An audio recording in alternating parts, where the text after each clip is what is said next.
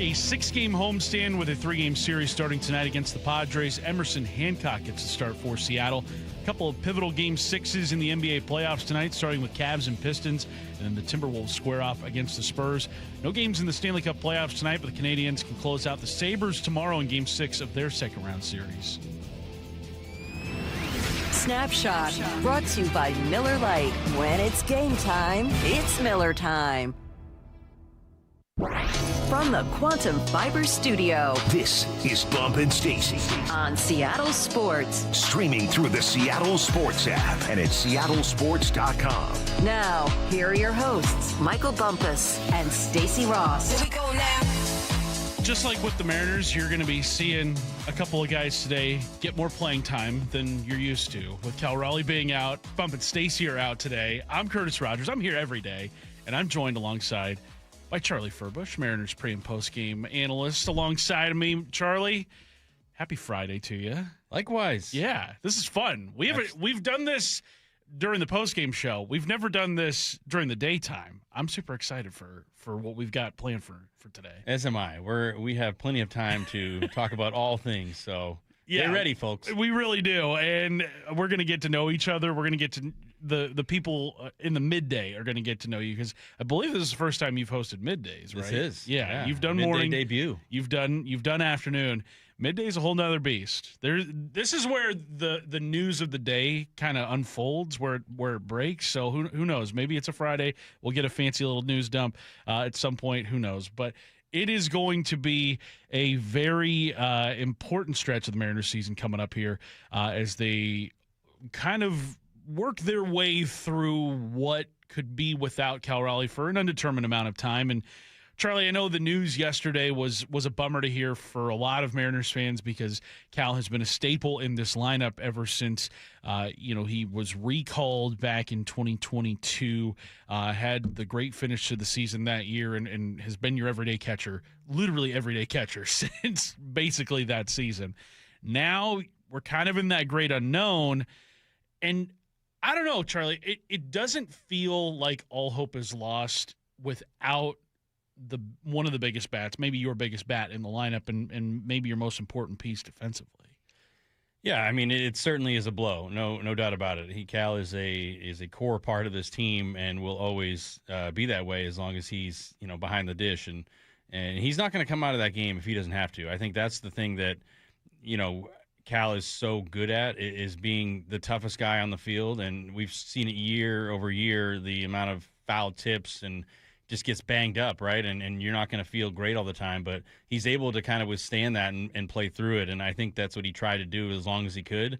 And unfortunately, the oblique, it is kind of a touchy area where you can kind of feel uncomfortable at times doing not necessarily the most strenuous movements, and I think that's what you saw down in Houston, is that he kind of did a movement, not even swinging or running or hitting. Like it's amazing that happened, and I think that's what they're doing. They're doing the best thing they can to take care of him, because he's going to be important to this team in the long run. Mm-hmm. And if this is something they can take care of in the next 4, 6, 8 weeks, and he comes back better than ever, then that's definitely a good thing for this team. Well, and I think the best thing among a sticky situation, a bad situation with Cal being out, I think the best thing is that you are very much still in the thick of it in the American League West. You are tied with the A's in the win column right now. You have 2 more losses than them, but that's just because you've played 2 more games than them. So it does feel like, even with the potential blow of losing Cal Raleigh for multiple weeks here, there is still an opportunity ahead for the Mariners to take advantage of. Jeff Passan earlier this week on with Brock and Salk saying he still has the Mariners among his favorites in the AL. I believe in them still. And I look at the Yankees as being the best team in the American League right now. But if you ask me who's number 2, even though their record is under 500, I would say it's still the Mariners. And that's as much to do with the American League as a whole as it is with the Mariners. But I'm waiting for them to get over 500 and go on one of those runs. They just need to be consistent. And these winning streaks, like they can stretch it to 3 games tonight. They need to stack 2 and 3 and 4 winning streaks, and not contrast those with 2 and 3 and 4 game losing streaks like they've been doing. Charlie, what's your level of confidence in this Mariners team without Cal Raleigh in the lineup for who knows how long? I wouldn't say I'm losing a ton of confidence, but there is a little, I think power loss in that lineup now, knowing that, he wasn't going to hit 60 homers again. But certainly I think he had 30 to 40 written in for sure. So I think that's going to be a little bit of a gap to fill. But I still think this offense is starting to come alive. And you look at how well Julio has played over the course of the early part of the year, and something that he hasn't necessarily done up until this point, and he's looking great. Naylor's looking great. Donovan's back and looking great. So there's a lot of pieces in this lineup that I think that you say, okay, well, I think the Mariners can actually withstand a loss right now behind the dish. And then you look at even further how important the signing of Mitch Garver was, right? I think when you look at going back into that offseason and bringing him in camp, and obviously they weren't anticipating Cal being out, but just the familiarity now that Mitch brings with the pitching staff. I mean, that's another level of I think you go, okay, now I have confidence in it. No, we can rely on Mitch Garver to withstand this and do what he is capable of doing. And but yeah, it is a blow, but I'm still confident in the guys to go out there and score some runs. And I think you're still at a point, just like you said, the AL is weak, and you're right there in the AL West, and you're a week away from being in first place, if you will, right? Maybe even less. Really, yeah, for sure. And I do think you bring up the addition of Mitch Garver, or well, it wasn't really an addition because he was here last year, but there was a big portion of the offseason where it was kind of like, will Mitch Garver be back? He hasn't gotten any offers. And then into spring training we go, and he does finally re-sign with the Mariners on that minor league deal and is now your starting catcher for the foreseeable future.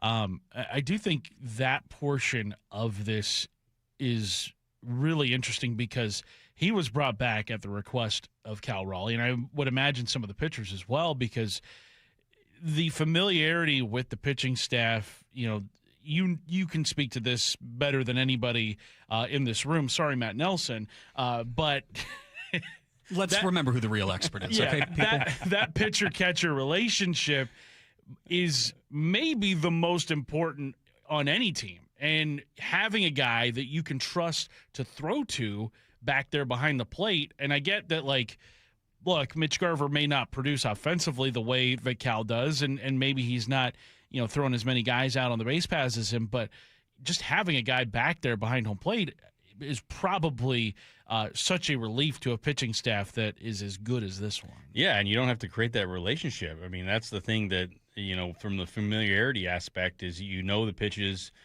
how guys react in certain situations. You can, learn and pull from those past experiences. So then when you're in it, you don't have to kind of guess if you don't have that history. So that's what's so nice is that if anything, it's just going to allow the pitchers to continue to be themselves and not have to feel like, oh, maybe we're not on the same page with a new catcher. So that's just another added benefit. And I think that, for everything that Cal brings to that team, Mitch is also a veteran presence in that clubhouse. So, he understands now his role to step up and be the guy. And you saw it yesterday, games that comes up with some hits already. So I think that from a confidence standpoint, there is, going to be challenged throughout the year in various ways. And when you go into the season, you don't think that, Cal's ever going to get hurt, right? And I don't think that that's ever on your game plan, but it's too unpredictable playing 162 games and the intensity that you bring. So you're going to need more guys to step it up over the course of a season. And I think the Mariners are in that position right now where they're going to have to rely on guys maybe they didn't want to rely on out the gate, but that's how the season goes, and that's how you have to kind of navigate the waters and do the best you can to give your team the best chance to succeed each night. Yeah, Garver coming up big yesterday in the best possible way in the most important spot because, it's going to be his job probably over the next couple of weeks, and he answered the call yesterday. Here's the 0-2. Swung on. That's tagged. Left field. This is going to go. How far it is gone. Back row of the Crawford boxes. Mitch Garver, his first blast of the year. A 2-1 shot and the Mariners lead 5-1, playing long ball in Houston. And the Mariners offense yesterday, not struggling to put up runs. They put up 8 in the series finale. That win yesterday over the Astros, taking 3 of 4 from them. Looking ahead to what this Mariners team could possibly be over the next couple of weeks, you do kind of scan the rest of the American League. And I don't know, Charlie, like the American League this year has been really bad in comparison to past seasons and also in comparison to what the National League is looking like right now. And it does present a lot of opportunities.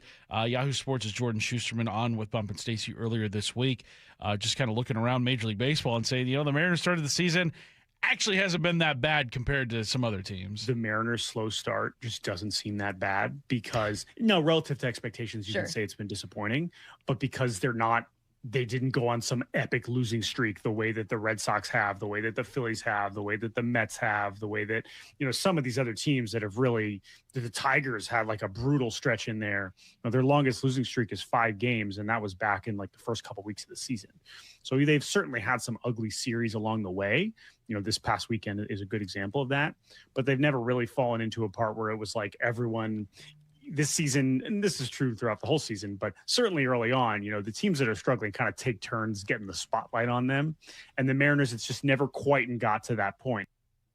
And so I think that is a good perspective to have, in that it hasn't gotten away from the Mariners at all this season, even though it does kind of feel like when they do make progress, it's like kind of 2 steps forward, 1 step back. Yesterday, the news of Cal Raleigh, that being the step back, but you do have an opportunity to advance yourself. Now, a tough homestand because the Padres swept you earlier this season, and then also the White Sox come to town, and they took 2 of 3 from you just on this past road trip. So you've seen them pretty recently. But kind of looking at what lies ahead for this Mariners team, Charlie, I think I'm kind of with you in that, like, this is not something that I think will tank the Mariners at all. I think this is actually an opportunity for them to kind of tread water. And that's usually what you do in the first half of the season, right? Like, yes, it would be nice to jump out to a great start, but once you get to the All-Star break, if you're still in the hunt, like, that's about as good of a place you can be for a team that has had, as tough of a start as the Mariners have had.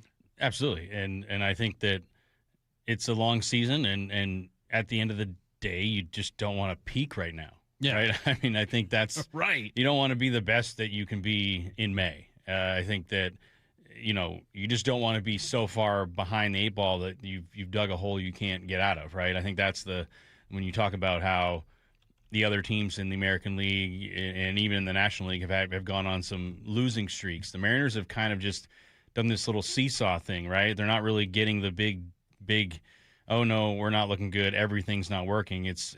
They're kind of weathering the storm as best they can, and that's why you look at where they're at, and they're just a game and a half or whatever out from first place. And I think that's what's so interesting to look at it, and I think that's what perspective goes a long way for the baseball season, because it's easy to get caught up in a week, or it's easy to get caught up in a series and then try and look at these players or look at the team and say, I don't know if I'm feeling good about this anymore. And I'm still very confident in this squad, because when you have your captain of your team get hurt, everyone else comes together. It is a bonding moment inside that clubhouse that, no one wants to get hurt. No one wants to not be out there performing and doing their best to help the team win, let alone your team captain. And I think everyone inside that clubhouse knows how important Cal is to this team, and it's on them as a unit to come together and say, no, this isn't going to slow us down. We can still withstand this.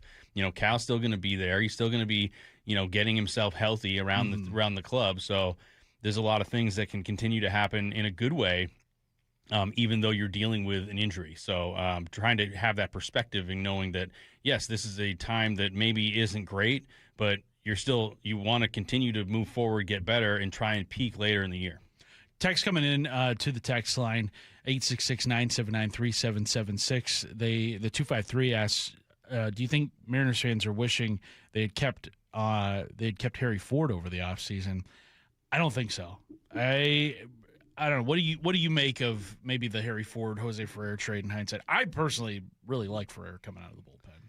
Yeah, it's an interesting question because I don't think we know how good Harry Ford is going to be at the end of the day. And, he didn't make the team out of spring training in when he went to the Nationals. So I think he recently up? I think he recently maybe got called up. I think he's still down in AAA. He's sitting below 200 right now in AAA. Yeah, so I think that, you look at that maybe that could be in one way, shape, or form giving him the starting nod. But, same thing. It's like young guy, a lot of expectations. Does that work out? Or do you, see the better value in Ferrer, who's throwing 98 from the left side and now has become an integral part of this bullpen with Spire down. So it is. I actually think this trade has actually worked out pretty good, knowing that what you're dealing with right now. It's like, you could argue that Ford could come up and be the guy, but I almost could say Mitch Garver could do as good a job. So I think I like the move that they made, because Ferrer does add that other left-handed piece in the bullpen that they didn't have last year. Coming up later in the show, we will visit with Ryan Rowland-Smith, Mariners analyst, at 11. Brady Henderson of ESPN.com. He covers the Seahawks. We'll take a look at the Seahawks schedule release. That's coming up at noon. And the Mariners insider, Shannon Dreher, she will visit with us at 1 o'clock. Let's get to headline rewrites. Extra, extra, rewrite! Headline rewrites. We must make headlines. The real story behind the headlines in today's news. Powered by Bay Alarm Security Services. With Bump and Stacy. The NFL schedule was released yesterday. The Seahawks will have 7 standalone games in 2026, including 6 in primetime. What's the real headline? Real headline, it's getting harder to say the Seahawks are being disrespected while having the second most primetime games in the NFL. A lot of late nights, Charlie. What's the bedtime procedure in the Furbush household with a young one, with all these games ending 8, 9 p.m.? Like, that's tough to do when you've got the bedtime schedule set. Sometimes sacrifices need to be made. So, got a great wife that helps out. Yeah. So that's how it goes. I will say when our kids are getting a little older now. They're 5 and soon to be 3, so they can stay up a little bit later. We're not as strict with the bedtime, but last year during the ALDS Game 5, my wife was out of town for work. She was traveling with the Seahawks, and so it was just me and the girls at home. And so obviously I had to watch Game 5 because that's our job. And so that game's getting, to the 13th inning, the 14th inning. And by the time the 15th inning rolls around, it's like 9:30, 10 o'clock. And the girls are like, can we go to bed? And I was like, all right, I'll put you down. And so, a lot of late night games for the Seahawks this year. They did not have that crazy 7 p.m. kickoff like they did a year ago. But honestly, can't be mad at the schedule. You're getting the respect that you think the Super Bowl champ deserves. So can't be mad at what we're seeing there. Headline rewrites. Friday is cut-down day at the PGA Championship. What's the real headline? Real headline, can't say I'm surprised to see someone filling in for Bump today. He's the biggest golf fan I know. You golf, right? Oh, yeah. Yeah. Big golfer. Do you watch golf? All the time. Yeah? Yeah. So I'm going to you now. Do you have any takeaways from the first couple days here at the PGA? Well, shout out to my friend, Austin Hurt, who is the pro over at Wing Point on Bainbridge Island. He is playing. He qualified. Not sure if he will make the cut, but an amazing feat. Congrats to him. So, but nonetheless, the PGA Championship is a great tournament, and I'm thrilled to see how it turns out. Right now, after day one, course is playing tough, right? I think that's what we want to see out of majors, and excited to see who's going to survive the weekend. Is golf the thing in a baseball clubhouse that bonds everybody together more than just about anything? Because I feel like that is something that every baseball clubhouse I've been in, guys care deeply about their golf game, and also they have the tournaments on the clubhouse TVs all the time. Yeah, there is this weird parallel that exists, and I think that specifically with pitchers, not even hitters, maybe more so when they're done playing, because I think some of them don't want to mess up their swing and play golf, so they save it for the off season. Because there's a lot of hitters that can turn and burn on a golf ball, but the pitchers are the ones that kind of get obsessed by it. And I think that we have this similar. If you think about it this way, it's kind of a similar mental battle that you face as a pitcher and as a golfer, because when the ball's in your hand, I have to throw a strike, and the thing about pitching is that when I mess up, I have instant player B. Like, they throw the ball back to me and I get to try again, and there's a good chance I can figure it out. With golf, it's so tough is that you hit a shot and then you got to walk 250 yards to get to the next one, and try and not think about all the things you did wrong, especially if you don't put it in the place you want to. So it's a fascinating thing that I think that baseball guys inside that clubhouse find a bunch of enjoyment over, and especially you get the Masters to start in the beginning of the year. Everyone's tuning into that, so it certainly is something fun. And I know there's a lot of golf guys that play golf on the team that love to do it. So it's fun. Do you play golf, Curtis? No, I do not. Not even mini golf? I mean, sure, I'll mini golf. Take the kids out to mini golf? Actually, mini golf was, I believe, mini golf was one of the first dates that my wife and I went on, because she had said she had never gone mini golfing before, and so then I was Did you beat her? Do you want to go? Yes, she had said she never got mini golfing, and then on the first hole she got a hole-in-one. No way. Yeah, and I was so you kind of knew like, it was off to a good start. Like, I don't know if this is your first time mini golfing, but then she sunk the first one, and I was like, all right, actually amazing. Game on. Let's go. Wow, challenge accepted. Headline rewrites. The Mariners start a 3-game home series against the Padres tonight. What's the real headline? Real headline, this also means 3 straight days of your parents asking you where to find the Mariners game, because tonight it's regular. Mariners TV. You can also catch it on King 5 if you are local. I believe you can watch it on your local NBC affiliate if you are in the Portland area, and also east of the mountains as well. Saturday, it's on Fox Game of the Week. And then Sunday night, it's Sunday Night Baseball, only on Peacock. So you can watch the Mariner game on Friday on your local NBC affiliate. You cannot watch Sunday's game, which is produced by NBC, on your local NBC affiliate. You got to stream it on Peacock. Make sense? I mean, I love the complicatedness, right? I mean, let's just make it harder, right? Right. I will say, though, I have enjoyed Peacock and NBC's version of Sunday Night Baseball. I think Jason Benetti does a great job. We'll hear Ryan Rowland-Smith on the call of it on Sunday. He'll be the Mariners analyst. I believe Jake Peavy will be the Padres TV analyst for that one. So excited to hear Ryan on the call of that one. But, yeah, I mean, I sound like I'm 50, 60 years old when it's like, man, this is a lot of channel hopping this weekend. There is a lot of channel hopping, but it's part of it. And I think that's the new world we live in, and the streaming and the loss of regional sports networks, right? So I think it's just the evolution of it all. And to your point, though, I think they are finding ways to continue to evolve the broadcast and bring 2 teams together on Sunday Night Baseball, and it's fun. So a little bit challenging, but it'll be fun to see what happens to the Better Cup this weekend. Yeah, big one. Mariners got to get those games back from San Diego after getting swept earlier this season. He is Charlie Furbish. I'm Curtis Rogers. We're filling in for Bump and Stacy today. Who needs to step up in Cal Raleigh's absence? We answer that next on Seattle Sports and the Seattle Sports app. Cal to the IL. Cal can't get off the throw, a little slip, and looked like Cal hurt himself. A right oblique 10-day IL. Insight and analysis, including the latest from Mariners insider Shannon Drayer. Cal is very hard to sit down. He tries to play through anything. At seattlesports.com. He has obviously been playing with a little something. One person you will be looking at to pick up that slack, and it's Julio. I think it's kind of Josh Naylor time. And the home of the Mariners, Seattle Sports. In 2026, Bay Alarm celebrates 80 years of security. For the Puget Sound, that means local service including burglar and fire alarm systems, 24/7 in-house monitoring, and custom security designed to work with business operations. Bay Alarm has real people rooted in your community looking out for your business. After 8 decades and 3 generations of family ownership, our promise is still the same. We got you. Learn more at bayalarm.com.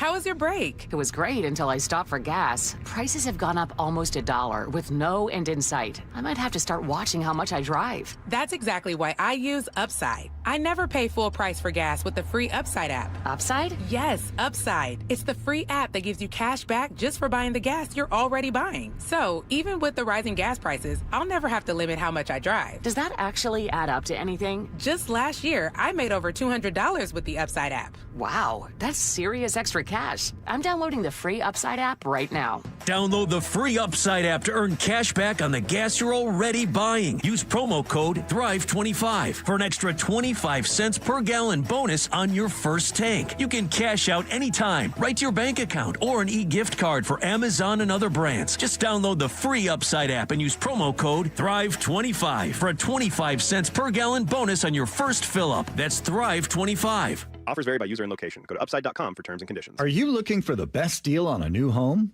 Discover the D.R. Horton Home of the Week. With new home communities from Lacey to Stanwood, ranging from the low 500s to the high 1 millions, D.R. Horton has the right home at the best value for you. Your new home is within reach, so what are you waiting for? Learn more about the D.R. Horton Home of the Week. Visit drhorton.com and schedule a tour today. D.R. Horton, America's builder. An equal housing opportunity builder. Hey, baseball fans, Rick Riz here. I'm excited to introduce you to my good friend Keith Dashafy, owner of Pella Windows and Doors of Western Washington. Keith?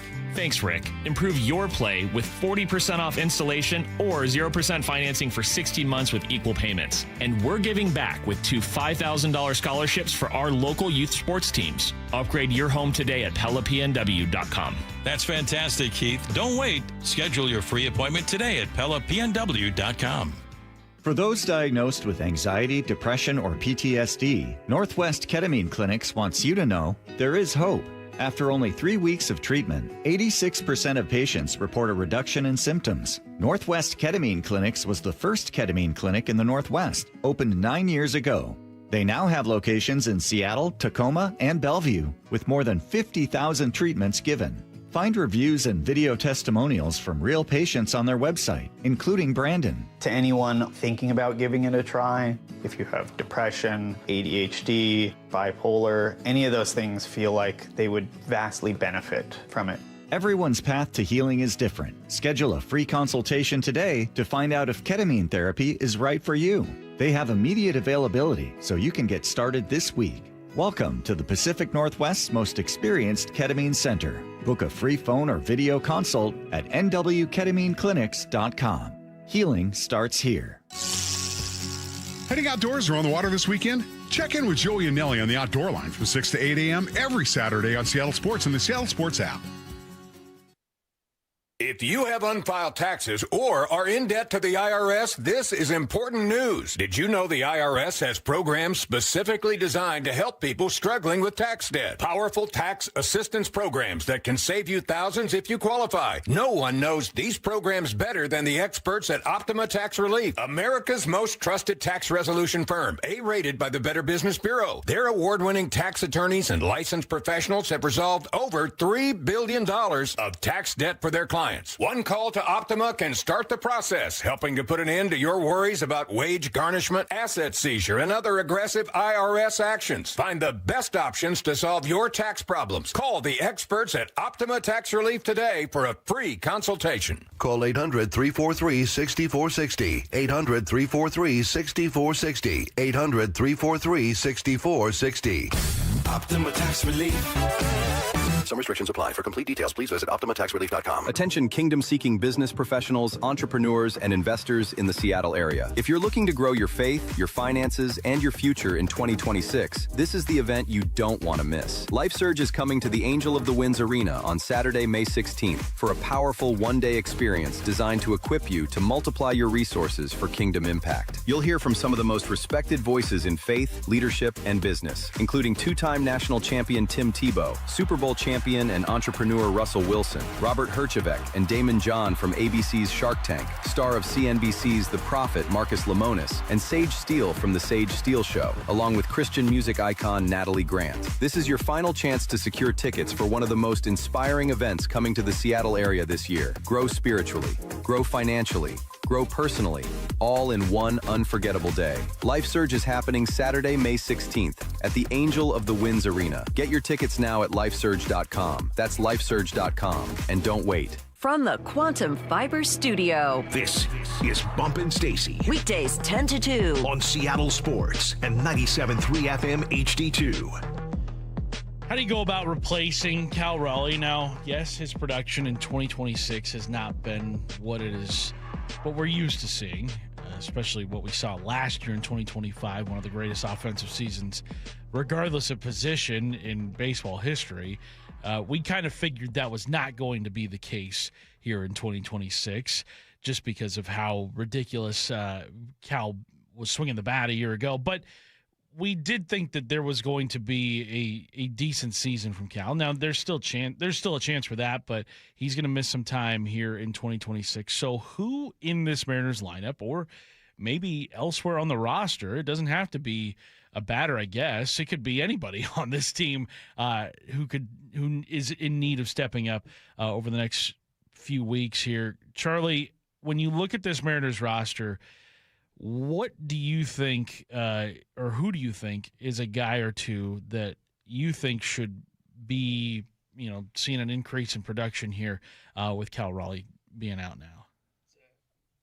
That is a great question. I don't know how to answer that in terms of who the guy. It's going to be, I think, multiple guys, right? I don't know if it's going to be one guy, but I think a guy that is continuing to show that he is hitting the ball hard is Luke Raley. Yeah. Yeah, and I would be shocked if, you don't try to find more ways to give him more at-bats, just knowing, the exit velocity we're seeing right now. So yeah, he's been mashing, and then yesterday, obviously, with that big 3-run home run to start the game. The pitch, swinging a well-hit ball deep to left center field.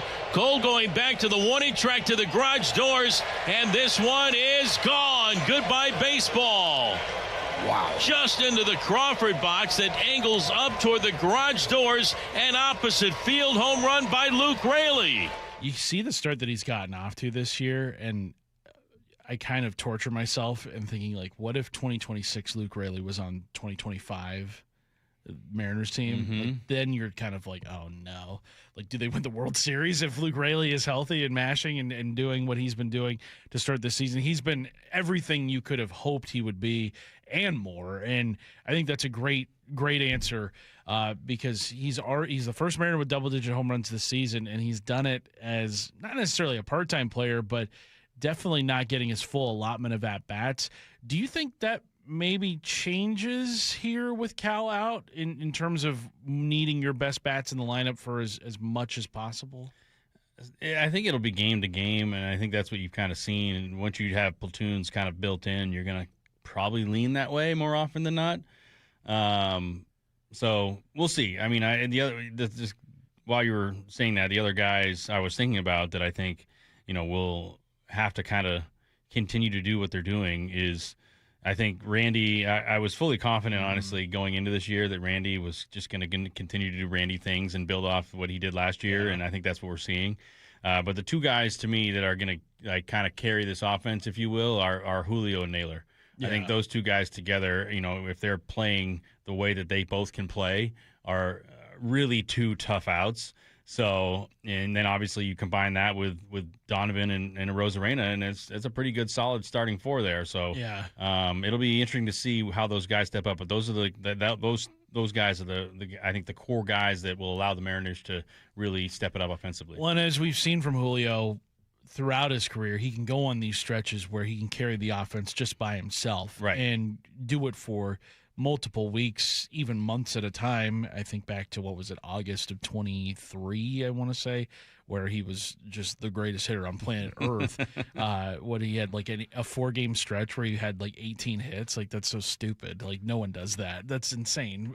Not to say that he's going to go on a tear like that, because that's something we've only ever seen from anybody once in baseball history. But yeah, I mean, that is the guy I think most likely to go off in the absence of Cal Raleigh. There was one name that you did mention there, Charlie, that I want to get to because he had a really good day yesterday. Unfortunately, he has been in and out of the lineup this year due to injury, but that's Brendan Donovan. And when he has played, he has been a very steadying presence atop the lineup. Yesterday, getting the 3 hits, 2 extra base hits, including the triple. I believe his batting average is still over 300, even with the injuries that he has dealt with this year. You look at all the offseason moves that the Mariners have made, and Donovan, to me, I think is going to be one of the most important guys going forward for the rest of the season, just because he gives you consistent contact. He gives you a guy who's not going to strike out a lot, and he puts the ball in play. And yes, his defense does leave a lot to be desired right now, but you see what he can do with the bat, and an offense that has been very hit, no pun intended, very hit and miss this year. Him producing consistently, I think, gives the Mariners a really good starting point. I mean, you look at it yesterday, his first 3 at-bats all led off innings and were all base hits. And, like, that's how, that was a big reason why the Mariners offense did what it did yesterday. It was because of his presence in the lineup. Yeah, I agree. And he has been a great addition to this team, and keeping him healthy over the long term is going to be paramount for the offense, because he does offer that stability at the top of the lineup and kind of that really grind at bat, get on base, do all the right things, and can set it up in a lot of great ways. So, and as you've seen this year, that's the other thing is, the bottom of the lineup has actually had some good games and kind of carried the team from time to time. So now that you're with Cal out and I think the now back and healthy Donovan, it's time for the kind of the top of the lineup to say, no, you guys can jump on our back now. We'll carry it from here. So hopefully what we saw yesterday is the start of something great to come.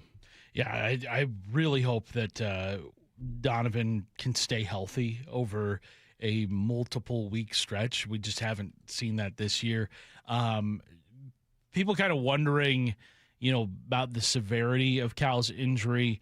Dan Wilson said yesterday that they'll know more once they get some imaging done on it. I think it really depends on the severity of the issue, and I think we'll know a little bit more in the next coming days as he gets images and whatnot.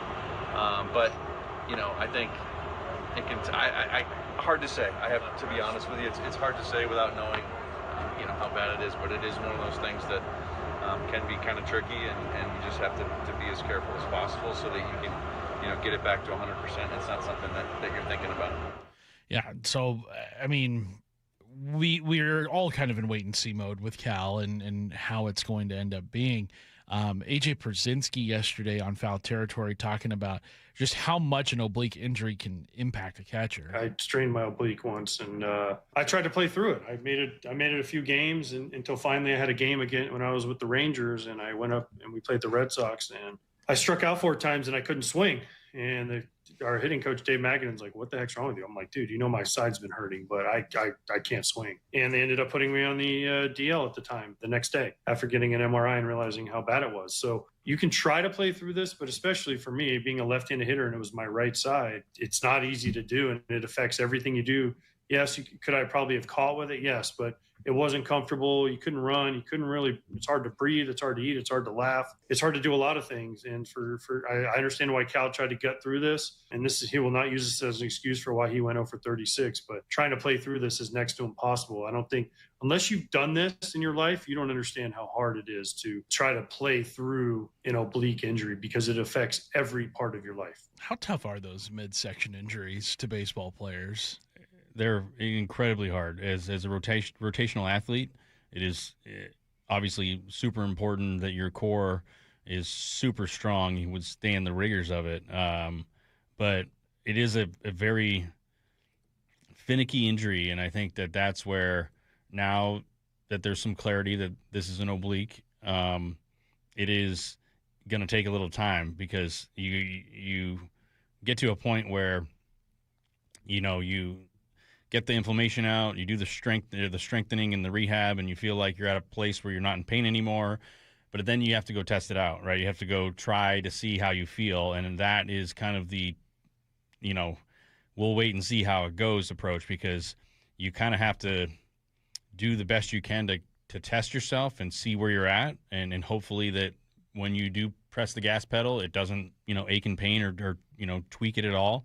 But that's where rotational athletes and their side injuries are something that, you'd be amazed if you went in and took some batting practice and started swinging a bat, how much your obliques are part of that motion. Yeah. And if you haven't done it, and to the average person, if you haven't done it, you will feel that muscle be activated and then, in a sense, be sore because of what you're doing. So, Cal tried to fight through it as long as he could, but at the end of the day, this is something that every athlete, especially, it's not, pitchers aren't immune to this either. It does happen to pitchers, but more so with hitters because of how much repetition and how many swings at really max effort swings they're doing. So it's going to be, I think, at least at this point, I think if it's a mild strain, at least a month, right? It feels like just to give him a full month off, you're probably going to take a week, no twisting, no nothing, just icing and resting and get the anti-inflammatories in there and see if you can just try and mitigate the pain and whatnot. Because as Brzezinski said, this is something you deal with,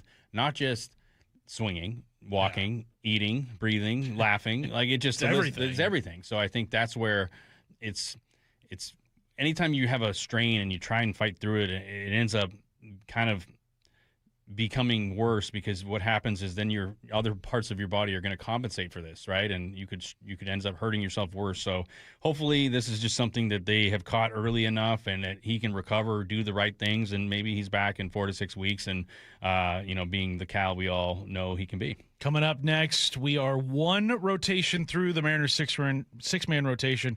Charlie gives us his take on what he's seen so far. You're listening to Bump Stacy on Seattle Sports and the Seattle Sports app.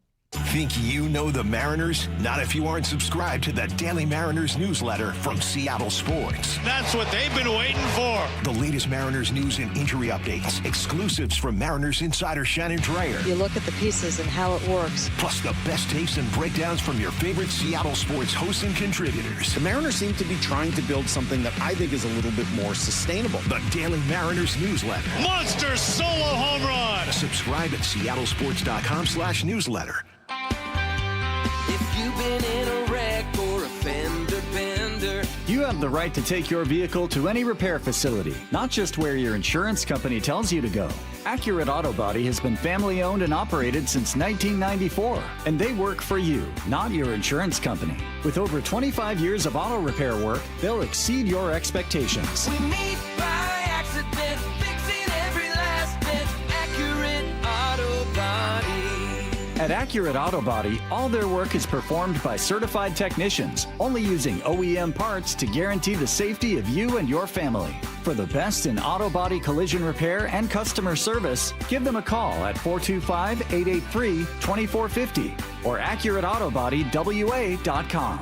Your insurance company may not love them, but you will, because we meet by accident, fixing every last bit. Accurate Auto Body. Hey, it's G. Scott. Let's talk real for a sec. Summer is supposed to be about sunshine and kids having fun. But when the kids are home all day, that grocery bill, it grow fast. That's why I want you to know about Sunbucks and why our friends at Safeway are helping get the word out. If your family qualifies, you can receive $120 per child to spend on groceries this summer, food in your cart, and a little less pressure on that budget. And let me be clear about this. There's no catch, no judgment. This program is simply about making sure kids have enough to eat when school is out. Here's the important part. Many families are enrolled automatically, and a card may already be headed to your mailbox. But some families do need to apply depending on income and where you live. So take a couple minutes and check. Visit freesummermeals.org. That's freesummermeals.org. Safeway, looking out for your family this summer. Once again, that's freesummermeals.org. Memorial Day at Lowe's is the perfect time to lock in and get your landscaping right. After all, your garden's only where you make it. Save on Miracle-Gro 0.75 cubic foot garden soil, 5 bags for $10. Plus, shop select 1.5-gallon red, white, and blue annuals hanging baskets, 2 for $20. Our best lineup is here at Lowe's. Valid through 5/27. Excludes Alaska and Hawaii. Selection varies by location while supplies last. Hey, Mom, now that I have an after-school job, I think I want to buy a drum kit. Okay, rock star. Let's look at your account. When kids start making money, Chase has easy-to-use tools and expert bankers to help them learn how to manage it. And next month, I'll buy the bass drum and the cymbals. Oh, and maybe some noise-canceling headphones for you. Aw, you've thought of everything. Help kids save, budget, and build financial independence, all with Chase. That's good for kids and good for parents. Visit your local Chase branch and get started. Account subject to approval. J.P. Morgan Chase Bank, N.A. member FDIC. Woodworker, check. Metal worker or material handler, check. Equipment Sales and Surplus in Auburn offers competitive pricing on leading brands like Jet, Powermatic, Wilton, Bailey, and others. Whether you're a hobbyist or a fabrication shop needing metal forming machines, they have hundreds of machines and accessories. The only dealer offering scratch and dent and discounted items. Check them out in Auburn. EquipmentSalesandSurplus.com. Your go-to for woodworking, metalworking, or material handling. That's EquipmentSalesandSurplus.com. Mariners and Padres tonight at T-Mobile. First pitch at 6:40, pregame at 5. Listen live for free on the Seattle Sports app. The Chase Ink Business Premier Card is made for people who make things happen, like me. I'm Sam, founder and CEO of Manifest, a product design company that makes everyday products designed smarter. I get 2.5% cash back on purchases of $5,000 or more, plus unlimited 2% cash back on all other purchases, which helps us make more smart ideas into a brilliant reality. The Ink Business Premier Card. Chase for business. Make more of what's yours. Real business owner compensated for their participation. Cards issued by J.P. Morgan Chase Bank, N.A. member FDIC. Subject to credit approval. Terms apply.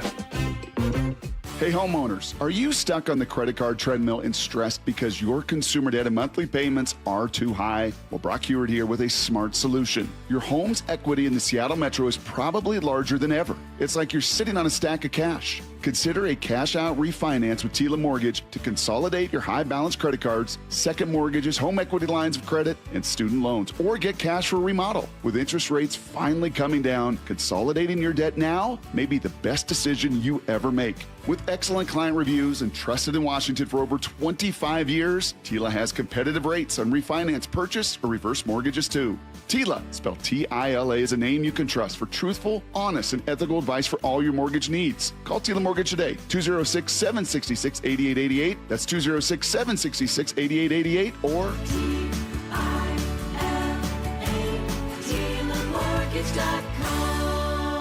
Tila Mortgage LLC is a mortgage broker. NMLS 2472046. Around here, we see a lot of people head out. No matter where they're going, we just help make sure they're ready. Before you hit the road, get a pre-trip safety check from Les Schwab Tires. It's free. Plus, this May, save up to $200 on select sets of 4 tires, including all-terrain, highway, all-season, and all-weather. So go ahead. Explore with confidence. Les Schwab Tires. We're here to help you take the long way.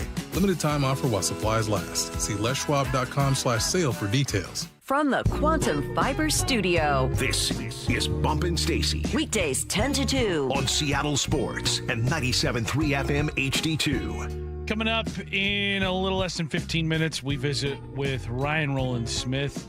We'll get his take on this Mariners-Padres series, as well as what he's seeing from the six-man rotation, Cal Raleigh's absence. Lots and lots to get to with Ryan. That's coming up at 11. But Charlie Furbush sitting alongside me. I'm Curtis Rogers. We're filling in for Bump Stacy today here on Seattle Sports. And Charlie, we are now one full rotation through a six-man rotation, and we have all lived to tell the tale. There's a lot of concern about what it might look like, how it might go. But I want to get your thoughts on this and just maybe kind of like how you see it playing out over the next maybe couple turns in the rotation, because I don't know. To me, it feels like this is something that may not be something that sticks over the course of 162. I mean, this is not – I mean, you're lucky in that you have 6 guys that you can trust to go out there every single day. But what did you make first of the decision to go to 6 starting pitchers rather than – maybe 5 where you have Castillo and Miller piggyback, or maybe 5 and you send somebody down? What did you make of the decision to go with just the traditional 6-man rotation? Yeah, I think the 6-man rotation maybe has a mixed bag of reputation, right? I think it is something that you don't see very often, but it can work. And I think that's what the Mariners are taking the approach, saying, hey, all right, we have starting pitching depth right now, and obviously we want Bryce Miller in that rotation. So what can we do to give ourselves the best chance at success? And I think that when you look at how each guy, their strength and what they can do, I think the 6-man rotation makes sense when you're in a stretch of 13 straight. I think this can work. I think it gives guys maybe an extra day of rest when you need it. I think the challenge with 6-man rotation is that when you deal with, let's say, a week where you have 2 off days, right? And then guys get bumped out, and then it's like, oh, well, you're not pitching for over a week, Right. So that's where the 6-man rotation kind of can get a little discombobulated. And then if there is a game or two where the starters don't pitch well, you kind of have this, I don't know, open revolving door of who's in the bullpen that night to cover the innings. So I think it can present more challenges. I'm not saying it's impossible and it can't be done and it can't be done successfully. I do think the Mariners have the ability and the guys in that rotation to do it and withstand it. Especially if you can get another, consistent outing out of Castillo like you did yesterday. Not to mention Bryce Miller. Wow. Oh my gosh. Yeah. He looked amazing. That was something that I was so impressed to see right out the gate. 99 multiple times. Just didn't think he threw one under 96 all night. So tells me that he's ready to go. And if the Mariners are going to get the 2024 version of Bryce Miller, then they're in for a treat. Yeah, that would be just the most ideal scenario for sure if you can get the Bryce Miller of old here to pair with the rotation that already exists. Like, that would be a phenomenal thing, especially the emergence of Emerson Hancock this year, who gets to start tonight. Charlie, you were a starting pitcher when you first entered pro ball. Better believe it. Absolutely. When you were a starting pitcher back then, and there was maybe an extra day or two in between starts, was that something you welcomed, or was that something that you were kind of like, I feel ready to go. I want to go now. And it's like, well, you still have a couple more days to go before your start.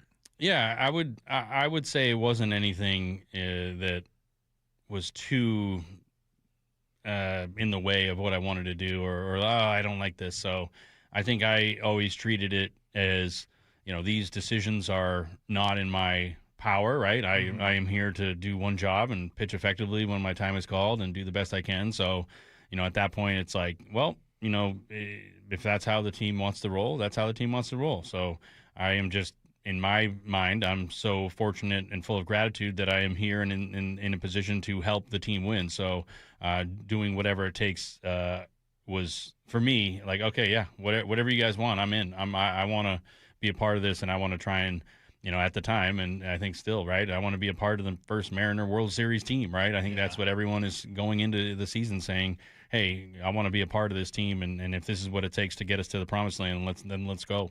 We got some national perspective on the 6-man rotation. Here is Mark DeRosa and Alex Avila of MLB Network. Like, Bryce Miller's got to come out of the box throwing the ball great. No doubt. But I think over the next couple of weeks, those things works themselves out a little bit, whether somebody gets to get pushed back or, they've been, a little banged up in the bullpen. So maybe one of those guys pitches out of the bullpen, or they piggyback some guys for a couple of weeks. But change who it's a starts nice problem to have. Yeah, I mean, you give the ball, you go on down the line and then see who's the hot hand, I guess. Joe Girardi said something interesting yesterday, because he was talking about the Yankees with all the starters and all the guys coming back. He said, you never answer the question until you have to. Right. It usually works itself out. Don't get ahead of it, make anybody feel any sort of way. I thought was interesting.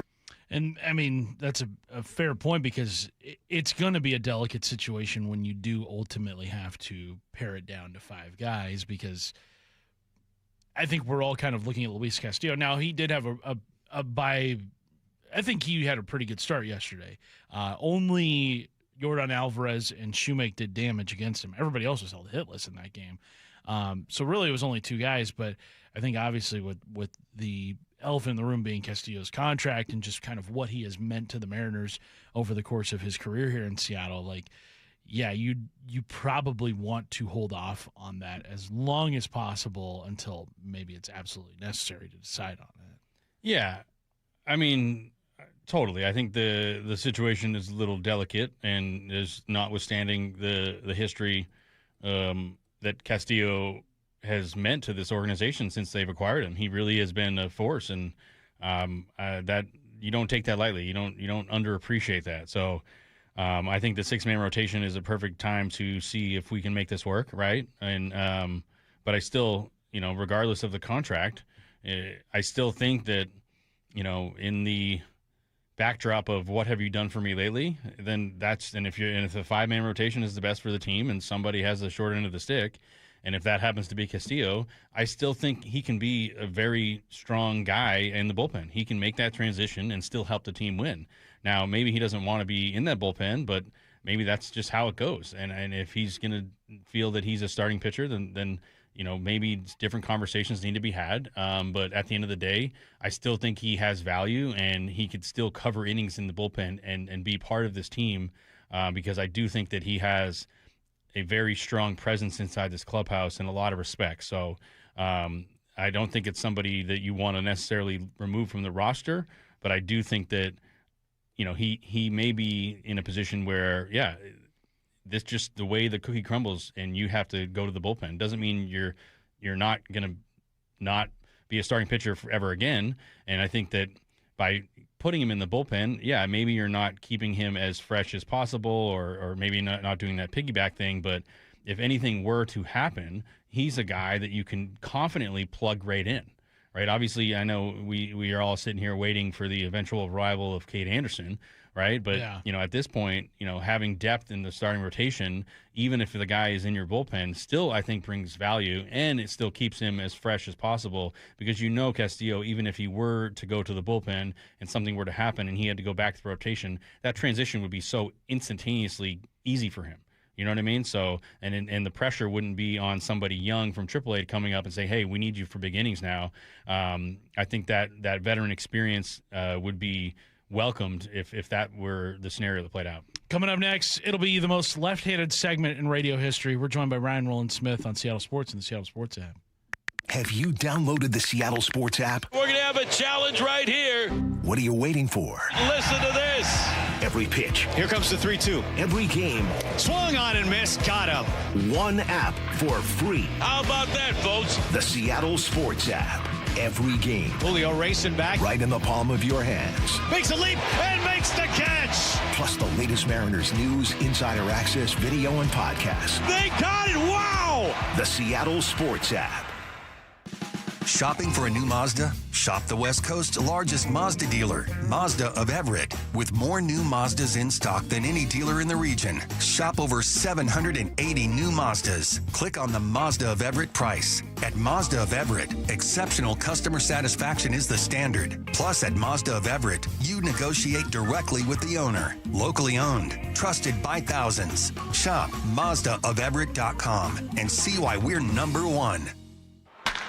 Hey, baseball fans, Rick Riz here. I'm excited to introduce you to my good friend Keith Dashafee, owner of Pella Windows and Doors of Western Washington. Keith? Thanks, Rick. Improve your play with 40% off installation or 0% financing for 16 months with equal payments. And we're giving back with 2 $5,000 scholarships for our local youth sports teams. Upgrade your home today at PellaPNW.com. That's fantastic, Keith. Don't wait. Schedule your free appointment today at PellaPNW.com. Dave Wyman here to talk about a revolutionary treatment for prostate cancer. It's Swedish, called CyberKnife. I want to bring in Dr. Meyer, medical director of the Swedish Radiosurgery Center. Dr. Meyer, what makes Swedish CyberKnife so effective? The CyberKnife allows us to target prostate cancer with better than 1 millimeter of accuracy. It adjusts for patient motion on the fly in real time, and it avoids giving radiation to other surrounding vital organs. Plus, the treatment can be done in just 5 quick sessions. I understand it's the most technologically advanced treatment available. Correct. Plus, the CyberKnife is more affordable, it's less invasive, and has minimal side effects compared to other treatments. Our research shows that after 10 years, more than 90% of patients are free from cancer progression. To learn more about CyberKnife for prostate cancer, go to swedish.org/CyberKnife-prostate or just give them a call, 206-320-7187. CyberKnife is a registered trademark of Accuray Incorporated and is used with permission. The Camping World Ultimate RV Show is coming to Angel of the Winds RV Resort in Seattle. Parking and admission are free. Join us May 14th to the 17th to shop special show pricing on over 200 fully staged new and used RVs. Get an exclusive first look at new models. Check out the latest gear and accessories. Bring the family to enjoy our Kids Zone and enter to win a new RV. Don't miss the Ultimate RV Show in Seattle, May 14th to the 17th. We'll see you there. The NBA playoffs are underway, and now you can trade every game on Kalshi. You can also trade on who wins each series, the conference finals, and the championship. San Antonio is currently trading at 19% to win it all, meaning a $100 trade pays out over $500 if they take the title. On Kalshi, you're trading against other people in a live market. No house, no odds makers. And as odds move, you can buy in or out anytime throughout the postseason. For a limited time, download the Kalshi app and use code PASS to get $10 when you trade $10. Kalshi. Kalshi. Trade on anything.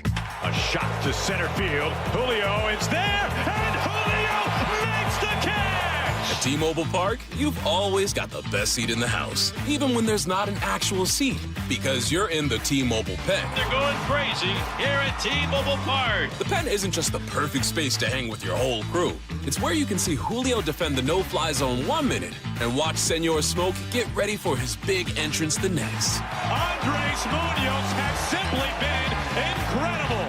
Sure, the pen is standing room only, but with a team this exciting, who wants to be sitting down?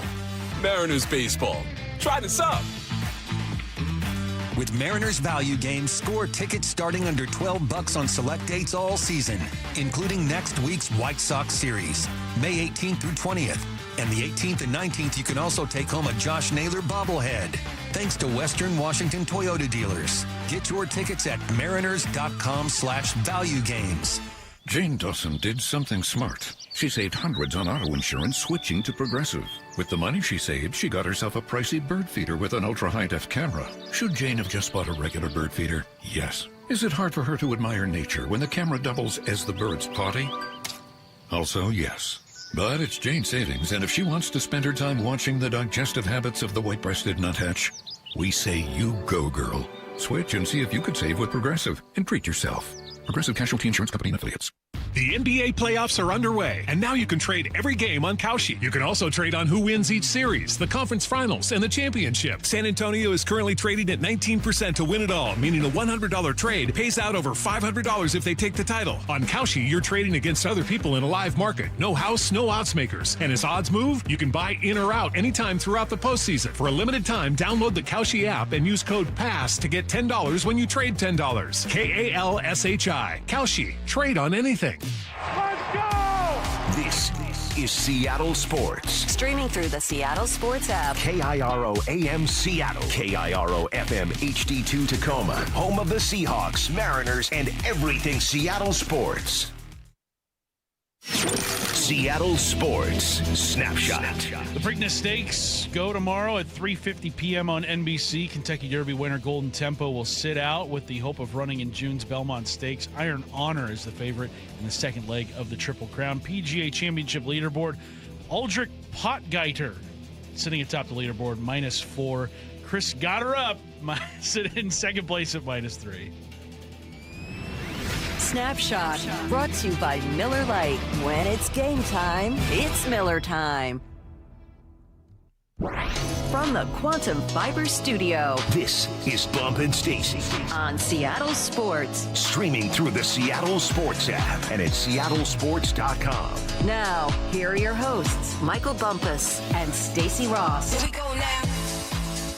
We're now joined by Mariners TV and radio analyst Ryan Rowland-Smith, who joins us now. Ryan, how are we doing today? Good. How you guys doing?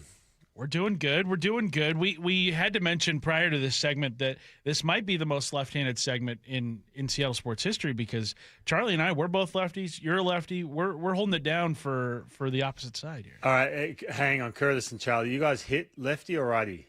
Lefty, dude. Well, so I hit right-handed. So I guess I'm not fully. Yeah, lefty. just sit in the other way. He's not even a true See, lefty. Curtis, by the way, I knew that. That's why I brought it up. That's Yeah. exactly why I brought it up. Hey, me and Ricky Henderson, we get confused for each other all the time. There you go. Absolutely. Super athletes. Ryan, earlier in the show, Charlie and I spoke about the Mariners 6-man rotation, giving our thoughts on that. We've gone one time through, and I think Luis Castillo, he responded well yesterday. What did you make of his start in sort of a kind of a prove-it scenario? Yeah, obviously better for him. And I think that the Mariners are kind of pushed into that corner where a couple of weeks ago they're looking at this going, well, can never have enough pitching. These things figure themselves out. We all said it too, that it's going to figure itself out. 6-man, I said this last week, the piggyback, or when that was announced, the piggyback scenario never quite works out. It's never a smooth situation because someone is going to be affected by it. In other words, if you want to keep everyone stretched out and everything else, and then all of a sudden, if you have a 6-man situation, it works in the sense where you have Luis Castillo pitches on a end of a 4-game series. You come right home, no off days and everything else. There's an off day coming up here after the homestand. And it's going to get to a point, if it continues on, let's say Luis Castillo continues on, you mentioned the prove it, and he's a guy, highest paid starting pitcher, and he continues to, be really steady, it's going to create some problems. Now, what I mean by that is you cannot lose any more starts. Now, you've already essentially, if you're going to go 6-man in this next week or so, that's going to cut off the starts at the end of the year for guys like Brian Wu, George Kirby, Logan Gilbert. Those 3 guys, to me, you cannot afford for them personally and for them long-term and for them as a value aspect to lose starts. And so I don't ever think a 6-man works. It's going to get to a situation where guys just don't like it. There starts to be conversations. This is a really good team in regards to team chemistry and everything else. They've got to figure out what their plan is, and it's going to be difficult. And Luis Castillo just made it a little bit tougher after yesterday. Yeah, I couldn't agree more. I think the 6-man rotation can be challenging and tough to navigate. I mean, maybe it's easier to navigate based on the current schedule and how it lays out. But, yeah, you mentioned those off days. You mentioned a lot of different things, and I think there's just a lot that maybe can go wrong. But, yeah, I'm interested to see how it plays out. I think they can manage it, but maybe long-term isn't the best play. But I think really, Ryan, the big question now is, how concerned are you with Cal Raleigh's side injury? I think he's obviously been dealing with this for a little while now, and just what are your take on it so far? Well, first of all, I mean, it was so obvious, man, that he was playing hurt. And everyone, even nationally too, everyone's trying to do these swing breakdowns and what's going on and comparing last year to this year. And I'm sitting there going, guys, do you not realize, man, the dude comes back off the road trip when he starts heating up. He takes himself out of the lineup right before a game. And you're sitting there going, yeah, there's obviously something wrong with him. Then all of a sudden, you look at some of the different metrics, right? Like, for example, I talked about this, the fast swing percentage. In other words, how many times is he just letting it get an A swing off? It is plummeted. And I'm not talking about this season. I'm talking about in the last last week. So because why? Because he knows, and Charlie, you've dealt with this, man. You've dealt with injuries. When you're working around an injury, you are not the same. I don't care what it is. I had this chronic back issue. My back felt amazing. Did all this rehab and everything, and months off, coming back going, my back feels great. Go let it eat. Velocity just wasn't there. Subconsciously, your brain is not going to push hard through an injury. George Kirby last year with the shoulder, the release point, the arm. The arm angle completely dropped. Why? Because he feels amazing. The body just doesn't want to put itself through the exact same positions and speed as if it's fully healthy.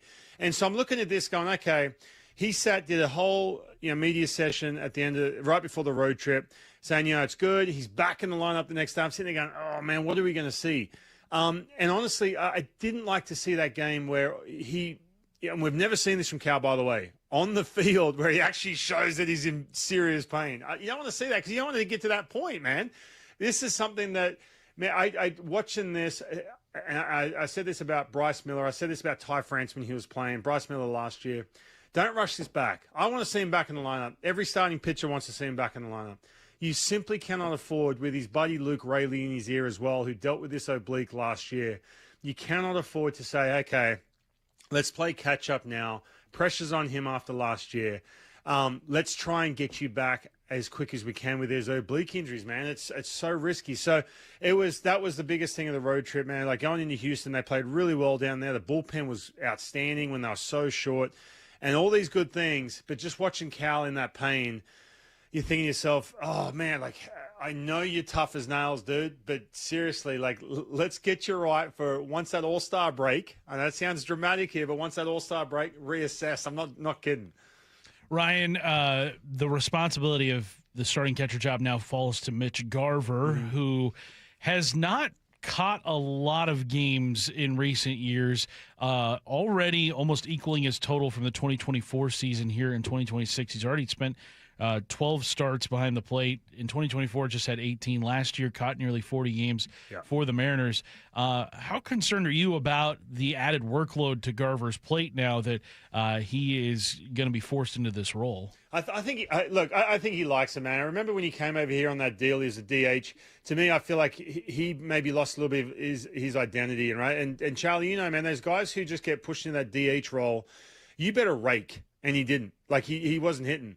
And you're sitting there going, but man, like, I've been a catcher. I've had this rapport with my pitchers. I've had this rapport with my manager. I've had this kind of relationship with different aspects and elements of this team. And that's all taken away because now I'm the DH. I've signed this deal, this 2-year deal. I'm coming here just to be purely the DH. And then they put the catcher's gear back on him. I think it was the best thing for him. It really was. And I'm not saying, all of a sudden he started hitting again. I think because it gave him a little bit more of that identity back. And so I think that coming into this season, if it was a late sign, it was a situation where the Mariners called him and said, hey, man, I know you're sitting at home. We kind of need you. Why? Because last year, and you talk to any of the starting pitchers who were comfortable, if you remember when it first out the gates, when you put the gear back on, it was just George Kirby, a guy who George liked throwing to him. He liked catching George because it's kind of like an easy. He's around the zone a lot. He's very predictable. And then you see all of a sudden popping up a handful of Brian Wu starts, Luis Castillo, a handful. And so that to me, without publicly knowing, that speaks volumes that he's now creating this rapport. He's teaming up with Cal when you're talking about some of the pregame meetings and everything else. So with that being said, physically, I don't know in regards to what it's going to go with him, but I think this is going to help him at the plate. I think it's going to give him better reports so they don't have to put all that strain on Cal when he comes back. All of a sudden they can give more of that workload behind the dish to Mitch, and Cal can ease back into the hitting side because that's where I know he's, again, catching wise, but the value here with Cal is to feel right with those two swings. So I kind of like it. It's a little bit of that blessing in disguise right now where these opportunities open up for Mitch to be back behind the plate and actually really contribute to this team. Yeah, I agree. Speaking of the offense now, you know, who do you think is kind of going to have to step up in the absence of Cal? I think there's a handful of guys that in this lineup that are continuing to show that they're very good offensively, and maybe it's been a little streaky from here on out, or from up until this point. I'm guessing though, you know, who could be the most underrated offensive contributor moving forward? Yeah, you know what, it has been streaky, man. They're about to play the Padres, Padres having a great year, but you're like, how? And the two teams are so similar. Pitching has been good. Mariners' bullpen has been good, even though they've lost Brash and Gabe Spire, and they've held this thing together. But offensively, it's been really streaky. Obviously, Julio's doing his thing. Josh Naylor had a really good road trip, man. And, you know, I watched him do this at home. To answer your question, I'm going to say Josh Naylor. Just to answer the question, I'll elaborate now. But for me, I was watching him. He's hitting the ball the other way a ton. And then he's hitting the ball up the middle a lot. I'm not big when guys like Josh, his approach is just let it rip early in counts. He's super aggressive. I want to see him be really aggressive, pull side. He can get to that pitch away. But I just feel like it's just so much tougher to match up against him, especially left on left, when he is able to hit the ball to left field and show that, or hit the ball up the middle as well. He is starting to get beyond the streaky stage. And going back, I don't know how many times Curtis has heard me say this on this show, especially the WBC, off to slow starts. Manny Machado on the other side, same thing. You know, I think they're beyond that now.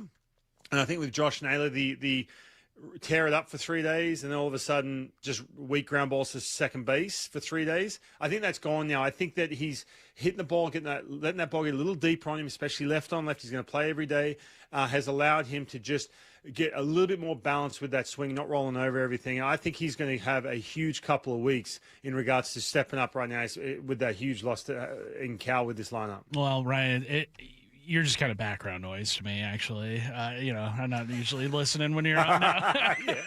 Yeah. Because, did you? I didn't realize you mentioned that. I'm sure you did. I wasn't paying attention. No. Ryan Rowland-Smith, Mariners analyst, joining us here. And you can catch Ryan, by the way, on the Peacock broadcast on Sunday Night Baseball. That's right. Hey, by the way, I'm going to be I'm filling in this afternoon, man. Everyone's on vacation, apparently. So Bump and Stacy, they're gone.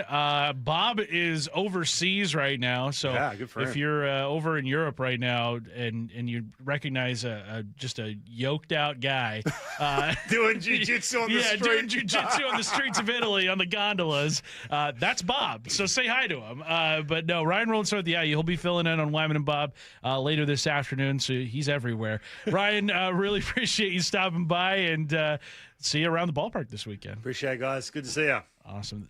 Now, Charlie, what we normally do every day at 11:15 and 1:15 is a segment called Four Down Territory. It's where Michael Bumpus answers the 4 biggest questions in football of the day. But he's not out. You, in your infinite knowledge of baseball, we are going to ask you 4 baseball questions today. Ooh. So let's get to Four Down Territory. This is Four Down Territory, going inside the game with former Seahawks and Coug wide receiver Michael Bumpus. No pressure, Charlie, here. So first down, or first ball one, how big of a gap is there between AAA and the big leagues? Do your best to describe it. There is a very large gap between, for the most part, right? And I think the big difference is the pitchers in AAA aren't nearly as good as the pitchers in the big leagues. And we can point to one instance even last night. We were talking about this in between segments. Great sign, Matt Brash on a rehab assignment, goes down to Tacoma, strikes out the side, made all 3 AAA hitters look foolish. So, there's a big difference, and I think that if you can withstand AAA and play well there, then you have a good chance to maybe transition to the big leagues. But as you can tell, there's a lot of guys in AAA that don't end up making it. Right, and I think also there's a lot of people kind of wondering, when will Colt Emerson come up? When will he be I got a up prediction here? for that. Yeah? So my prediction for Colt Emerson is that he will be in a Mariners uniform before his 21st birthday, which is in July. Okay. So I think it would be somewhere in the season's first half. Yeah, well, and I think that would be knowing that he's going to be your guy for the long term. I think that would be a nice, memorable thing to have happen for him, is to have his birthday, his 21st birthday, being celebrated inside the Mariners clubhouse or on the road, or wherever they are. Give him a beer shower. At that exactly. And but think about the memories set. We all have our memories when we turned 21, what we did, where we were, who we were with. This would be a very, very, I think, huge memory you can make for Colt Emerson. That'd be pretty special. Let's get to second down. So you mentioned Matt Brash, and he had his first rehab assignment last night, struck out the side, looked great. I want to know from you, what does a pitcher look for specifically when working their way back from injury in a rehab assignment? Is it more results-based, or is it more feel? What are they looking for in those rehab assignments? Yeah, obviously feel and command. You want to be able to throw the pitch where you want to throw. Secondly, you want to make sure the velocity is there. I think that's the big check we all see. If you watch a lot of pitchers throw, even at the big league level, you'll see them throw a pitch, and then they'll catch the ball, turn around before they get back on the mound. They're looking around the stadium going, where's the radar gun? I want to see how hard that was. So that's always a good indicator too. And then when it comes to the off-speed stuff, you want to make sure that the spin and the shape of your pitches are exactly how you want them. Third down. All right, Charlie. They get a bad rap. Some deserved, some not deserved. Who were the best umpires you liked having behind home plate while you were throwing? Oh, wow. Who were the best umpires? Yeah, who were the best? None of them? I'm just a great answer. Oh, man. Who were the best? I think that what's crazy is that the good ones kind of just become, in one way, shape, or form, there are more good umpires than bad. So a lot of them, I don't have particular moments with umpires being like, oh, this guy's really hooking me up today, right? And he's I love this guy. This down and away is a ball, but he's calling it a strike. So I would actually argue that, and I've had this conversation with pitchers now that the ABS system is out, is that the way that I threw and the kind of cross-fire funkiness, lanky delivery, I think I created some deception issues with the umpire so that in my mind, I don't think that he saw the pitch as well as I expected. In a sense, I didn't get as many calls as I would have. Now, conversely, I talked to other guys, and they're like, I don't know, man. If the ABS system was out, I would get way less calls. Like, they got hooked up way more than I did. So it's very interesting. So I don't know if I'd pick an umpire per se of who's my favorite, but I think there are some more of my least favorite out there. Who are the bad apples? You can name names. You're not playing anymore. No, I mean, I think the first one is Angel Hernandez, without a doubt. So I love that. CB Buckner? I was going to say CB Buckner. He's not as bad as you think, but he's definitely had some. What'd you make of Joe calls. West? Joe West was just an old school umpire, man. Yeah. You know, I think I had a tough time even trying to get a smile or eye contact out of him. You know, what are you looking at? Why are you looking at me? You know, that's an interesting thing about umpires in today's game is that most of like the new ones and like the umps of this current era, like we don't know them by name, and I think that's probably a good thing because if you know an umpire by name, then they come with a reputation. Totally. And Angel Hernandez, we all knew what his reputation was, just looking to eject guys. Joe West, just one of the crazy characters in baseball history. Well, then, if we have a second here, it's a little more challenging as a pitcher to even communicate with the umpire. With the catcher and the hitter, they're standing right next to the umpire. So when a ball is questionable, obviously you have the system now to challenge. But even if you wanted to confirm, hey, is that on the corner? Is that on the corner? The umpire will usually tell you, yeah, it's on the corner. Yeah. As a pitcher, I can't do that. I'm 60 feet, 6 inches away. If I try to shout or do any sort of body language, it's going to immediately think that I'm trying to show him up. Right. So it's a very tough thing to try and relay that. And then and that's the tough part too, is that I want to relay this right now. I don't want to wait until the inning's over because I'm already over it by that time, right? If the inning's over, due to in between the innings, like, I'm already over it. I moved past it. So it's a fascinating thing I've talked with umpires about, being like, yeah, that is interesting. Maybe I should allow for a little bit more of inter-conversational, even if you can't hear it, just being like, hey, because sometimes as a pitcher, I want to know, hey, was that on the corner or was that a ball? So I don't know. Fourth down. Earlier this week, Cal Raleigh broke out of his slump and credited showering in his uniform. Who was the most superstitious player you played with? Ooh, most superstitious player that I played with. I'm not sure if it was purely superstition in terms of what we witnessed, but a guy that I point to is a former shortstop for the Mariners in Brendan Ryan. And I would say he was maybe more of a weird guy in terms of prepping for the game. I think he did things a little differently. We call those guys characters. Yes, very, very, very much so. So I would say he was always a sight to see as we would head out to the bullpen, what he was doing to prepare for a game, whether that involved wearing his uniform or not. There was... sometimes I'm just going to go down and take some hacks in the cage. No uni. 10 minutes before the game. That's crazy. Just not dressed. No. And the game's about to start. Yeah. They're probably doing the starting lineups. Take a couple hacks on the tee and then run back in and throw it on. I'm ready to go. Wow.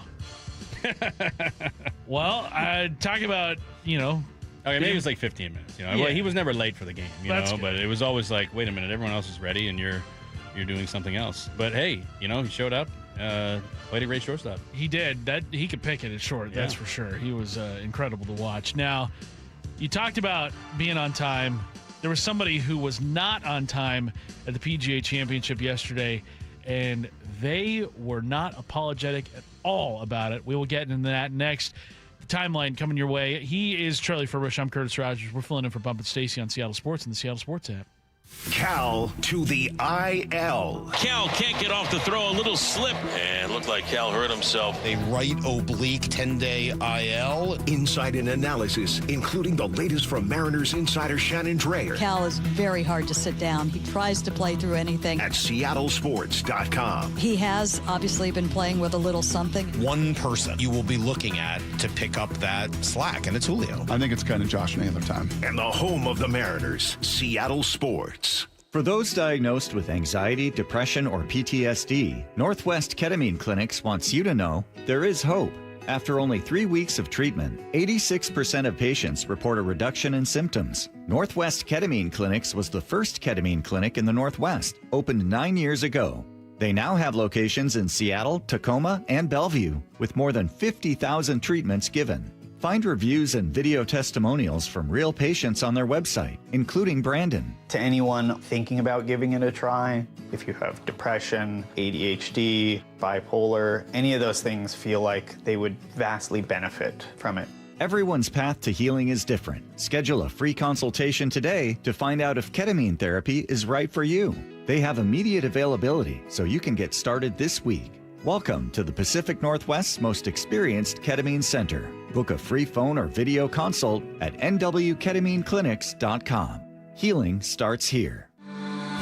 If you're building decks in Washington this season, you need materials you can trust and a supplier who delivers. Par Lumber carries premium TimberTech and Trex composite and PVC decking, railing, and lighting. Visit par.com to learn more. Par, where the builders go. What is that sound? Ugh, that sounds like a plumbing sound. Luckily, there's a company that fixes all the plumbing sounds across Puget Sound. That's All Sound Plumbing. Puget Sound's plumbing experts. Have a sound? Visit allsoundplumbing.com. Dave Wyman here with an interesting story. A woman was about to donate a box of jewelry, but her friend told her, take it to Bellevue Rare Coins first. She walked out with a check that far exceeded her expectations. Old jewelry, coin collections, gold watches, necklaces, and pendants. It's worth finding out what those items are worth during such a strong market. Before you give anything away, get it checked out at Bellevue Rare Coins in Bellevue, Linwood, Issaquah, and Tacoma. Go to BellevueRareCoins.com. Hello, my friends. It's the Graz here, encouraging you to golf local. Our region is blessed with a ton of golf that isn't very expensive and can accommodate all types of skill levels. Check out the premier courses at Bellevue, Bill Wright, Cedar Crest, Interbay, Jackson Park, Lake Patton, Legion Memorial, Linwood, or Walter Hall. You know, wherever you are in Western Washington, you're not far from a premier course. Why not book a tee time online or play Top Tracer at the range at Interbay, Bill Wright, and Jackson Park? So what are you waiting for? Play the courses. Play Premier. For 24 years, Sea Star Restaurant and Ron Bar has been Bellevue's and my go-to for fresh, seasonal seafood. And my good friend, Chef John Howie, is behind every plate. Hey, thanks, Brock. You know, springtime is the best time for fresh, wild Pacific Northwest salmon. At Sea Star, we go from Columbia River King, my personal favorite, to the Copper River King in May. So whether it is a date night, whether it's a business dinner, or you're craving the very best wild salmon, go visit John Howie at Sea Star in Bellevue. Visit Sea Star in Bellevue. Olympic Hot Tub has more ways than ever to achieve total wellness at home. Immerse yourself in a saltwater hot spring spa and let jets melt stress away. Enjoy a refreshing swim in an endless pool swim spa. Retreat to healing warmth and detox in a Tilo sauna. Then awaken mind and body with a cold plunge. You'll be saying, ah, in no time. Your path to wellness starts today at Olympic Hot Tub. Current specials with exciting savings at OlympicHotTub.com. Better you, better life. Heading outdoors or on the water this weekend? Check in with Joey and Nelly on the Outdoor Line from 6 to 8 a.m. every Saturday on Seattle Sports and the Seattle Sports app. Hey, Mike Salk here for all my friends at Snoqualmie Casino and Hotel. And the show lineup is pretty sick. You like comedy? Chris Tucker, Friday, June 26th. And David Spade on Saturday, August 15th. For music, Hinder is going to be here Friday, July 3rd. And then a little country music, Mitchell Tenpenny on Friday, July 10th. You can go to snocasino.com for all those details. Remember, it's Seattle's closest. It's Snoqualmie Casino and Hotel. Please game responsibly. Ken's Pool and Patio reminds parents swimming is a healthy outlet for kids if we remember to put safety first. Make sure your children are visible at all times by a lifeguard or responsible adult. Sign them up for swimming lessons and provide a flotation device for added safety. Always check swimming conditions in advance and remind your kids to never swim alone. Best wishes to all our kids from the entire team at Ken's Pool and Patio. Your family-owned full-service pool experts, proudly serving you for over 50 years. Online at kenspool.com. Meet Matthew Preston. Inside his apartment, everything he holds dear is protected by Progressive's renter's insurance, like his laptop and a surprisingly valuable collection of baseball bobbleheads. Outside his apartment, his laptop is still protected, as are his bobbleheads, which he carries around with him for reasons no one knows. Renters, the limits of protection aren't just the four walls of your home. When you're in Progressive's Protection Zone, get a quote at Progressive.com. Progressive Casualty Insurance Company, affiliates, and third-party insurers. This is the story of the one. As a maintenance tech at a university, he knows ordering from multiple suppliers takes time away from keeping their arena up and running. That's why he counts on Grainger to get everything he needs, from lighting and HVAC parts to plumbing supplies, all in one place. And with fast, dependable delivery, he's stocked and ready for the next tip-off. Call 1-800-GRAINGER, click Grainger.com, or just stop by. Grainger, for the ones who get it done. This is The Timeline with Bump and Stacy. Brought to you by 1-800-DUI-AWAY. This is The Timeline, segment of the show where we look at what's trending, some sound that has caught our attention from across the world of sports. Let's begin with former Astros manager Dusty Baker, who was a guest on the All the Smoke podcast with former NBA players Matt Barnes and Steven Jackson. And he talked about his time managing the Astros. And obviously, when you say the words Houston Astros, the first thing you think of is the 2017 scandal, using the trash cans, all the guys on that team that were not punished by Major League Baseball, Carlos Correa, George Springer, Jose Altuve, where they were given immunity for basically ratting everybody out, which has not sat well with a lot of baseball fans, even though we're almost a decade removed from that, which is crazy how much this still gets people in their feelings. And look, I don't like what the Astros did at all. Dusty Baker here yesterday on the podcast talking about his time with the Astros, how that scandal kind of hung over, and how one member of the Astros he thinks gets unfairly criticized. The Astros, usually you don't inherit a championship team like that. And it was, I was like, well, this is sent from above. You know what I mean? And I knew I had a chance to win. I didn't care about the scandal because I wasn't there. And I just told them, hey, man, I asked the world to forgive them. And because the hardest thing in the world is for people to forgive each other, but everybody's quick to throw stones, And so I got there. One of the best things that happened to me when I got there was the fact that we had COVID, and we didn't have to deal with the fans and the booing and the jeers and just get back to baseball. Yeah, and then the guy that took the brunt of it was really Jose Altuve, and he was the most innocent dude there. And that really affected me how he was treated. Yeah. I mean, all over everywhere. And he didn't deserve it. Most innocent dude there, Jose Altuve. I don't know if I agree with that, Charlie. So he's the guy. Apparently he was least unfairly guilty. Yeah, I still think he's guilty. Even if you're the least guilty, that still makes you guilty. Right. Like you're an accessory to the I guess crime, the baseball crime that happened in that Astros dugout for all those years. And who knows how long that whole thing went on, but I can't put myself in that, or I can't think that he didn't know what was going on. Like there had to have been. He walked by that camera in that trash can every game. We saw it of the 2017 Astros World Series film, the setup in the dugout with the trash can next to the video monitor. Like everybody has seen the picture. Like how can you sit here and say that the face of that Astros team, the face of that organization for the last 10 to 15 years, did not know what was going on?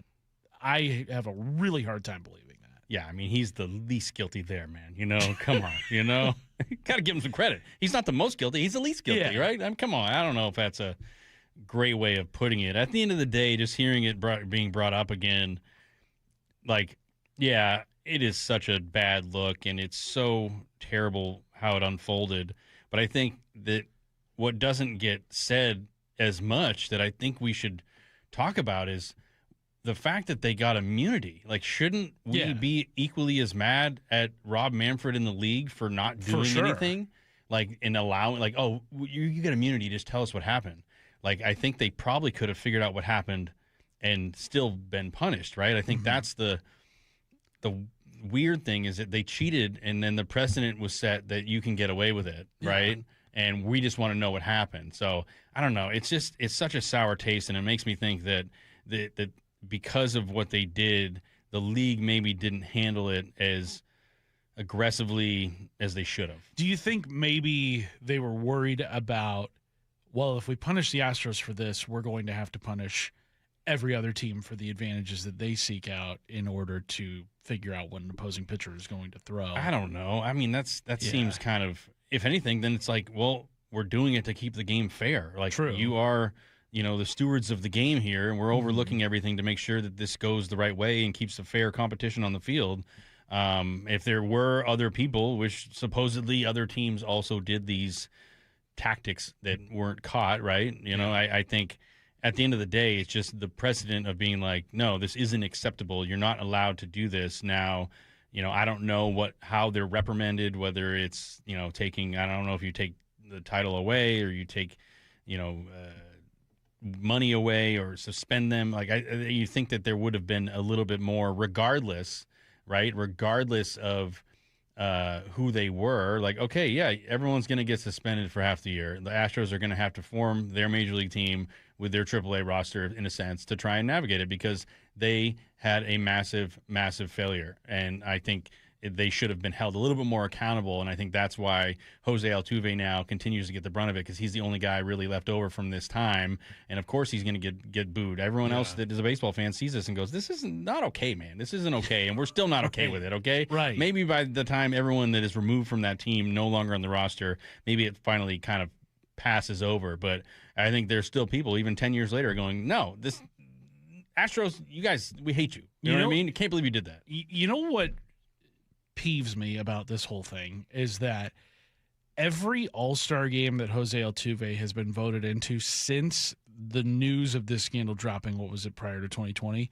he has sat out because he does not want to face the noise of being at an All-Star game where players are a lot more accessible than they are at any regular season game where, you're just kind of lounging around during the home run derby wearing shades and whatnot, and fans are probably going to see you and just heckle you nonstop and, getting all those boos raining down on you no matter the ballpark you're in, where the All-Star game is usually a pretty relaxed atmosphere. Like, I think that's kind of cowardly on his part. If he didn't have anything to do with it, then he shouldn't be afraid to face the music in that way. Yeah, I agree. And this feels like a story that it's like a 30 for 30 coming in 30 years where, all these guys are in their mid-50s talking about the scandal back in the day, and we'll finally find out years from now exactly what happened and who was involved, and everyone tells the full story because, we found out what happened. But, I mean, I think that, especially the backlash and just even how some guys handled it in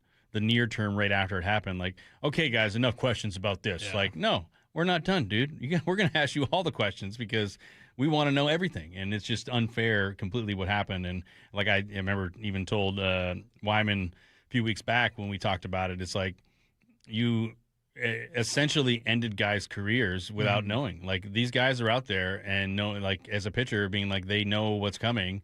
This is so, and I think maybe I've told you this, I would rather face a lineup full of guys on steroids than a lineup full of everyone knows what I'm throwing. Right. I mean, that just takes away the entire competition of the game. So, I mean, it's just such a bad look. So I'm glad that it's evolved. I'm glad there's pitch calm now, and there's new ways to circumnavigate all of these cheating issues. And, Last story here on the timeline. You would do absolutely everything you could to make your tee time at a major championship, right? The PGA Championship, one of the 4 biggest tournaments in golf. Well, South African golfer Garrick Higo apparently could not be bothered to get there on time for the opening round on Thursday. He was assessed a 2-stroke penalty for arriving a minute late to his tee time. And you'd think, he'd feel regret for doing that. You think he'd feel remorse. No, he was not remorseful at all for missing his tee time. I always cut it pretty fine. There's a lot of us who do. We don't want to get to the tee box 10 minutes early and be cold. We have to hit it far and straight. It's our job to do that. I don't really think it's my job to be 10 minutes early. So obviously cut it too fine. I thought I still had a few minutes. I didn't have my watch or my phone on me, and my caddy was dropping off my TrackMan. So went to the putting green, hit one putt, and then heard my name and ran down. He says it's not his job to be early for his tee time. Brother, I would be doing everything I could to make that tee time in a major championship. Yeah, it's a very peculiar thing because he seemingly was nowhere to be found. You'd think, and you go into it a little further. He was like, yeah, I got there at 5 o'clock. I did my physio. I got warmed up. I went to the range and did all these things. And I guess I also question is the caddy at fault at all? Like, is your partner in this like saying, hey, I also need to make sure that my guy gets the tee on time? He wasn't wearing a watch, he said. Well, didn't have his phone all on these him? things just feel like rookie mistakes, dude. Yeah. You know what I mean? Like, you totally could control all of these things. And I think that, it's just one of the things that in golf should be a prerequisite that never happens. Like, you never are not on time, and it's just that's why you get the 2-stroke penalty. That's the one thing you got to pay attention to.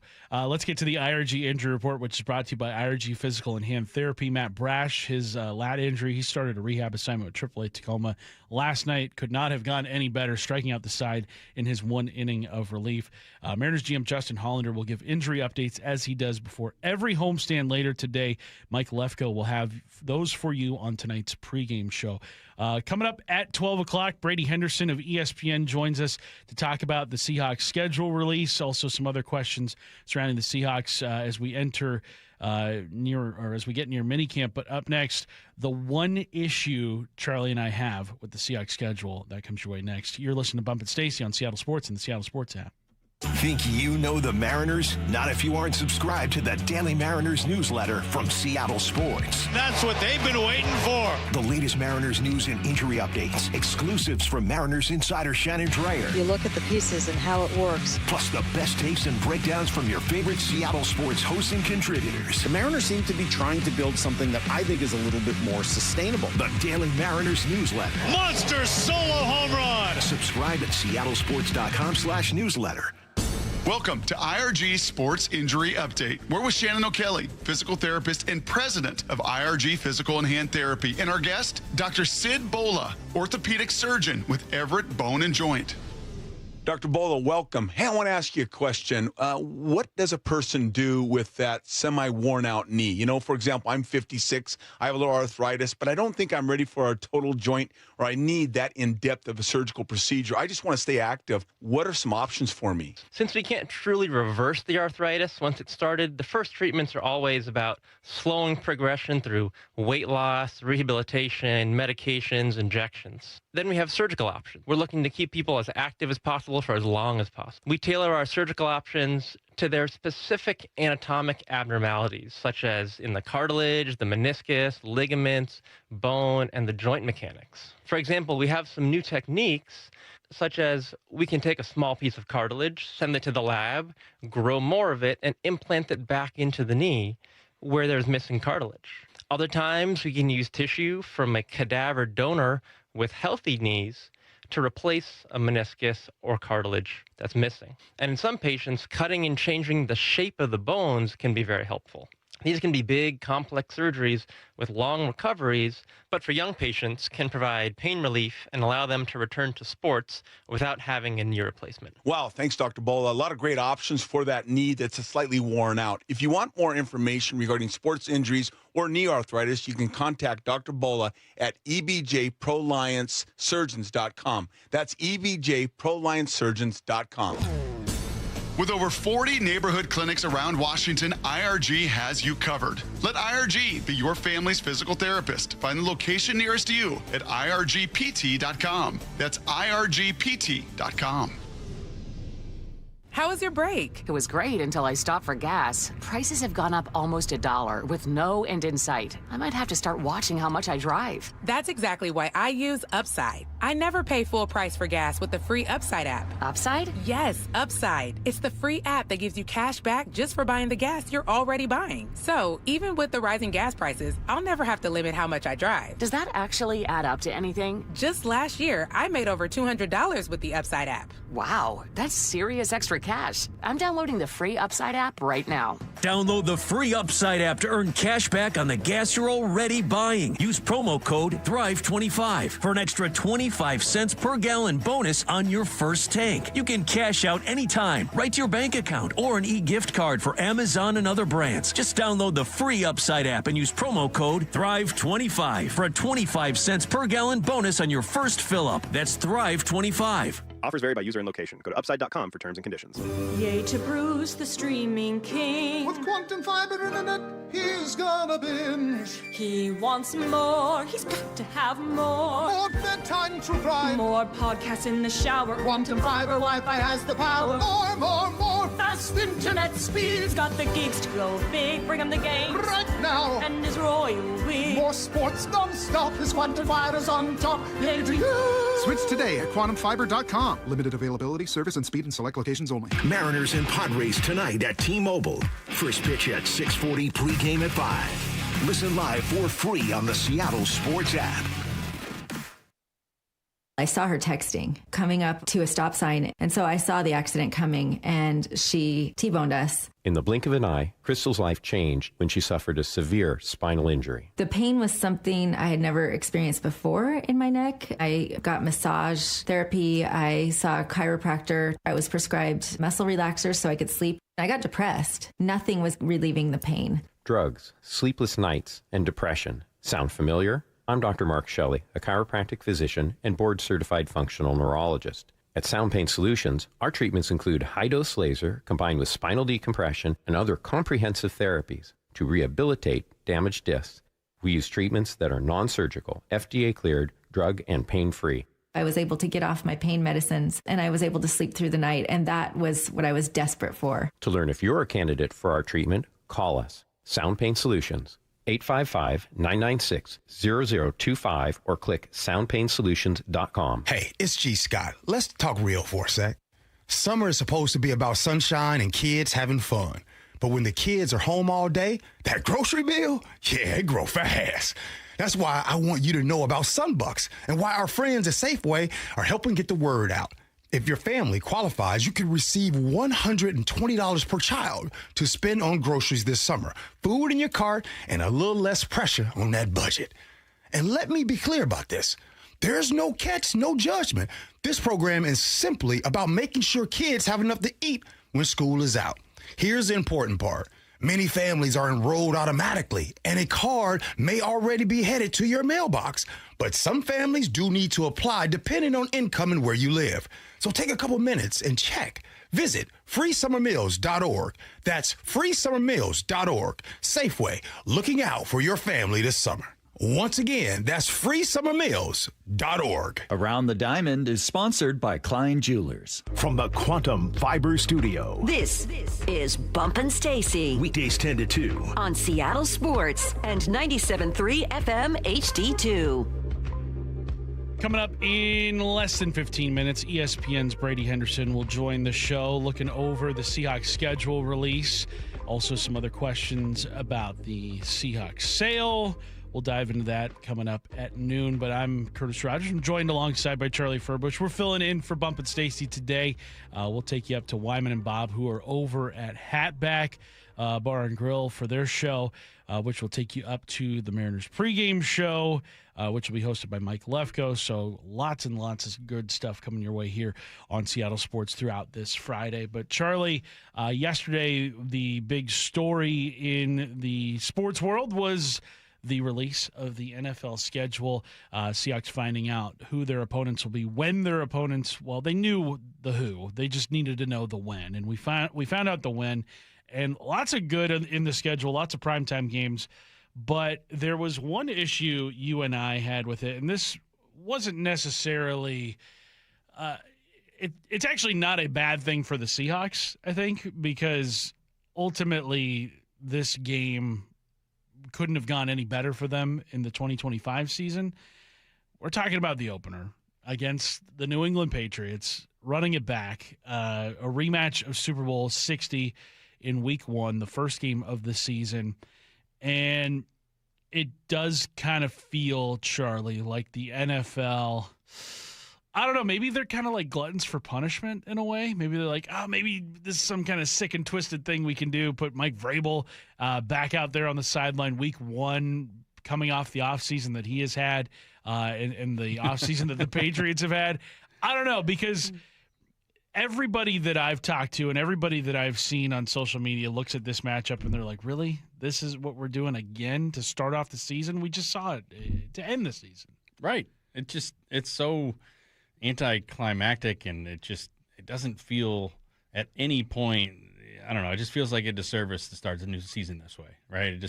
There are so many other ways you could have done this, and it just feels like we want to see this matchup again right out the gate. I know. I don't know. I don't like it. I kind of wonder if the Patriots brand is still the draw that it was when Tom Brady and Bill Belichick were there, and maybe the casual NFL fan just sees that Patriots logo and they're kind of like, oh, I'll tune in. It's Tom Brady, right? No, Tom Brady's in the Fox booth now.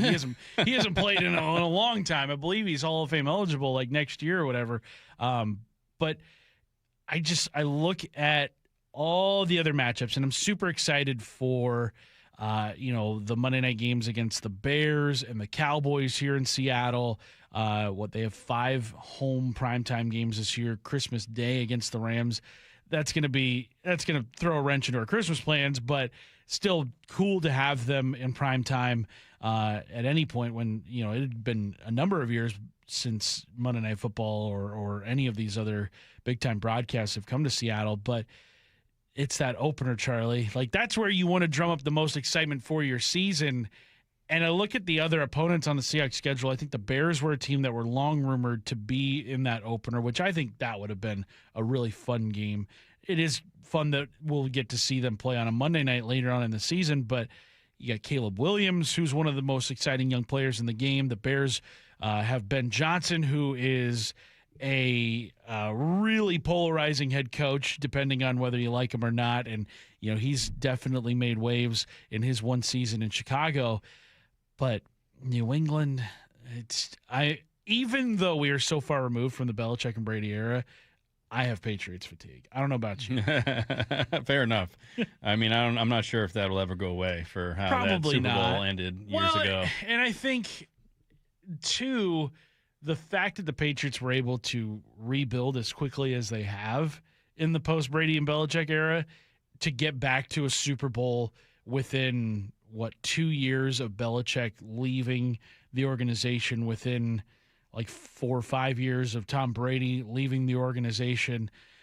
Like, it shouldn't happen that easy, right? Like, football is a sport where everything is built towards parity across the league, and so you shouldn't be seeing the same teams over and over and over again.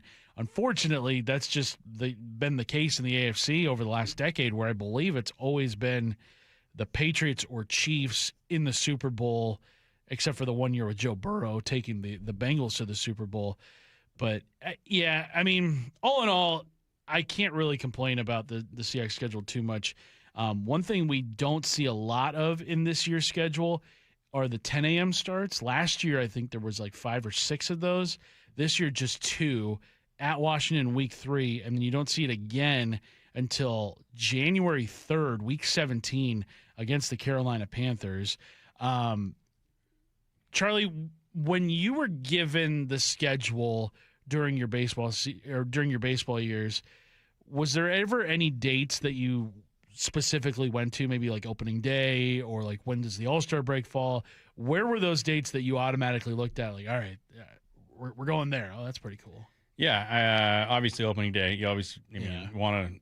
I think for a handful of years we didn't open up in Seattle until we finally did in maybe 2013 or 14, and I was like, oh, this is great. You guys started in Oakland a lot around that time, right? Or like Minnesota. Yeah, weird spots. Totally.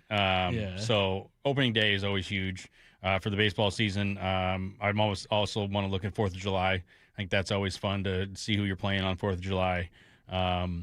And then I also want to know kind of who we're playing at the end of the season, where when the season wraps up, who are we going to be going against at the end of it, because it tends to be more divisional games into September. So I imagine in the football season, they're probably looking at all right, well, when's the Thanksgiving game?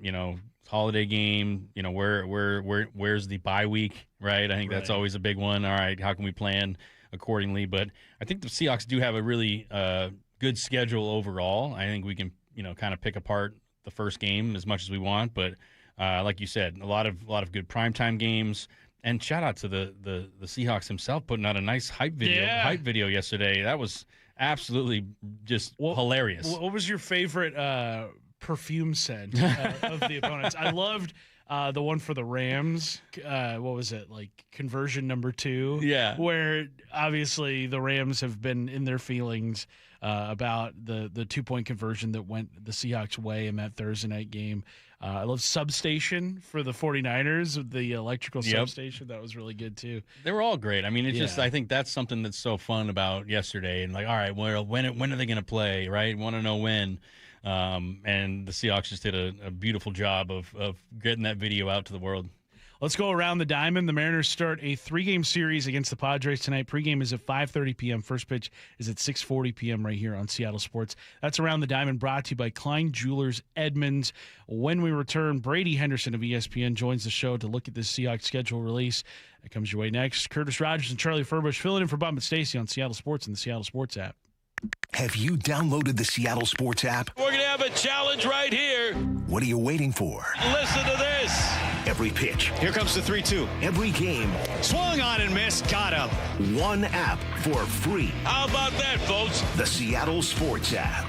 Every game. Julio racing back. Right in the palm of your hands. Makes a leap and makes the catch. Plus the latest Mariners news, insider access, video, and podcast. They got it. Wow. The Seattle Sports app. Hi, Andy Klein here. There's something special about a baseball game. The moments and the memories. At Klein Jewelers, that's exactly how we feel about our diamonds. They're a beautiful reminder of life's biggest moments. We're here to help you find the perfect diamond or beautiful piece of jewelry to celebrate your engagement, anniversary, birthday, promotion, or just because. Klein Jewelers by the Fountain in downtown Edmonds. Shine with Klein. Well, spring is all about getting ready for summer, isn't it? Hey, Brock Heward here, and working out in your own home, well, it is the best. We've been doing so for years. And you can allow Top Fitness to create your own home gym.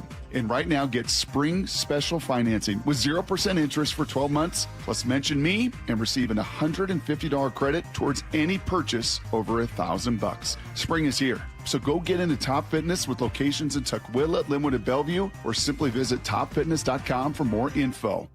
We meet by accident, fixing every last bit, Accurate Auto Body. If you've been in an auto accident, you have the right to take your vehicle to any repair facility. Accurate Auto Body has been family owned and operated since 1994, and they work for you, not your insurance company. Your insurance company may not love them, but you will, because We meet by accident, fixing every last bit, Accurate Auto Body.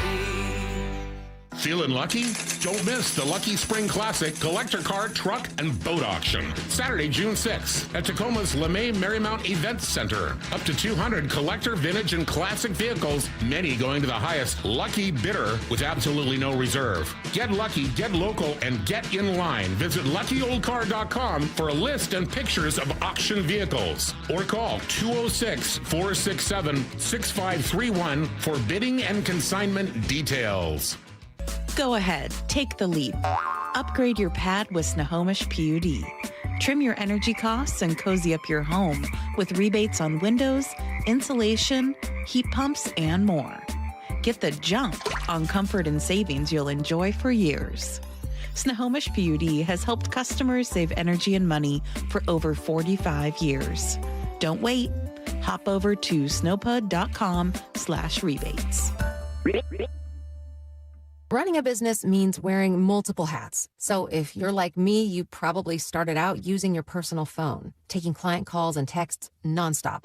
As my business grew, I needed something smarter. That's when I switched to Quo, the #1 business phone system. Quo works right on your phone or computer. No carrying 2 phones, no clunky landline, just one easy app you can try for free. Your team can share one number and handle calls and texts together like a shared inbox. Any teammate can jump into the conversation, so customers get faster responses. And Quo's AI assistant summarizes your calls and responds to customers 24/7, so you never miss a lead or opportunity. All this starts at just $15 a month. That's basically 2 coffees. You can even keep your current business phone number. Find out why 90,000 businesses trust Quo. Money is on the line. Always say hello with Quo. Try Quo for free at quo.com/sports. That's quo.com/sports to try Quo free. QUO.com/SPORTS.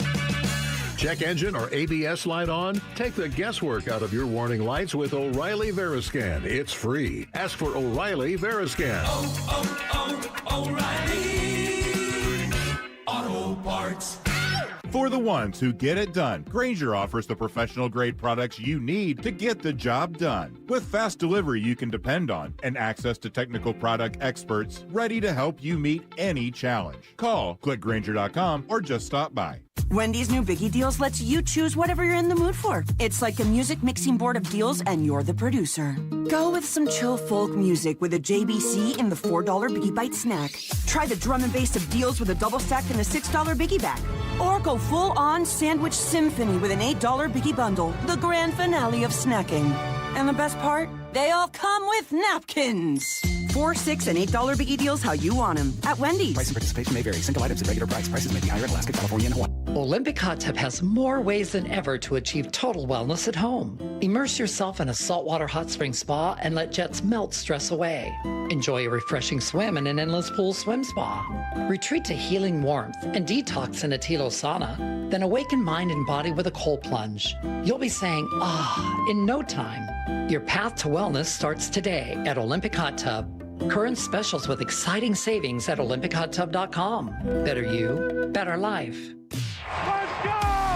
This is Seattle Sports. Streaming through the Seattle Sports app. KIRO AM Seattle. KIRO FM HD2 Tacoma. Home of the Seahawks, Mariners, and everything Seattle sports. Seattle Sports Snapshot. The Mariners kick off a 6-game homestand with a 3-game series starting tonight against the Padres. Emerson Hancock gets the start for Seattle. A couple of pivotal Game 6s in the NBA playoffs tonight, starting with Cavs and Pistons, and then the Timberwolves square off against the Spurs. No games in the Stanley Cup playoffs tonight, but the Canadiens can close out the Sabres tomorrow in Game 6 of their second-round series.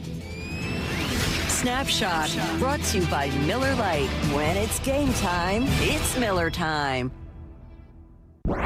From the Quantum Fiber Studio, this is Bump and Stacy on Seattle Sports. Streaming through the Seattle Sports app and at seattlesports.com. Now, here are your hosts, Michael Bumpus and Stacy Ross. Here we go now. Joining us now, I was able to peel him away from his mandatory PGA Championship viewing this morning. It's Brady Henderson, who covers the Seahawks for ESPN.com. Brady, how you doing today? I'm doing well. Yeah, this time of the year is always fun working from home, and it's major golf season, so you got some golf on in the background, maybe the foreground, if I'm being honest. But happy to talk to you, C-Raj. Yeah, thanks for coming on. And big day yesterday across the NFL. We finally find out the order in which these games are getting played. We knew the opponents, we knew the locations, we just didn't know the dates and times. But when you took your first glance at the Seahawks 2026 schedule yesterday, Brady, what were one or two things that maybe jumped out to you? Yeah, the primetime games is obviously the first thing I think everybody looks at when the schedule gets released, and not surprising that there were 6 of them plus a standalone game that won at Philadelphia late in the season. The NFL was obviously going to give the Seahawks plenty of spotlight one way or another.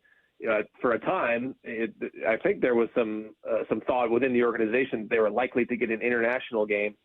They didn't. And that sort of started to come into focus over the last few weeks.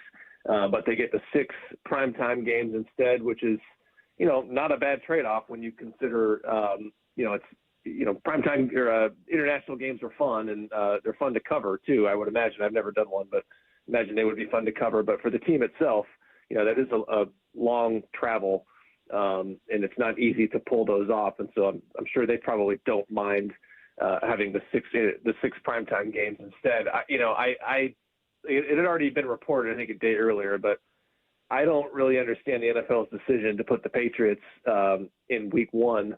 I mean, did we not all see the Super Bowl and how non-competitive that was? I don't know what gives anybody the thought that that game is going to be any more competitive now that it's going to be played at Lumen Field, where the Seahawks have seem to have rediscovered their home field advantage.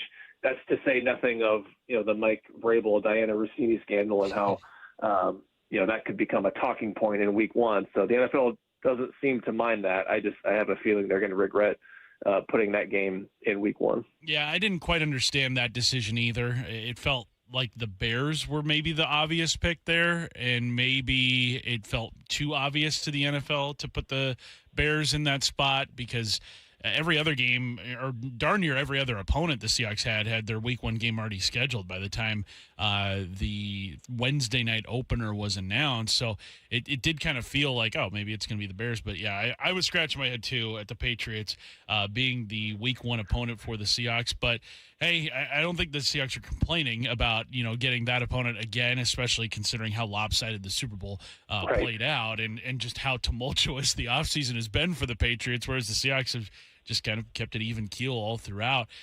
You mentioned just kind of the travel that involves an international game. But one thing the Seahawks have been doing under Mike Macdonald is traveling during the preseason for joint practices. You look at the preseason schedule, which was also announced yesterday. You've got the Cowboys coming to Seattle August 15th. You've got the Titans in Week 2 of the preseason. That game's in Nashville. And then Week 3 of the preseason at Kansas City. When you look at those three opponents, Brady, do you think the Seahawks will try to link up once again for the third year in a row for a joint practice? Yeah, I do. And Mike Macdonald really sees a lot of value in those. He's done them, his first 2 seasons, first in Nashville a couple of years ago, and then last summer in Green Bay. And I think a big part of it is, not just doing the joint practices and getting that extra, work in against another team, and not having to put all that stuff out on film like you would in a preseason game. I think he sees a lot of value in, getting away and sort of moving their operation on the road, and there's kind of a bonding element to it. So for that reason, I think going back to Nashville and doing that again makes a lot of sense, assuming Robert Saleh, is up for doing that. He did do those when he was the head coach of the Jets. Andy Reid does not do those. He's one of the few coaches that kind of adamantly refuses to do those. So they're not going to do them with Kansas City.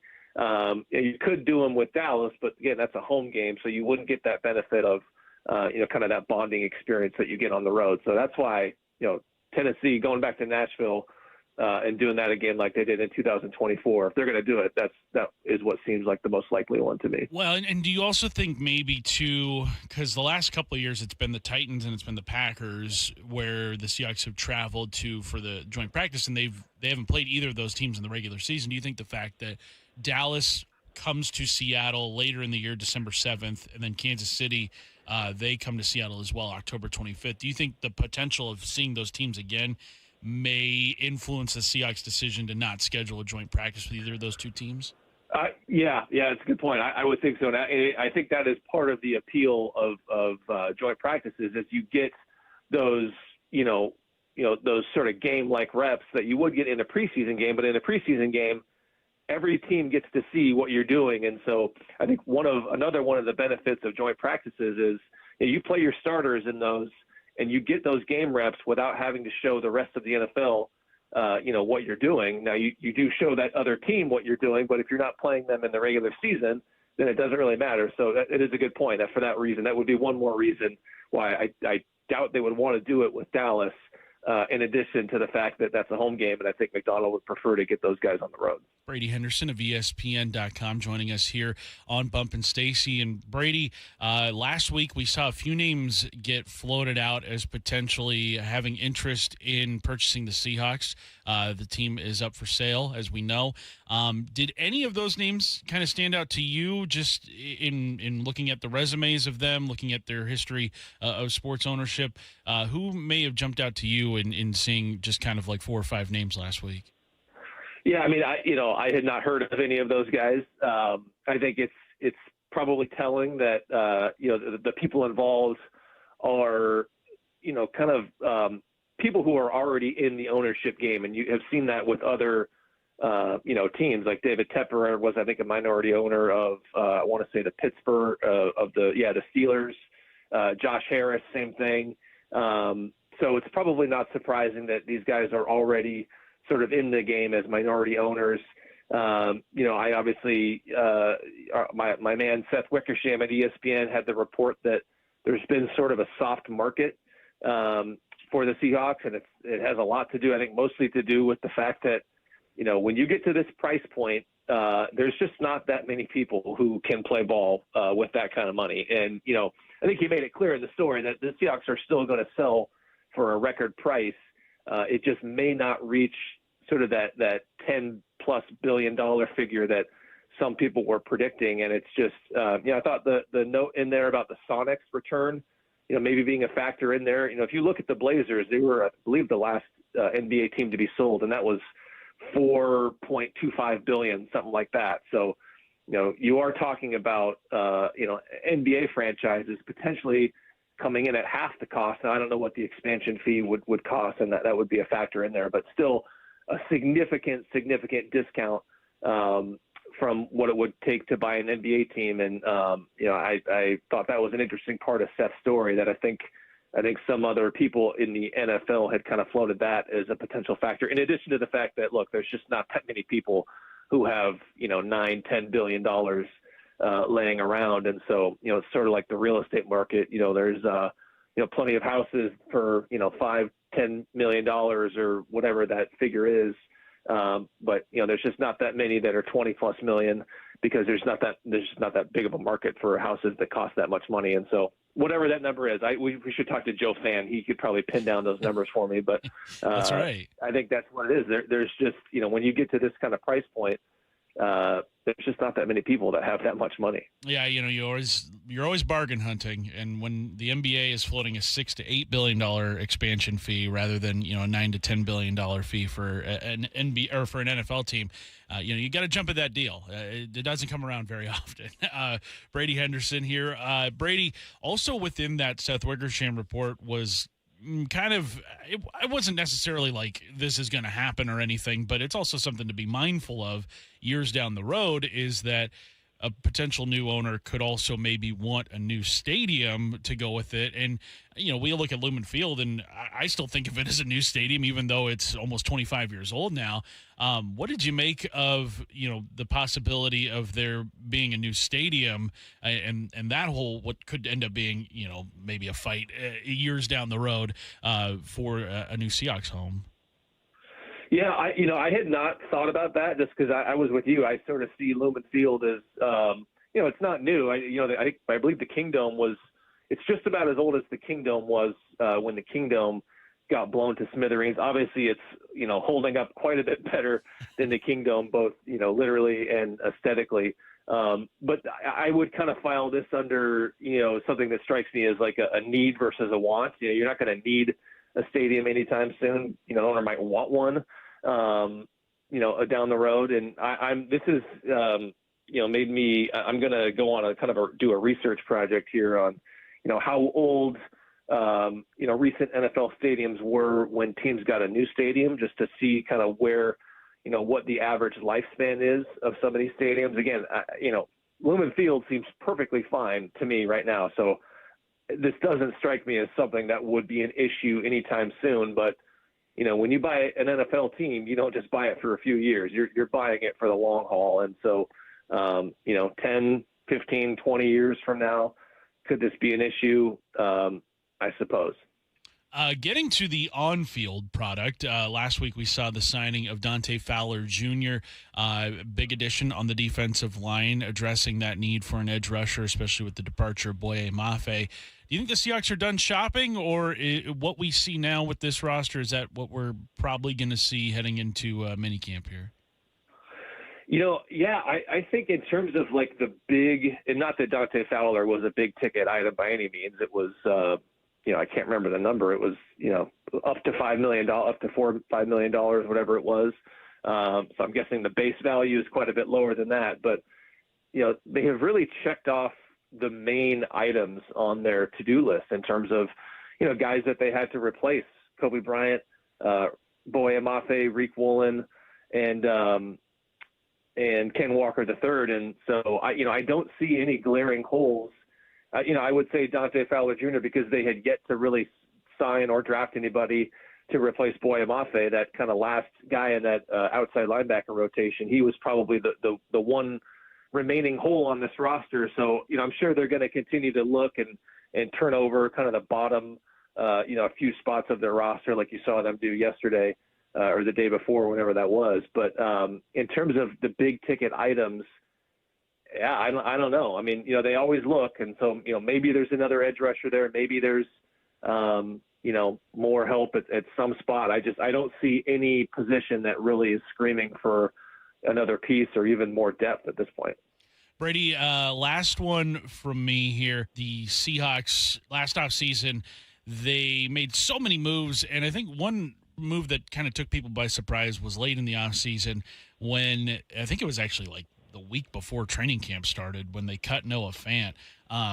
Do you anticipate seeing any moves like that maybe as we continue on with this offseason, the closer and closer we get to the start of the season? There's nobody on the roster who really jumps out, Raj, because there's nobody who really is playing on kind of like a bloated contract that Noah Fant, remember they had drafted Elijah Arroyo in the second round. A.J. Barner had already shown them that, he was emerging, and they had signed Eric Saubert in free agency. And so that one was not a surprise at all. I was writing it the moment they spent a second round pick on Elijah Arroyo that Noah Fant's job might be in jeopardy. There's really nobody on the roster who jumps out in that regard. And, there was some thought that Uchenna Nwosu's cap number was maybe getting up there a little bit. John Schneider, I remember, was asked at the owners' meetings, if they have to do anything with that, and he said no. And obviously that's not really a position they can afford to subtract to at this point. And the other part of that is they're doing fine against the cap. So there's not like, a glaring need to free up cap space or anything like that. And he was coming off, a bounce back season in which he, I think, played in all but one game and tied for the team lead in sacks, I believe it was, or he was right around there and made that huge play in the Super Bowl. So he would have been the only guy that I would wonder about, but that conversation seems to have died down. And so, yeah, there's no Noah Fant that I can think of this year. He is ESPN's Brady Henderson, kind enough to join us here on Bump and Stacy. Brady, really appreciate you stopping by, and I'll let you get back to your golf viewing. All right. See you, Raj. Thank you, my friend. Talk to you later. Let's get to headline rewrites. Extra, Headline rewrites. We must make headlines. The real story behind the headlines in today's news. Powered by Bay Alarm Security Services. With Bump and Stacy. The NFL schedule was released yesterday. The Seahawks will have 7 standalone games in 2026, including 6 in primetime. What's the real headline? Real headline, it's getting harder and harder to say the Seahawks are being disrespected while having the second most primetime games in the NFL. 7 standalone games, 6 in primetime. That number could go up to 8 standalone games depending on what the NFL chooses to do with that Seahawks-Rams game in Week 18, which would probably be moved into primetime in some way, shape, or form, just kind of looking at how those two teams are probably going to be the two best teams in 2026. But, Charlie, that's a lot of primetime. I got 2 words for you, Curtis. Yeah. About time. That's what it is. About time. Yeah, I mean, last year they didn't have a Monday night game at all, I'm pretty sure. The only time they had Joe Buck and Troy Aikman on the call for one of their games was the game against San Francisco in Week 18, which was a Saturday game. They had, I think, 1 Sunday night game last year, and that was against the Commanders.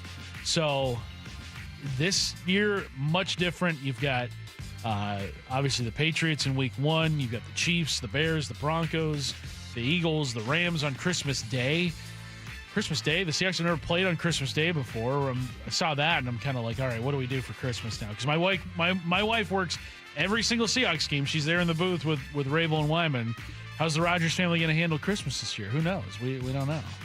That's going to be a fun one. We've got months to figure it out, but that's cool. Christmas game, man. That's awesome, right? I think I always appreciate the holiday sports. And they don't hand those out to the worst teams in the league. If you're playing on a holiday, you're doing something right. Headline rewrites. Friday is cut down day at the PGA Championship. What's the real headline? Real headline, can't say I'm surprised to see someone filling in for Bump today. We've got Charlie Furbush in for Bump. I'm in for Stacy today. I don't think Stacy's watching the PGA, but right now, leaderboard looking like you got Aldrich Putt-Geider from South Africa. He is leading through 10 holes today. He's at -5. He's a bomber. Yeah? Oh, yeah. Big bomber. All right. And then you got Alex Smalley in second place. He's at -4. Chris Gotterup. Another big bomber. Big bomber. He's had the best round of the day today at -5, shooting at 65 today. Your boy, what was his name? Austin Hurt. Yes. Shot a +6 today, 76. So... Well, better than both of us we could shoot at any, for sure. I could probably do that on the front nine. Yeah, that sounds rough. I don't fair. think I would be laughed off the course at a PGA event. Shout out to a local guy, right? I mean, over on Bainbridge Island. So, Austin, we love you. Yeah, shout out to the local guys for sure. But you got Scotty Scheffler -2. Justin Thomas -2. I'm just hoping for an exciting final round. Yeah, exactly. You want it to come down to the finish, and you want a tough test of golf in a major, and that's what we're getting, right? I don't want to see the 25 under tournament. I want to see like a 7 under winner, and it's just like a really tough conditions, and typically most majors are, and that's what we're seeing right now with the leader at 5 under. Do you like the PGA in May? I know it used to be in August. Do you like it earlier in the year? I don't mind it. I think it does. Bring in different conditions in that sense. Obviously with the landscape of golf being ever so changing, the majors continue to reign supreme. So the more I think you can see these type of tournaments together and you see the best golfers in the world, that is what every golf fan wants. So, I don't mind it moving to May at all. Headline rewrites. The Mariners start a 3-game series against the Padres tonight. What's the real headline? Real headline, this also means 3 straight days of your parents asking you where to find the Mariners game. So take note, Mariners TV and King 5. That's where you can watch tonight's game. King 5 carries all Friday home games the rest of the season, so shout out to them. Saturday, you can watch that game on Fox.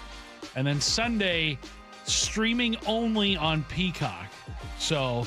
if you have a Peacock subscription, which I believe it comes with most Xfinity services, if I'm not mistaken. So I think if you have Xfinity, you should have a Peacock account.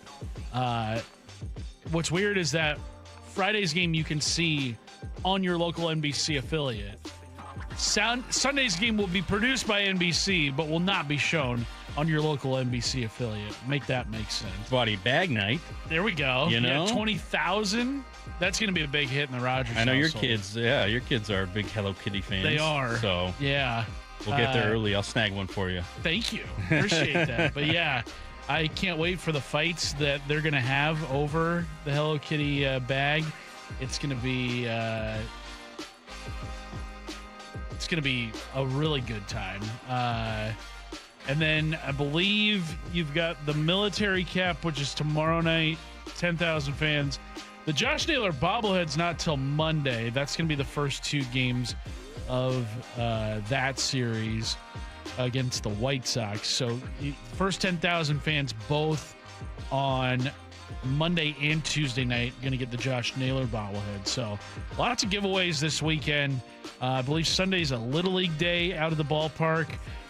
My oldest and her team are going to be there. I'll be there because I'm an assistant coach on the Auburn Little League Sparkle Squad, all girls t-ball team. I'm sure it's a lot of fun. You're gonna make some memories. This is the first time at T-Mobile Park for some of them. Maybe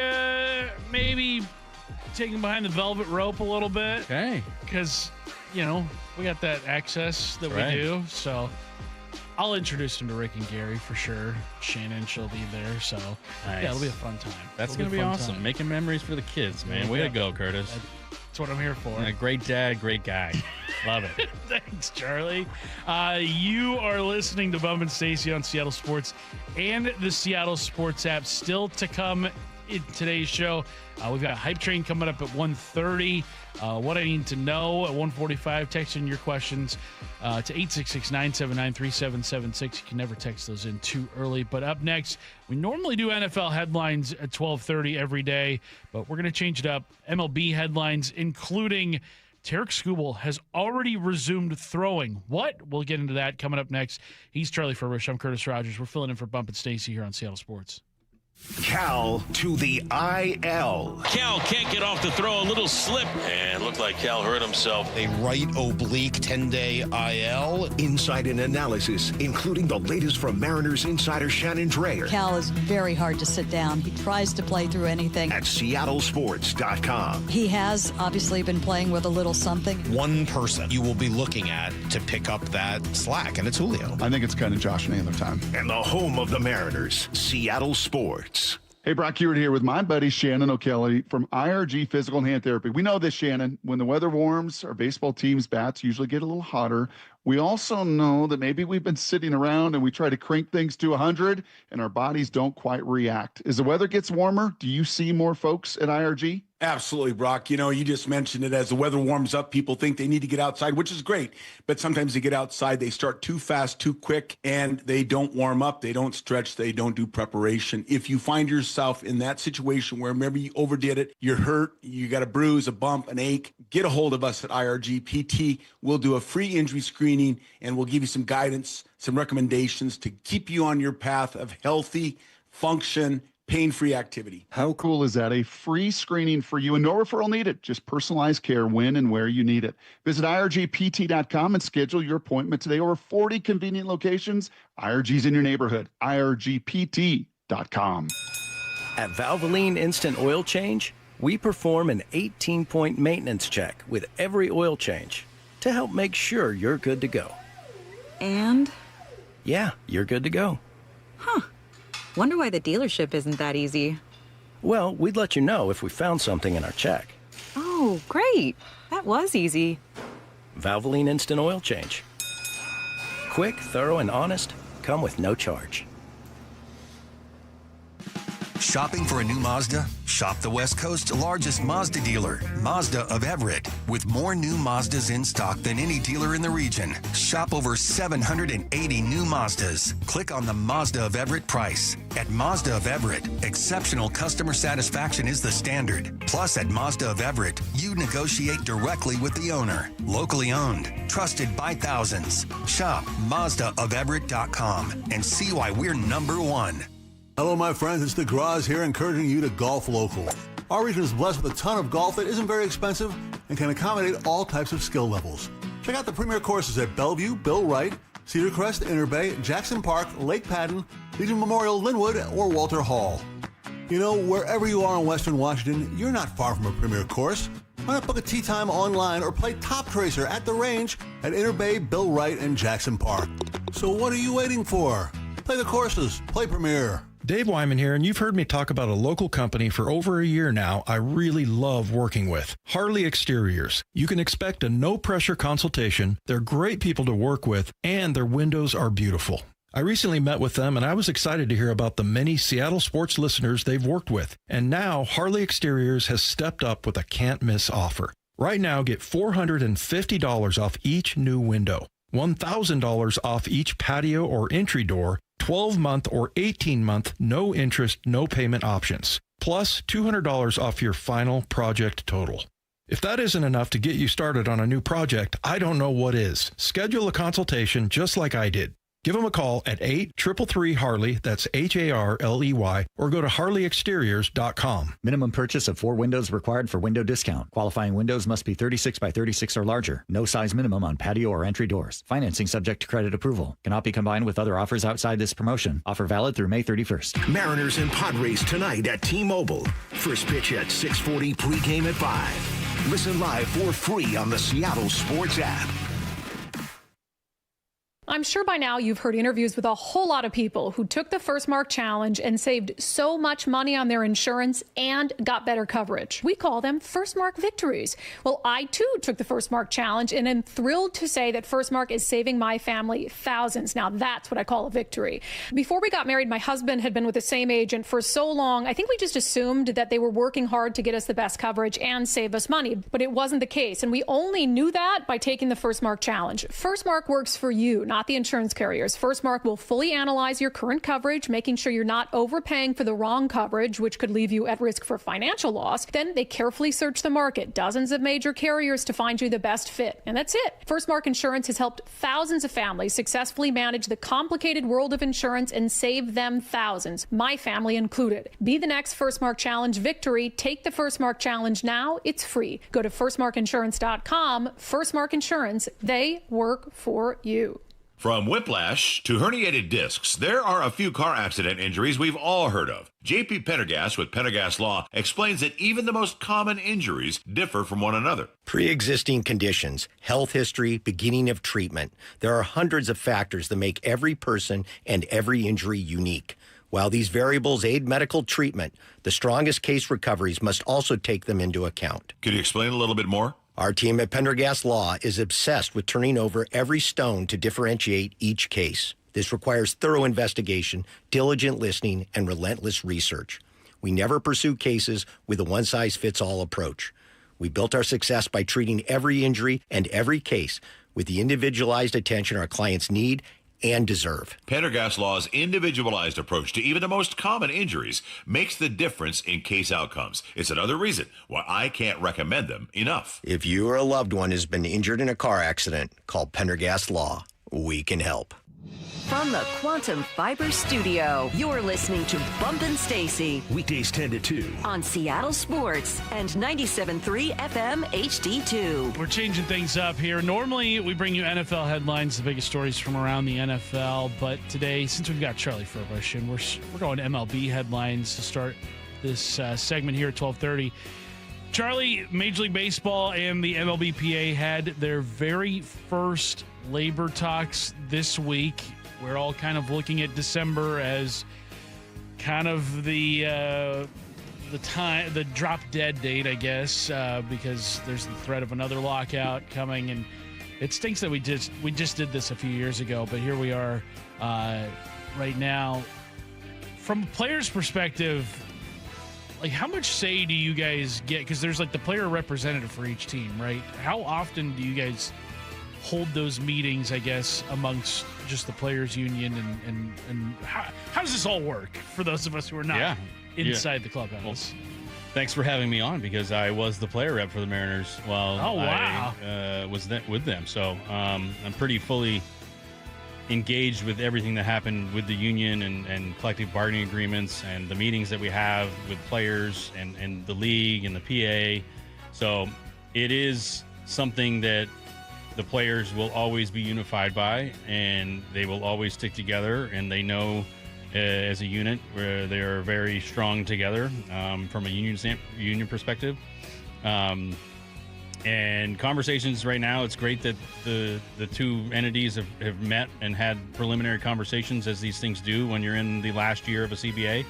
And it'll be very interesting to see how this plays out. I think there are some goals that MLB wants to accomplish, and there are goals that the PA wants to accomplish to continue to better the game and do the right thing. So obviously when you look around the league and see how teams operate and what is going on and making sure everything is fair, you may end up being in a situation where both sides are going to draw a line in the sand, and we may have a lockout. I really hope we don't, but there is a chance, based on the current climate, that could happen. And I really don't want to see that. I think that'd be a sour thing to happen, and everyone would miss spring training. And there's a lot of things, and we kind of saw it, as you alluded to, years ago.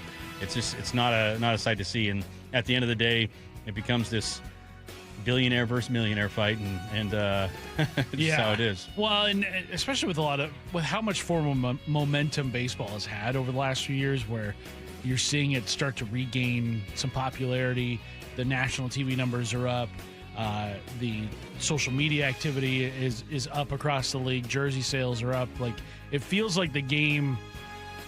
I get that people kind of have an issue with how it's played, where there's not as many extra base hits. Guys are swinging for the fences or striking out or walking. The three true outcomes, but it does feel like the game is at a good place in terms of just popularity again, and you'd hate to see that kind of get taken away due to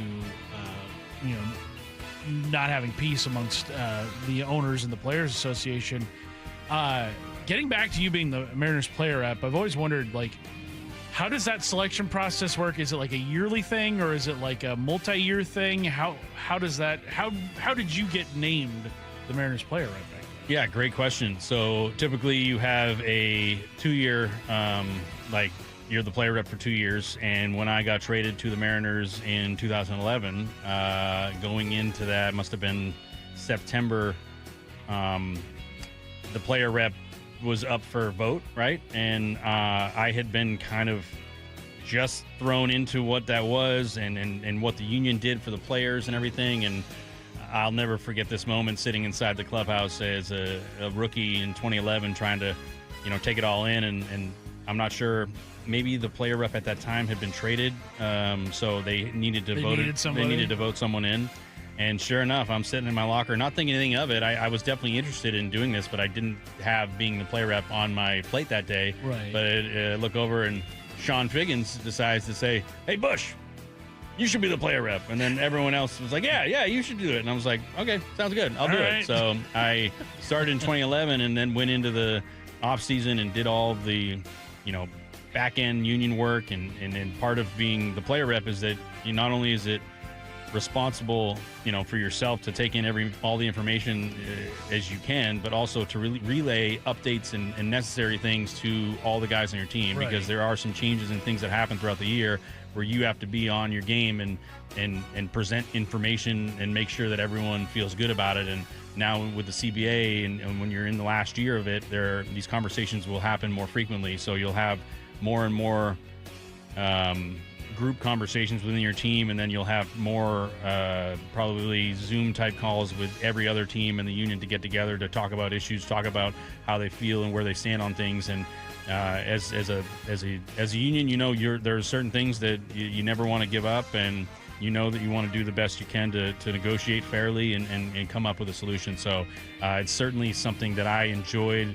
I loved getting to know that side of the game and presenting information to my team, and having to do it in multiple languages as well. That's part of it too. Oh, yeah. Making sure that everyone, I don't speak Spanish fully, but bringing a translator over, or we had Ichiro and Iwakuma and Kawasaki, and the list goes on. So there's a lot of different ways that I felt it was fun for me to relay this information, because at the end of the day, it's very valuable, and everyone needs to know it, whether they care about it or not.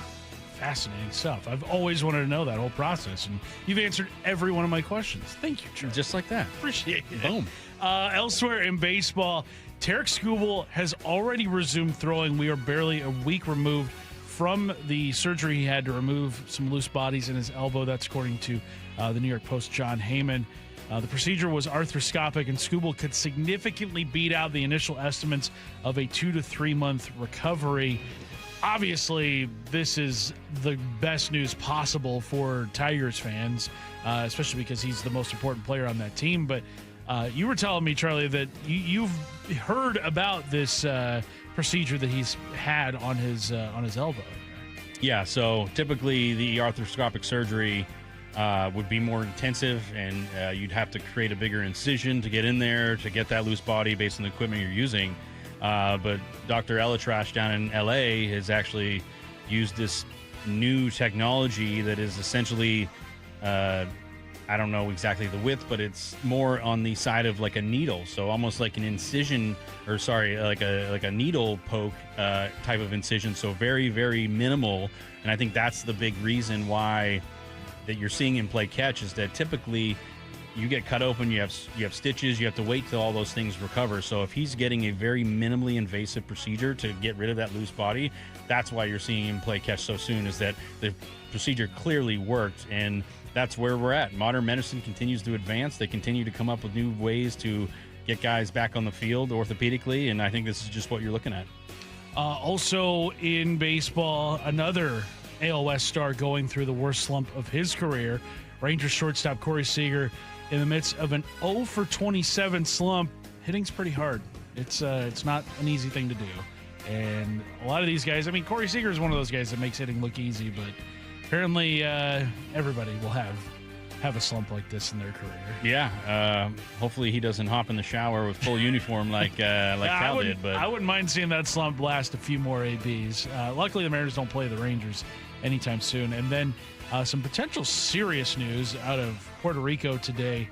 The USA Today reports that Dodgers closer Edwin Diaz has been tied to an illegal cockfighting ring. Diaz and two jockeys who ran in this year's Kentucky Derby were among the names alleged to have been involved in the federally banned activity.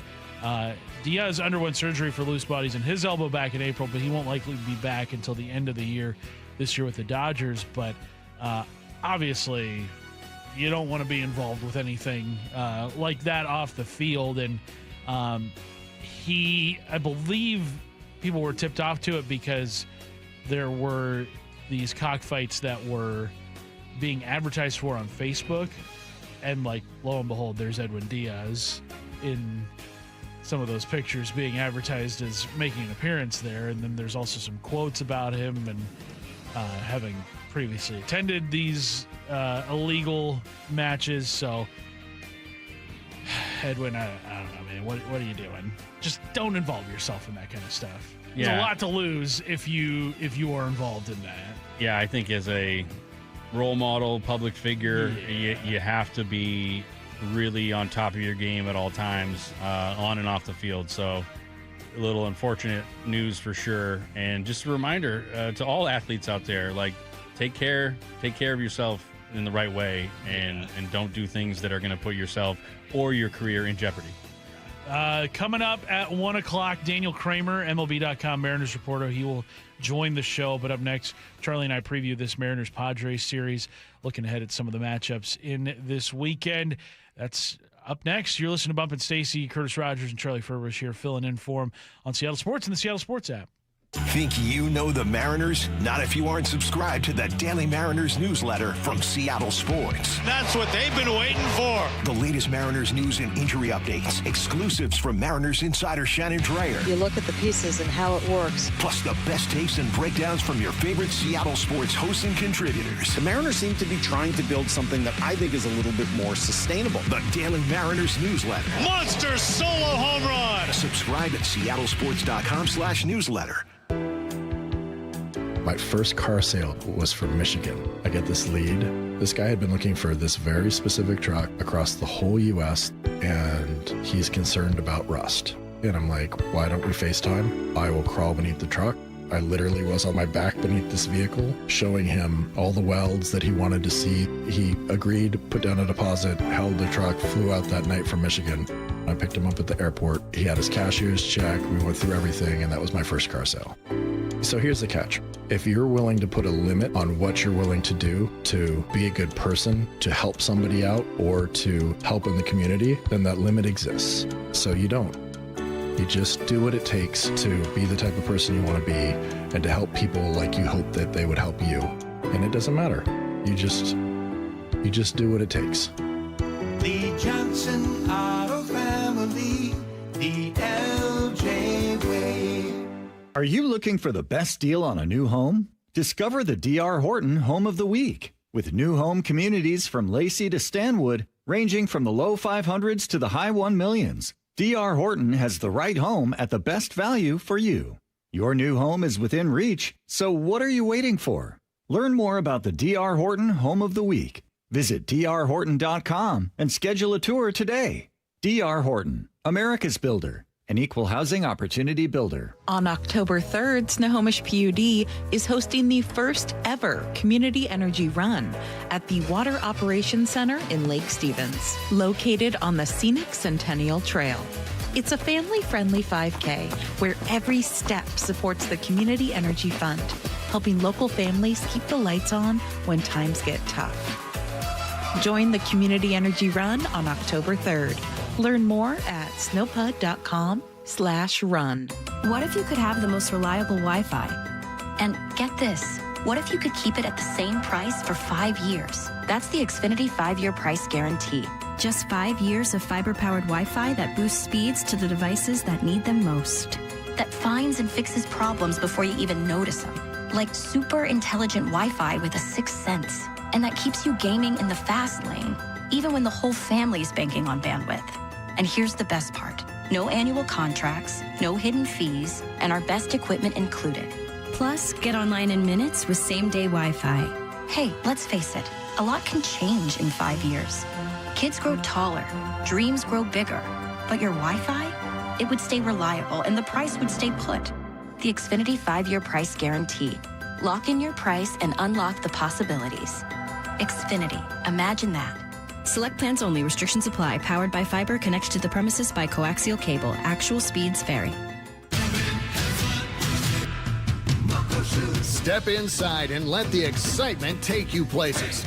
This is Muckleshoot Casino Resort, the ultimate spot for action that reaches incredible heights, luxury that knows no bounds, and live entertainment that always thrills. It's all at one incredible destination. So when you look for the best, look nowhere else. Muckleshoot Casino Resort, the biggest and best in the Northwest. Muckleshoot. Mariners and Padres tonight at T-Mobile. First pitch at 6:40, pregame at 5. Listen live for free on the Seattle Sports app. I had pain, I had numbness in my feet. That pain and that numbness just got worse and worse and worse as time went on. This is Greg describing life with neuropathy. I went to 5 podiatrists, tried different treatments, tried different orthotics, tried different shoes, had cortisone shots in the tops and the bottoms of my feet. Saw a neurologist. All my medical doctors said, can't help you. Live with the pain. You're not going to be able to sleep. This is your life. And then I just gave up until I found Sound Pain Solutions. I'm Dr. Mark Shelley, a chiropractic physician and board-certified functional neurologist at Sound Pain Solutions. Our neuropathy treatments can rehabilitate damaged nerves. We use FDA-cleared, non-surgical, drug and pain-free procedures that help neuropathy sufferers like Greg find relief. I feel better. I mean, just feeling better is huge. If you experience numbness, shooting or burning pains, or loss of balance, call us. Sound Pain Solutions, 855-996-0025, or click soundpainsolutions.com. I know that hiring can be challenging. You need someone to match your role perfectly. Well, now you can meet them fast on ZipRecruiter. Build your team, build it sooner. Meet your match on ZipRecruiter. Just head to ZipRecruiter.com/free right now to try it for free. That's ZipRecruiter.com/free. Meet your match on ZipRecruiter. Try it free. The NBA playoffs are underway, and now you can trade every game on Kalshi. You can also trade on who wins each series, the conference finals, and the championship. San Antonio is currently trading at 19% to win it all, meaning a $100 trade pays out over $500 if they take the title. On Kalshi, you're trading against other people in a live market. No house, no odds makers. And as odds move, you can buy in or out anytime throughout the postseason. For a limited time, download the Kalshi app and use code SHOT to get $10 when you trade $10. KALSHI. Kalshi. Trade on anything. From the Quantum Fiber Studio, you're listening to Bump and Stacy. Weekdays 10 to 2. On Seattle Sports and 97.3 FM HD2. Coming up in the 1 o'clock hour, we'll be joined by MLB.com Mariners reporter Daniel Kramer. Also, we will have a Friday edition of Hype Train. We didn't do it yesterday because we were preempted by the Mariners, so it comes your way today, a Friday at 1:30. It'll be Charlie's first time boarding the Hype Train, so buckle up, buddy. Hype it up. There we go. That's coming your way at 1:30 today. Also, what I need to know, 1:45. Text your questions in. But we're going to preview this Mariners-Padres series. And the last time these two teams met, it super did not go the Mariners' way as they got swept in 3 games against the Padres back on April 14th through the 16th. And that was, I think, a disappointing series, especially because of all the momentum that you gained in sweeping the Astros in that 4-game series, where it was kind of like, all right, you're turning a page here. You're getting back to closer to 500, and then unfortunately the Mariners dropped those 3 and they fell back down to they were 5 below 500 after the end of that little skid there, a 4-game skid between the Padres and Rangers. But Charlie, what sticks out to you from that series a month ago between this Mariners and Padres series, and if you think there's anything that you saw from that 3-game set down in San Diego that might be worth taking note of here prior to the start of this series? No, I think this is a completely different series, in a way, different team that the Mariners are throwing out there just in terms of performance, right? So,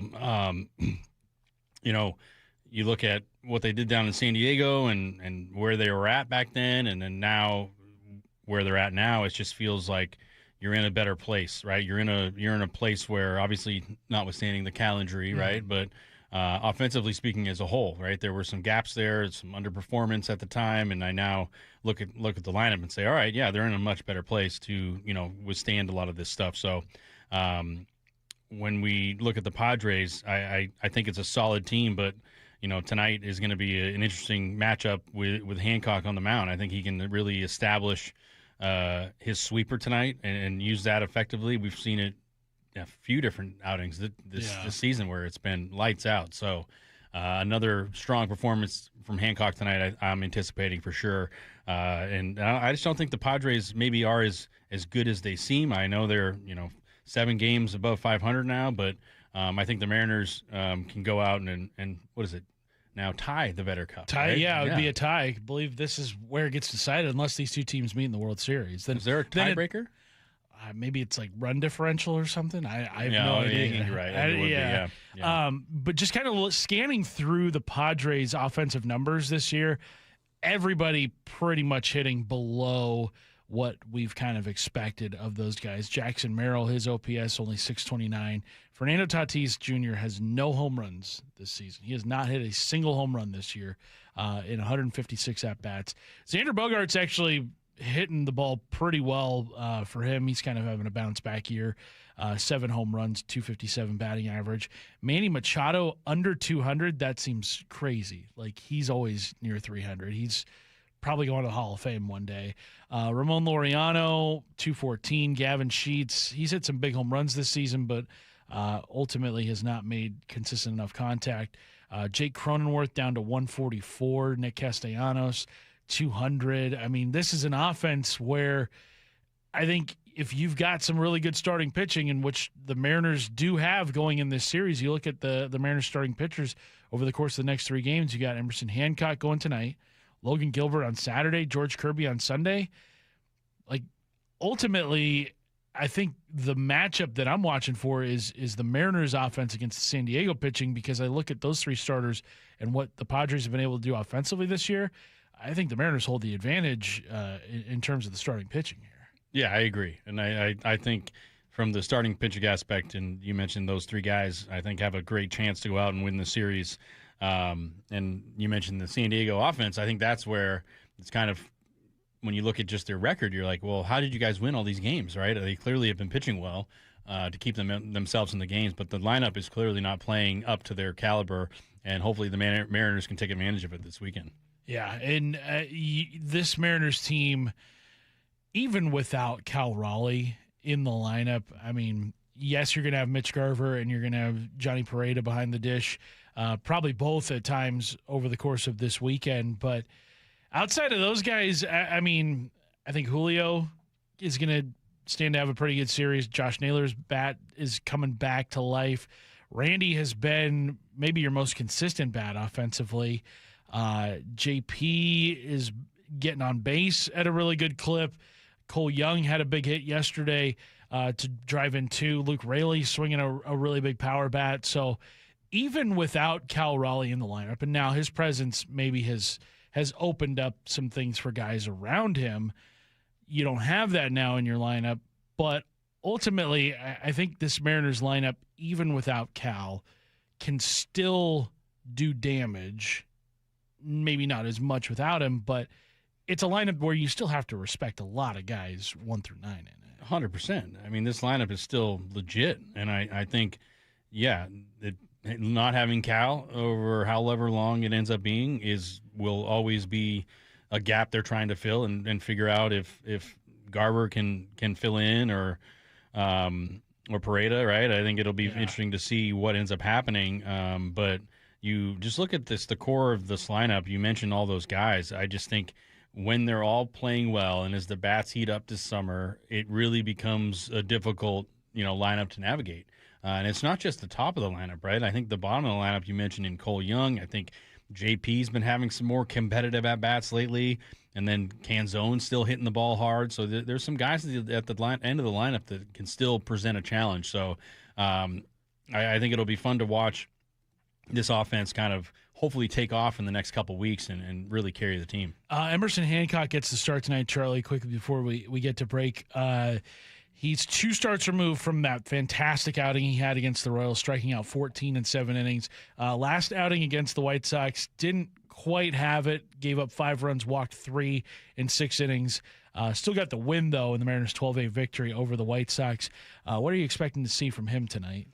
Yeah, I'm looking at Hancock to have a nice, efficient outing. I think that's where, you look at the last outing, you mentioned the 3 walks, right? I think that's the big difference maker in how that game kind of unfolded by putting some more pressure on yourself, walking too many guys, and having to navigate, some guys on the base and throw more pitches to get out of it. So I would say clean those walks up, be a little more effective in the zone, use that sweeper to your advantage, especially not only for strikes but for strikeouts. I think that's the one thing that is going to make Hancock continue to go to that next level is his ability to land that sweeper in the zone against righties and then expand the zone against righties and have them chase. So we've seen some really good performances from him, and I think another one is going to happen tonight. Coming up next, we are joined by MLB.com Mariners reporter Daniel Kramer. He joins Charlie Furbush and myself, Curtis Rogers. We're filling in for Bump Stacy on Seattle Sports and the Seattle Sports app. Have you downloaded the Seattle Sports app? We're going to have a challenge right here. What are you waiting for? Listen to this. Every pitch. Here comes the 3-2. Every game. Swung on and missed. Got him.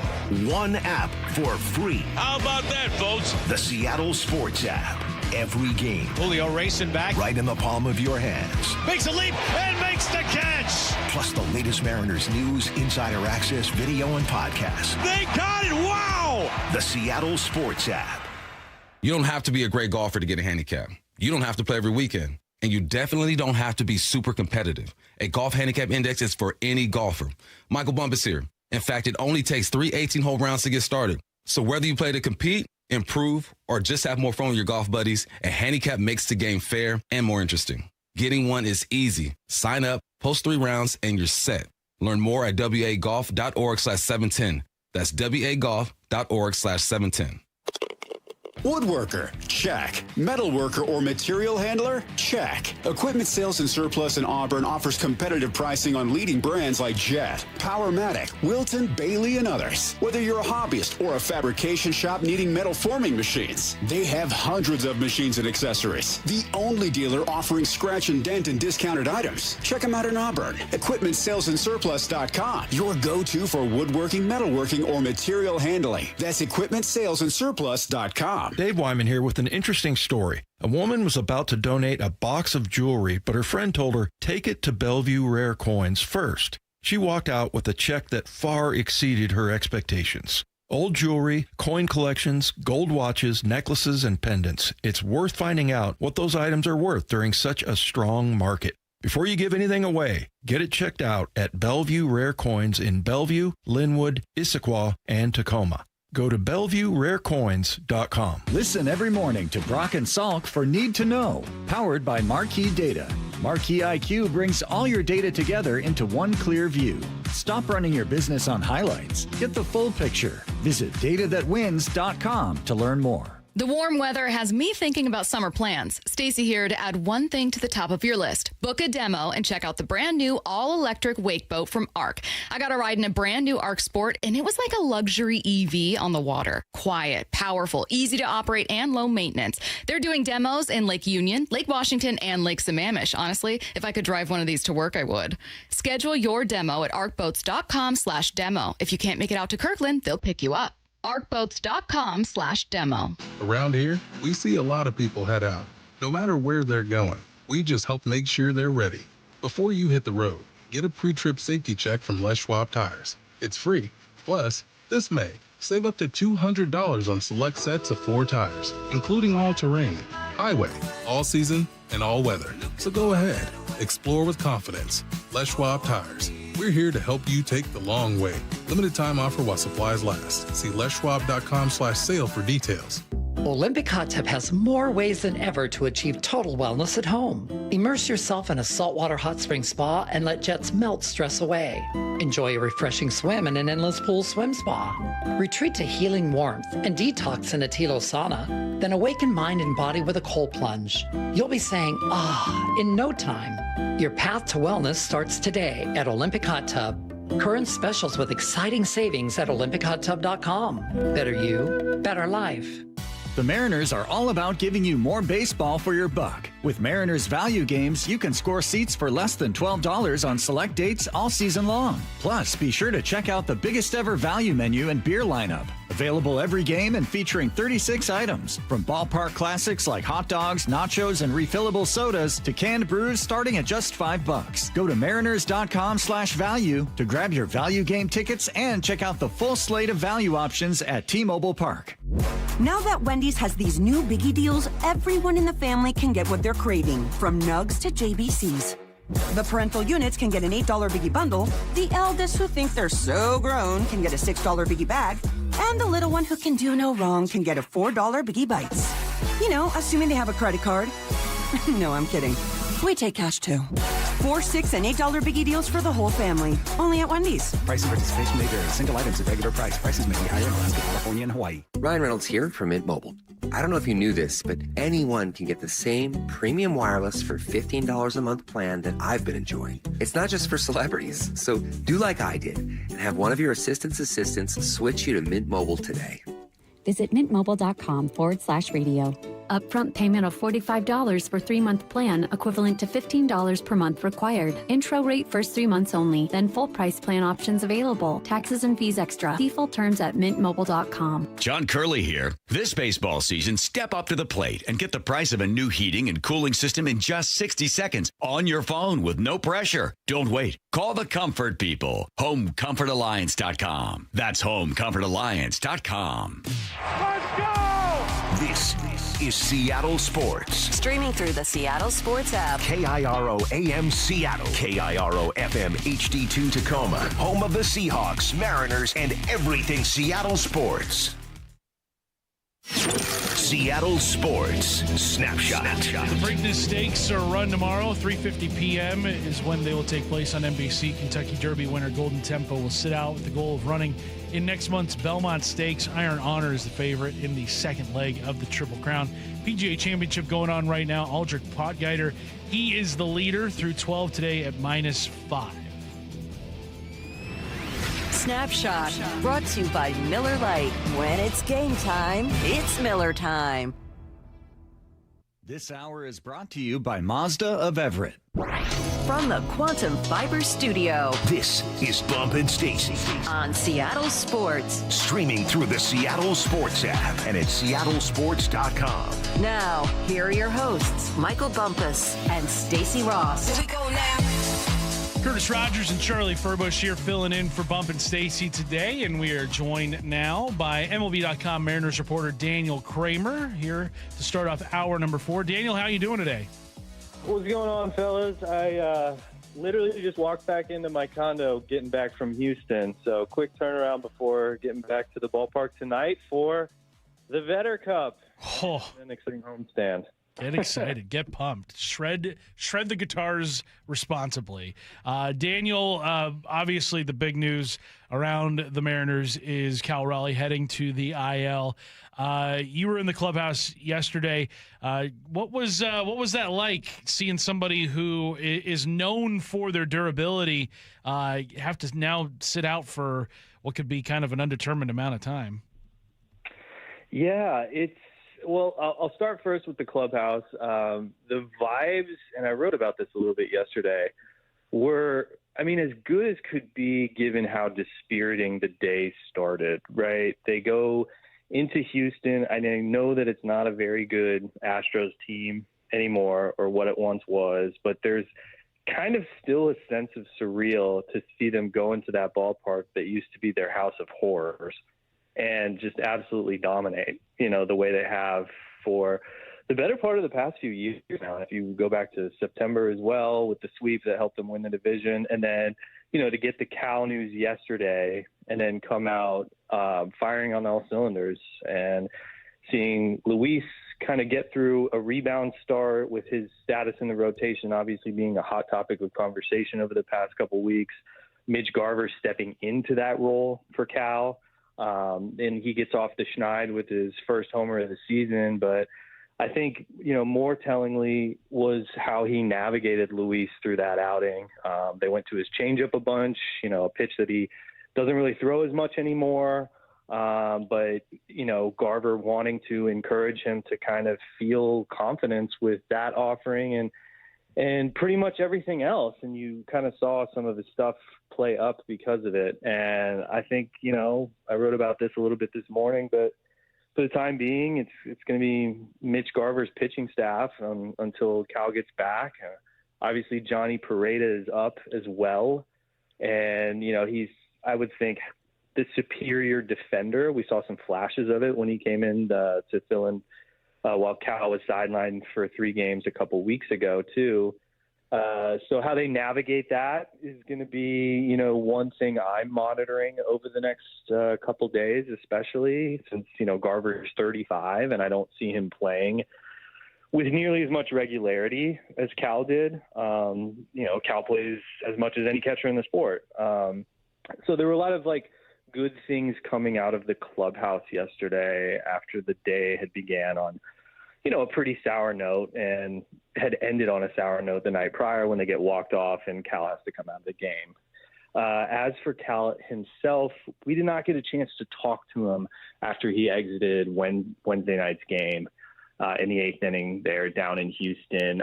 He was going through treatment late nights while we were in there talking to other players and, then yesterday, still kind of the same story. And he preferred to hold off until today when we're back in Seattle. And he's had a chance to talk to team doctors who weren't down there in Houston and get a little bit more of a thorough evaluation to the severity of the strain and, some of the more deeper medical assessments to what's going on besides just the pain. As for the pain itself, it was pronounced enough to where he had to come out of the game, which we don't see really ever. I don't recall ever seeing that in the 6 years that I've covered him. And obviously a big part of that is, his toughness and his determination to play through, all the dinks and dents that he gets throughout the season, and, not complain about it. And I think a lot of that's just, rooted in the fabric of his DNA, being a coach's son and kind of a hard-nosed ball player, blue-collar ball player. But the fact that he had to come out of that game and the right side discomfort was pretty clearly re-aggravated on that defensive throw, which I'm sure all of you guys have seen by now, on the relay throw there in Houston. Pretty concerning at that point because we don't see that from Cal ever. That said, he wanted to stay in the game. I saw him from the press box with his helmet on, getting ready to bat in the 9th inning, at which point Dan kind of made the decision, no, we're going to pull the plug on this, at least for tonight, get reevaluated tomorrow. So that was also an interesting sidebar of how the decision kind of came together. And then, once they got back to the ballpark on Thursday morning, they came to the bigger decision, which is that he's going to go on the IL. So we don't have a ton of answers on the immediate and obviously long-term prognosis of where he stands, just because the team doesn't even know what the severity of the strain is until he undergoes an MRI. I'm assuming he did that today. And then, kind of figuring out a timeline from there. He's a switch hitter, so he swings from both sides of the plate, and he plays the sport's most demanding position. So both of those factors are probably going to lead to a pretty specific and tailored rehab process for him. But, to kind of give an outlook of what this is going to look like over the coming weeks, we just don't know quite yet. So that's kind of where things stand until we talk to Justin Hollander here this afternoon when we get to the ballpark. Yeah, it'll be interesting to see how it plays out, DK, for sure. But now the Mariners are moving to a 6-man rotation. I'd love to get your take on, what this looks like maybe in the short term, and do you think that it could potentially mess any rhythm for the starters right now? Yeah, I think that this was just the cleanest path of action. We had talked about it at length for the past 3, 4, 5 weeks. When Bryce gets back, what are they going to do? And then with Castillo being the clearest odd man out, at least on paper, just given, the stats, the performance, all of that. But the fact that he's also the veteran, most seasoned arm within that group and their most expensive player, they're not going to get rid of him. And so going to the 6-man just for a long time seemed like that was going to be the cleanest, like I said, way of going about it. Now that it's here, as they navigate it through this first time through the rotation, how they kind of reassess once we get to that off day is going to be worth monitoring too, because after that you have off days in each of the next 3 Thursdays. So you're going to essentially be going guys on a 7-day routine at that point. And that's when you can really start to thwart some routines, and may force guys to make some adjustments that they're maybe not accustomed to. I had a conversation with Logan Gilbert about it while we were in Houston, and he kind of downplayed, the notion that it was going to really throw him out of whack. What he said to me is I'm never going to complain about extra rest. Whether he was saying that, as part of, what the rotation wants to preach publicly, maybe, but, this is also a guy who, battled some injuries last year, was coming off of, a workhorse season the year before. So I think there is probably quite a bit of validity to what he was saying there. Also talked a little bit about it with Brian Wu. He kind of reiterated the same, not so much from the routine aspect, but just the fact that, they have what is essentially the sport's best problem to have in, 6 capable and healthy starters. Healthy starters, capable, is up for debate depending on who you want to ask, but I thought Luis looked a lot better yesterday. And, his track record still, he's been able to pull himself out of slumps before. And, I think the front office is banking on that happening, and they're going to give him a leash to do so. What that looks like between, his next outing and potentially the one after that, they've floated the idea of a piggyback situation. Again, to use the term cleanest, it would probably be between him and Bryce Miller. And while that looks good on paper, that's when I think you can really start to throw off some routines too, though. If you intend to start Luis for 3 or 4 innings, then have Bryce piggyback him for 3 or 4 innings. Well, what if Luis is shoving, or what if he gets shelled and you have to make adjustments on the fly? It's things like that where in-game circumstances of whenever that piggyback start happens, and how, what if you have to go to, more relievers or in that game, and then, your bullpen's impacted because, another byproduct of this is that they're going to be pitching a man short in that pen until they kind of get this all sorted out. So, it's kind of a long-winded way of saying they are navigating it. It's been kind of a very fluid situation, and, they've made no secret about it. Leading up to this, I think that there was multiple machinations of how they were going to do this, and before settling on this one, this option of going to the 6-man. And I think that's going to continue, honestly, when they come out of the off day. They'll be in a reassessment period, but I don't think there's a set in stone plan for today what it's going to look like necessarily a week from now. They might have it written in pencil, but I don't think it's necessarily written in pen. Daniel, the lineup will suffer a significant drop in power with Cal Raleigh sidelined for however long it's going to take him to get back. I kind of wonder, they've done a really good job of keeping Luke Raley away from left-handed pitching this year. Only 4 at-bats against lefties compared to 108 against right-handed pitching. Do you think they will maybe kind of be forced to keep Luke Raley in the lineup a little bit more, considering he has been their best power bat this year, and without Cal Raleigh in the lineup, they might be looking to kind of get a little bit more power in any way, shape, or form they can do? It's a good question. Short answer, not as much. I think the reason he's having so much success, or at least the front office's calculus behind that, is because they're putting him in position to succeed, which is why you're seeing such pronounced splits. And when I say splits, I mean lack of volume against right-handed pitching or left-handed pitching. They're just not going to expose him to those tough left-on-left matchups. If they can avoid it altogether, I don't think that that's the complete course of action, but the kind of path that they've gone down up until this point is probably a big reason why he leads the team with 10 homers and, why he's making the most out of every opportunity when he gets out there.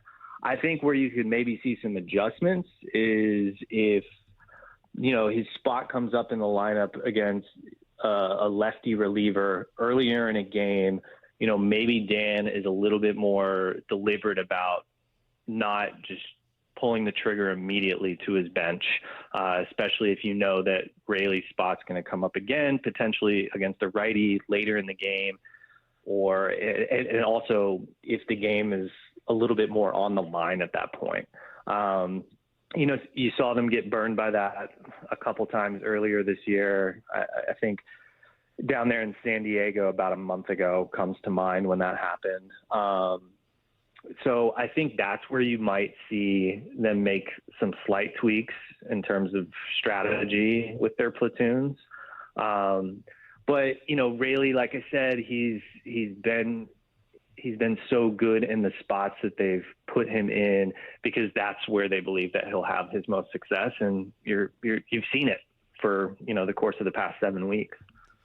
I want to switch gears just slightly. Curtis and I were talking about this earlier, and we want to get your take, is the eventual arrival of Colt Emerson.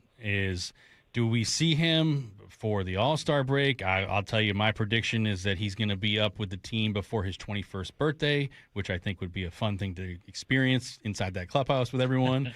When do you see Colt Emerson arriving in Seattle? That's also a really good question and a hot topic of conversation. When he signed the $95 million extension, a month or so ago, I would have thought, just looking at the calendar and the timeline of, how he performed in spring training and how much volume that they wanted him to get down there at Tacoma, that we probably would have seen him by now. Now, that's not necessarily a reflection of a hard date that they had in mind. It's more so just like, Colt had a good spring. If he continues to work on the things that they wanted him to and take step forward against tough lefties in the Pacific Coast League down there with Tacoma, continues to just build on his player development, mid-May probably seems like a good ballpark. But you've seen just a little more inconsistency out of him than maybe you would have wanted to over the past couple of weeks. I mean, some of that might have been a correlation to the wrist issue that he was dealing with. But, you saw the strikeout rate climb pretty high compared to where, he's typically been over the course of his career. Obviously, not a very long career, but, just the elite bat-to-ball skills. It looked like at times that he was selling out for power. And there were a couple conversations that we had with him down there in spring training about how much he likes hitting homers and who doesn't, obviously. But that's not the genesis of, his identity and his hitting profile. I mean, he's definitely got it in there. Obviously, we've seen it. Some of those some of those balls that he's crushed down there at Tacoma have been awesome to watch. But you don't think of him as necessarily like a 20 to 30 homer a season guy. And so, you start to wonder, is he maybe getting out of his approach a little bit when you see the strikeout rate climb and, the ground or and when he's trying to, put the ball in the seats on a consistent basis. So I think just if he can show more consistently the on-base presence and couple in some slug, continue to harness, the glove, because that's just been pretty elite to watch when you watch the highlights down there of the Rainiers. And I think if he continues to do that over a longer period of time, the All-Star break would probably be a very reasonable target to determine. And, we'll see if it happens sooner. I think the bigger thing that I've been surprised with him is that he's not been playing as much third base down there, especially if that's the targeted position that they're going to want him to play by the time he gets to the big leagues. Based on the conversations I've had, with folks in the front office, their thinking has not changed on J.P. Crawford at all. He's going to be their guy when Colt gets up here through the end of the season at shortstop. So that the fact that they haven't been playing him as much at third base has raised my eyebrows just a little bit, but I think it's just a blend of wanting him to continue to harness shortstop for the long term and maybe prioritizing some of that over, wanting to get a little bit more acclimated on the position that he's going to be playing in the immediate when he does get to the big leagues. He is MLB.com Mariners reporter Daniel Kramer. Make sure you're reading his work at MLB.com and Mariners.com. Daniel, really appreciate you taking time out. We'll let you unpack or maybe just keep your clothes in your travel bag. I don't know what you do. But really appreciate you stopping by, and we'll see you at the ballpark this weekend. All right. Thanks, fellas. Appreciate it. There is Daniel Kramer. Let's get to 4-down territory. This is 4-down territory, going inside the game with former Seahawks and Coug wide receiver Michael Bumpus. We're doing a baseball version of 4-down territory. We got Charlie Furbush sitting in for Michael Bumpus today. Charlie, how big of a gap is there between AAA and the big leagues? Large and in charge, Curtis. Without a doubt. I know from experience being down in Tacoma and other AAA places, there is a certain level of competition that you just do not get at the big league level. So hitters maybe aren't as good bat to ball overall, and specifically the pitchers at the big league level, their stuff is just completely nastier than those guys in AAA. Second down.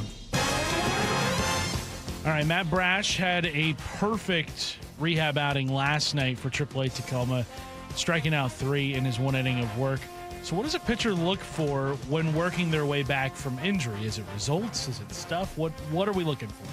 Pain-free first. Obviously, you want to get out there and feel good. But, yeah, you want to make sure that your stuff is coming out as good as it can when it comes to velocity, when it comes to spin, when it comes to just location overall. So all those things are vitally important. And at the end of the day, you want to come out of it healthy regardless of results.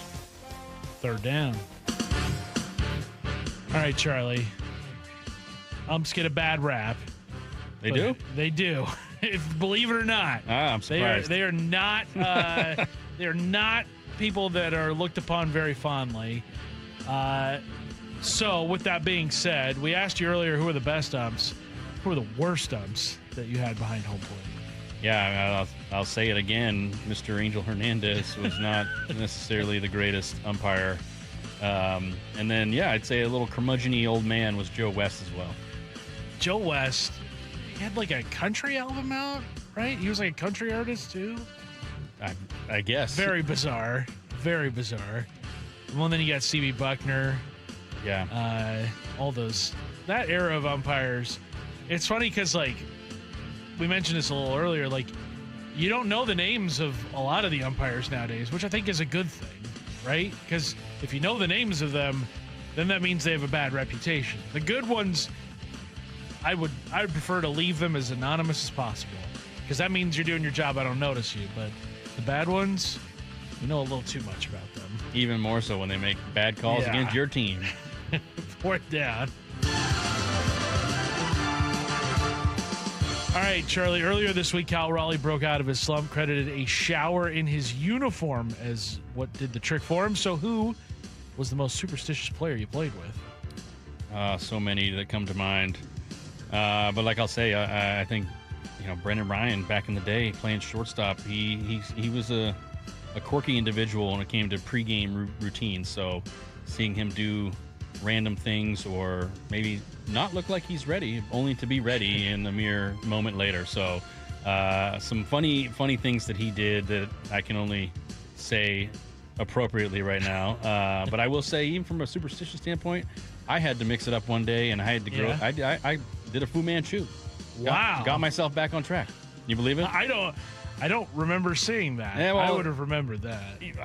I wouldn't say it was a strong Fu Manchu, but I grew it, and I thought, well, something has to change, right? Whether it's uniform, whether whatever. I just said, you know what, this is my new look, and threw a couple scoreless innings, and the beard grew in, and I was good to go. I love it. That is 4 down territory. Text your questions into the Seattle Sports text line, 866-979-3776 for what I need to know. That comes your way in a little more than 20 minutes from now. But up next, it's time for Charlie's first ever time boarding the hype train. This is Bump Stacy, Curtis Rogers, and Charlie Furbush filling in for them on Seattle Sports and the Seattle Sports app.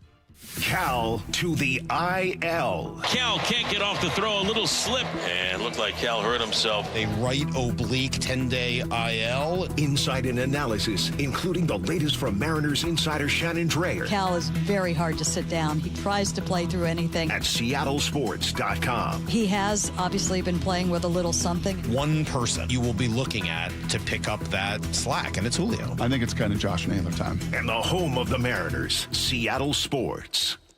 Hi, Chef John Howie here. At Sea Star Restaurant and Raw Bar in Bellevue, we've been serving the East Side for more than 24 years. We love serving our guests and creating wonderful memories. We also love serving the community, from local schools to amazing organizations like Hope Link, the American Cancer Society, Bellevue LifeSpring, and so many more. I want to thank you, our guests, for supporting Sea Star all these years, making it possible for us to serve and help those in need. Thank you. SeaStarRestaurant.com. Dave Wyman here with an interesting story. A woman was about to donate a box of jewelry, but her friend told her, take it to Bellevue Rare Coins first. She walked out with a check that far exceeded her expectations. Old jewelry, coin collections, gold watches, necklaces, and pendants. It's worth finding out what those items are worth during such a strong market. Before you give anything away, get it checked out at Bellevue Rare Coins in Bellevue, Linwood, Issaquah, and Tacoma. Go to BellevueRareCoins.com. Hey, it's G. Scott. Let's talk real for a sec. Summer is supposed to be about sunshine and kids having fun. But when the kids are home all day, that grocery bill, yeah, it grows fast. That's why I want you to know about Sunbucks and why our friends at Safeway are helping get the word out.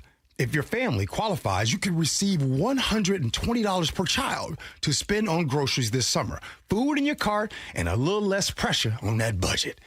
And let me be clear about this. There's no catch, no judgment. This program is simply about making sure kids have enough to eat when school is out. Here's the important part. Many families are enrolled automatically, and a card may already be headed to your mailbox. But some families do need to apply depending on income and where you live. So take a couple minutes and check. Visit freesummermeals.org. That's freesummermeals.org. Safeway, looking out for your family this summer. Once again, that's freesummermeals.org. People can see through if it's not genuine.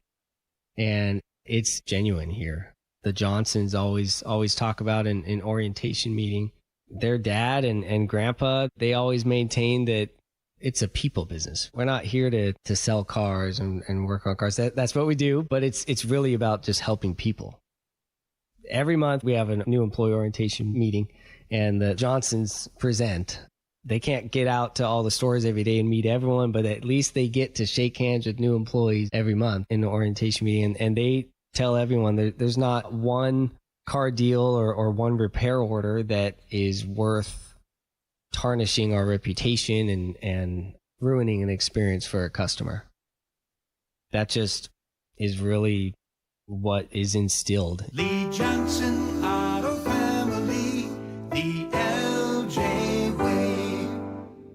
Hello, my friends, it's DeGraws here encouraging you to golf local. Our region is blessed with a ton of golf that isn't very expensive and can accommodate all types of skill levels. Check out the premier courses at Bellevue, Bill Wright, Cedar Crest, Inner Bay, Jackson Park, Lake Padden, Legion Memorial, Linwood, or Walter Hall. You know, wherever you are in Western Washington, you're not far from a premier course. Why not book a tee time online or play Top Tracer at the range at Inner Bay, Bill Wright, and Jackson Park? So what are you waiting for? Play the courses. Play Premier. Mariners and Padres tonight at T-Mobile. First pitch at 6:40, pregame at 5. Listen live for free on the Seattle Sports app. Around here, we see a lot of people head out. No matter where they're going, we just help make sure they're ready. Before you hit the road, get a pre-trip safety check from Les Schwab Tires. It's free.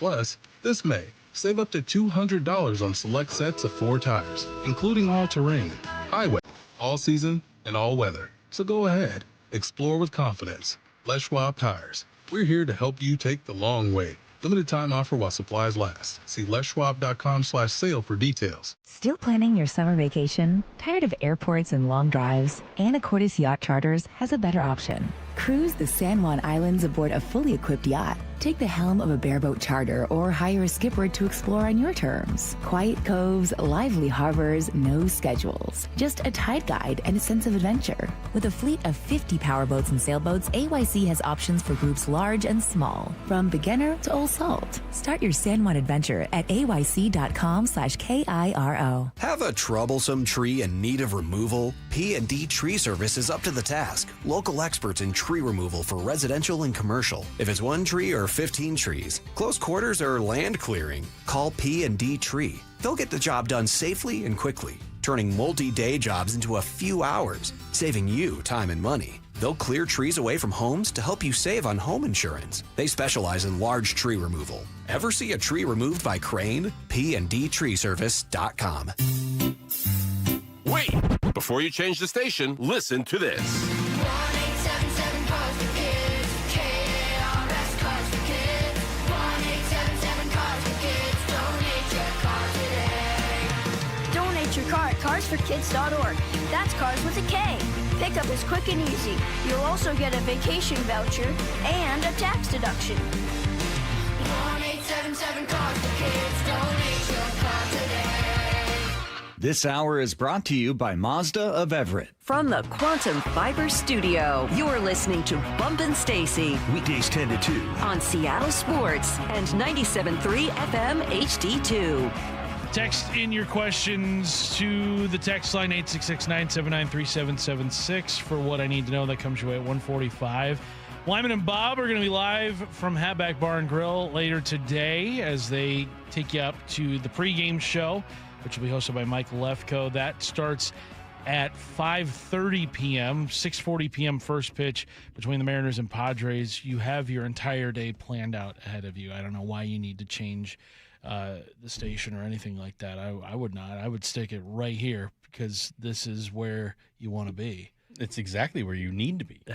Right? There's no other place than Seattle Sports Today. Let's get into Hype Train, which is what we do.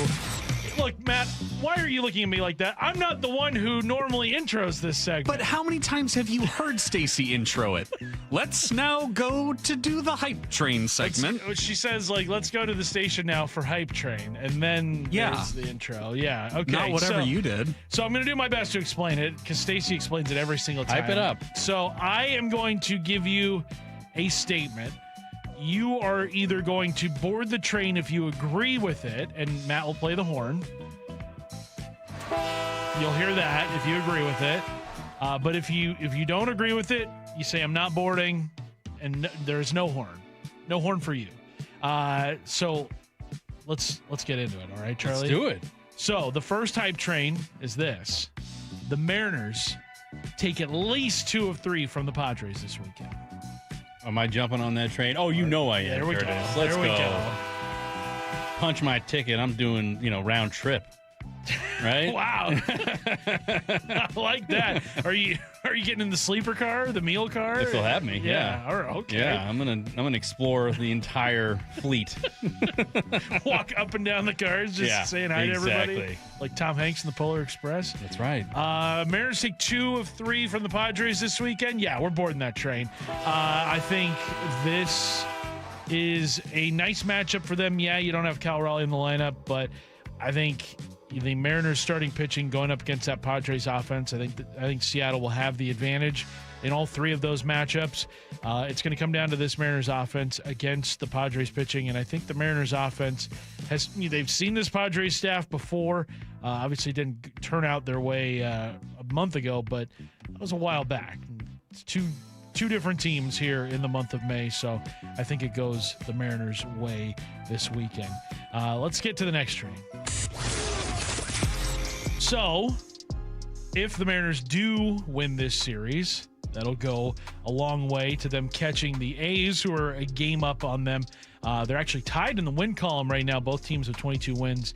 The A's just with 2 fewer losses than the Mariners. So the Mariners sitting just a game back of the A's in the American League West.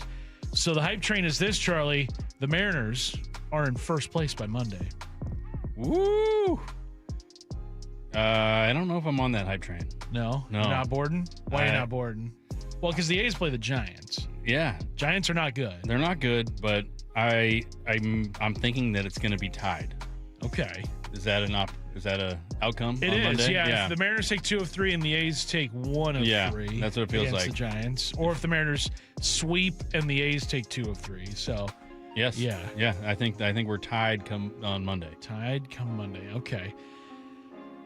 Look, that's probably the more realistic scenario, and I can see why you'd think that, but I'm boarding this train mainly because I want to see this Mariners team just plant their flag in first place and not have to worry about it the rest of the year. I think once they overcome this climb to first place, they're just going to stay there the rest of the season. The whole year. The whole year. The rest of the way. I love it. You don't have to worry about it ever again. We're just talking about the first place Mariners all summer long. Another banner.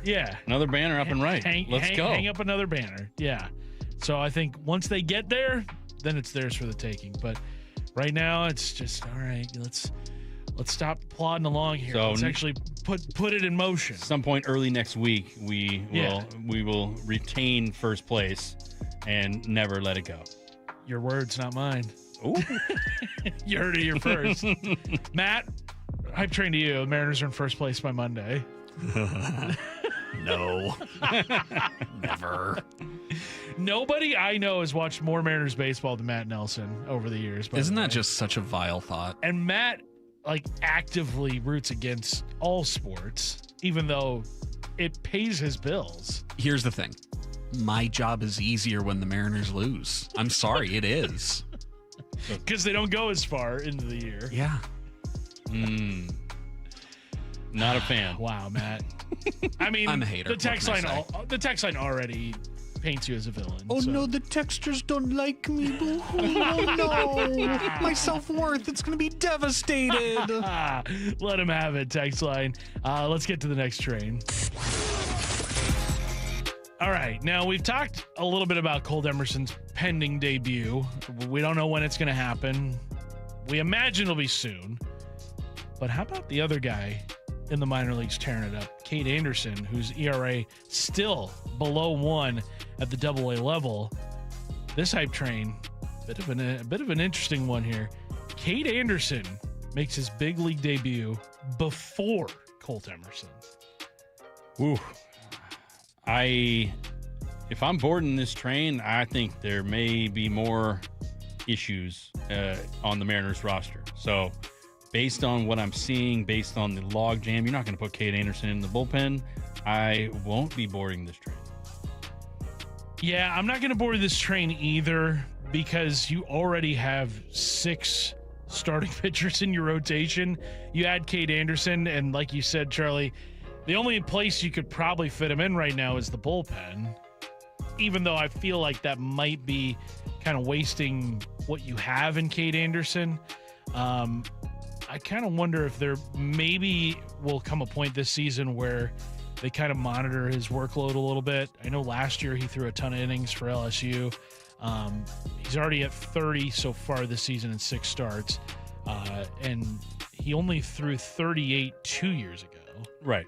Here's the kicker, is that he is as polished as they get and almost is performing better than they expected up until this point. Mm-hmm. And at some point or another, you have to realize as an organization, is it more valuable for him to go get minor league guys out, or is he now shown him that he's ready? And when you continue to dominate at this level, you're kind of forcing their hand. So, yes, I say maybe something has to happen at the big league level for Cade Anderson to be in the big leagues before Colt Emerson.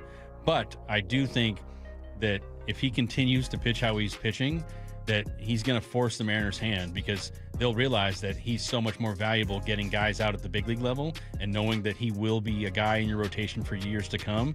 Now, yes, we'll see how it all plays out, but certainly a super, super bright future for Cade Anderson. Next train. Cal Raleigh on the IL. We don't know how long he's going to be there for.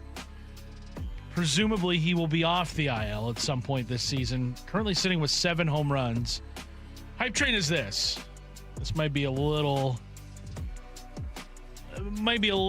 wishful thinking here, but Cal Raleigh still finishes with at least 30 home runs. So I won't be boarding this train based on how this oblique injury plays out, and that's requiring a lot of big flies when he comes back. But I will say, you were so close in 30. I'm going to pick his number. He's going to get 29. Ooh, okay. So close. So I just missed the train. You know, I got to the track and they took off. And I said, man. I guess I'll go take a seat in the That's right. I guess I'll wait till tomorrow. Where's the bar? I will not board this train because, that's going to have to be a prolific run. Probably in the season's second half, where most of those home runs would come from. Last year, we saw his bat slow down a little bit in the season's second half. I think definitely a chance of him finishing north of 20, which I would take. Without a doubt. Yeah, get that OPS up, in the mid 700s. Then I think, there's still a lot to be positive about with his season. But 30, that's going to be quite the ask for him when he comes back. That is Hype Train. Thank you. I think we did that all right. I appreciate it. We made it on some trains. Text in your questions for what I need to know, 866-979-3776. Charlie and I do our best to answer those. Coming up next, we finish off this Friday. You're listening to Bump and Stacy on Seattle Sports and the Seattle Sports app. Have you downloaded the Seattle Sports app? We're going to have a challenge right here. What are you waiting for? Listen to this. Every pitch. Here comes the 3-2. Every game. Swung on and missed. Got him. One app for free. How about that, folks? The Seattle Sports app. Every game. Julio racing back. Right in the palm of your hands. Makes a leap and makes the catch. Plus the latest Mariners news, insider access, video, and podcasts. They got it. Wow. The Seattle Sports app. Ever think, man, I'm not good enough to get a handicap? Actually, that's one of the best reasons to get one. Michael Bump is here. A handicap index helps you track your progress and see improvement over time, round after round. And it's not just for great golfers. It's for any golfer who wants to get better and know where their game stands. And getting one is easy. Just sign up through WA Golf, post your scores, and after 3 18-hole rounds, you've got it. See your progress, track your game, get better. Learn more at wagolf.org/710. Ooh, that face. Quantum Fiber Internet loves that face. That's Jamila. Hey, Jamila. She's thinking outside the box from inside the box. Quantum Fiber Wi-Fi keeps her meeting game strong. From the back door to the front lawn. Rushing all of her video calls. Back to back video calls. Quantum Fiber Internet blowing the soxies up all those people in all those boxes. Yay to you. Switch today at quantumfiber.com. Additional pods may be needed to achieve Wi-Fi coverage in some locations. Limited availability. Service in select locations only. I know that hiring can be challenging. You need someone to match your role perfectly. Well, now you can meet them fast on ZipRecruiter.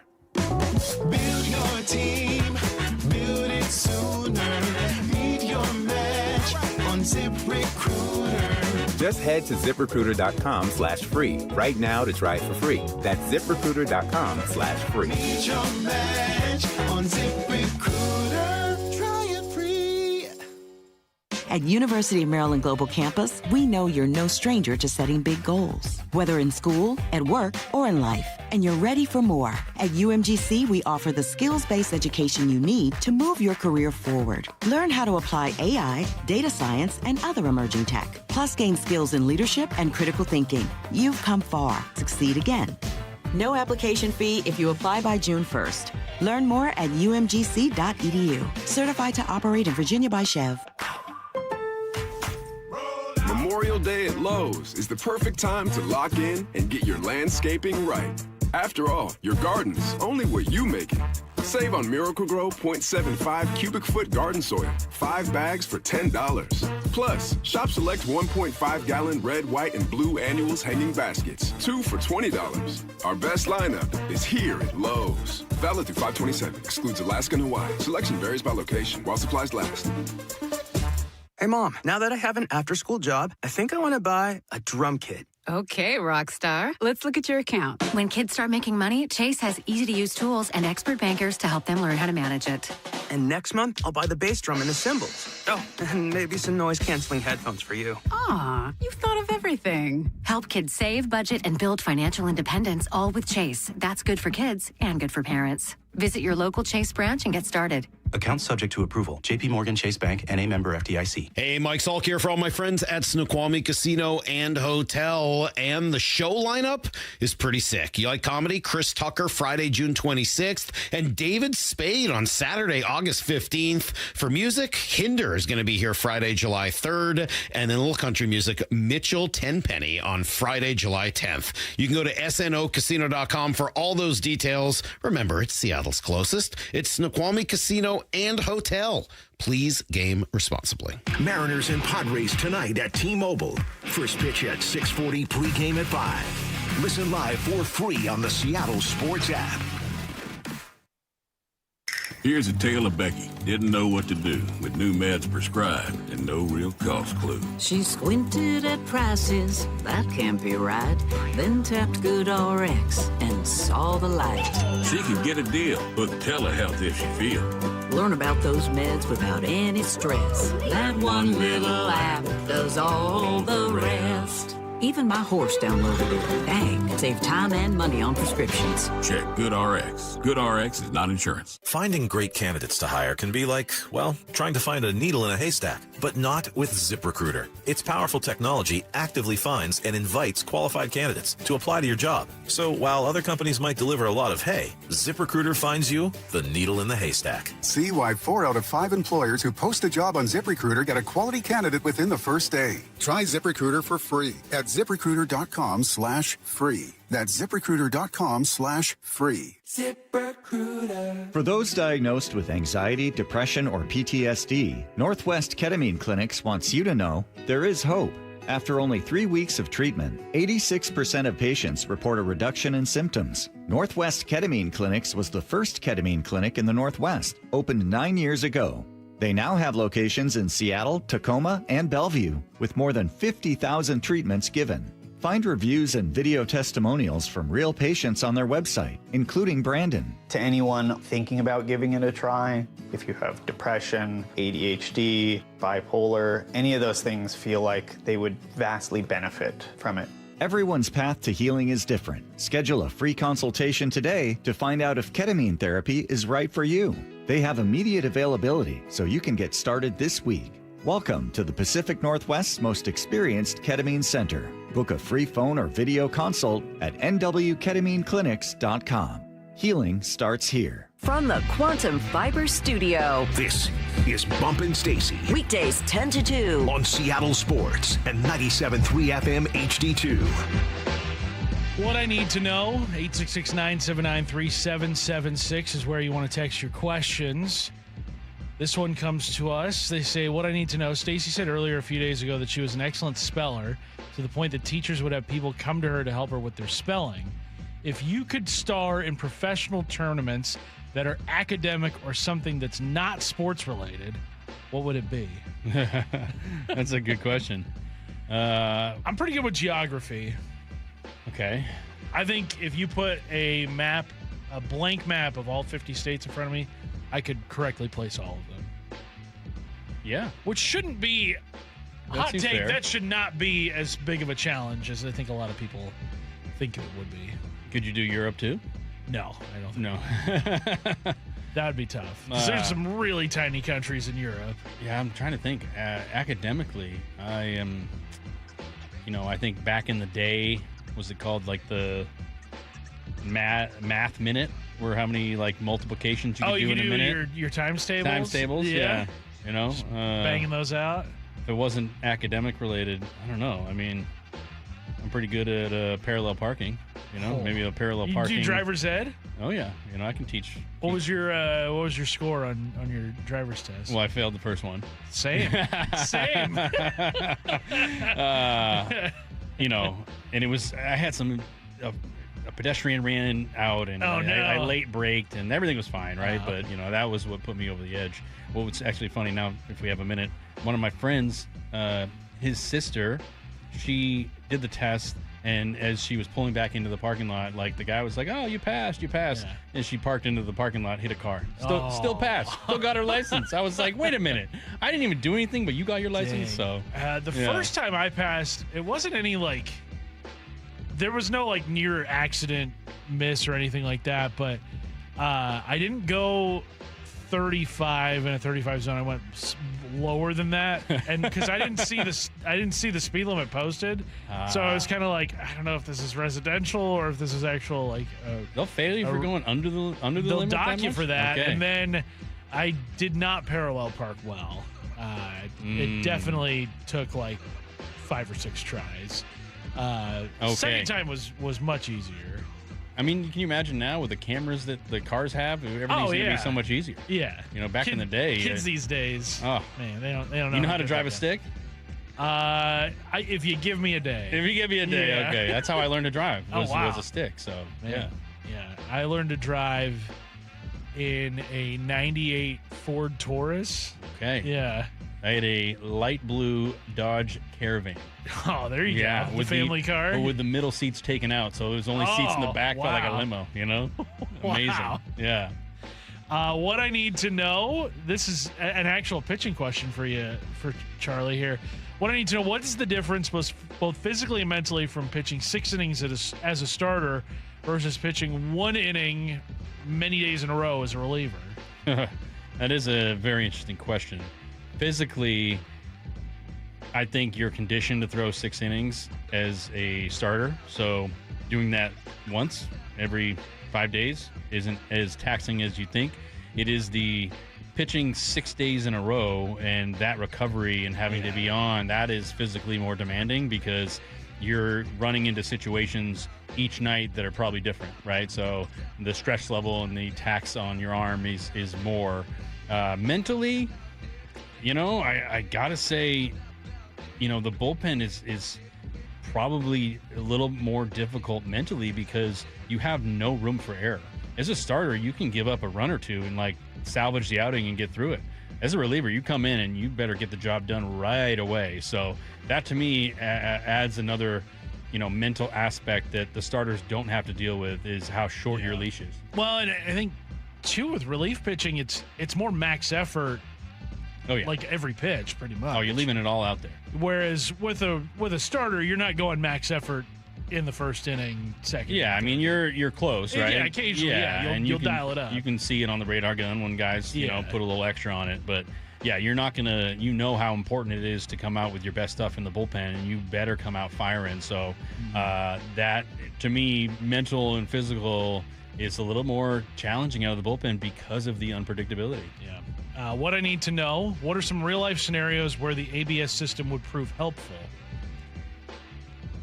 I think, and this is from experience recently, I got a ticket because they thought that I didn't come to a complete stop at a right-hand turn.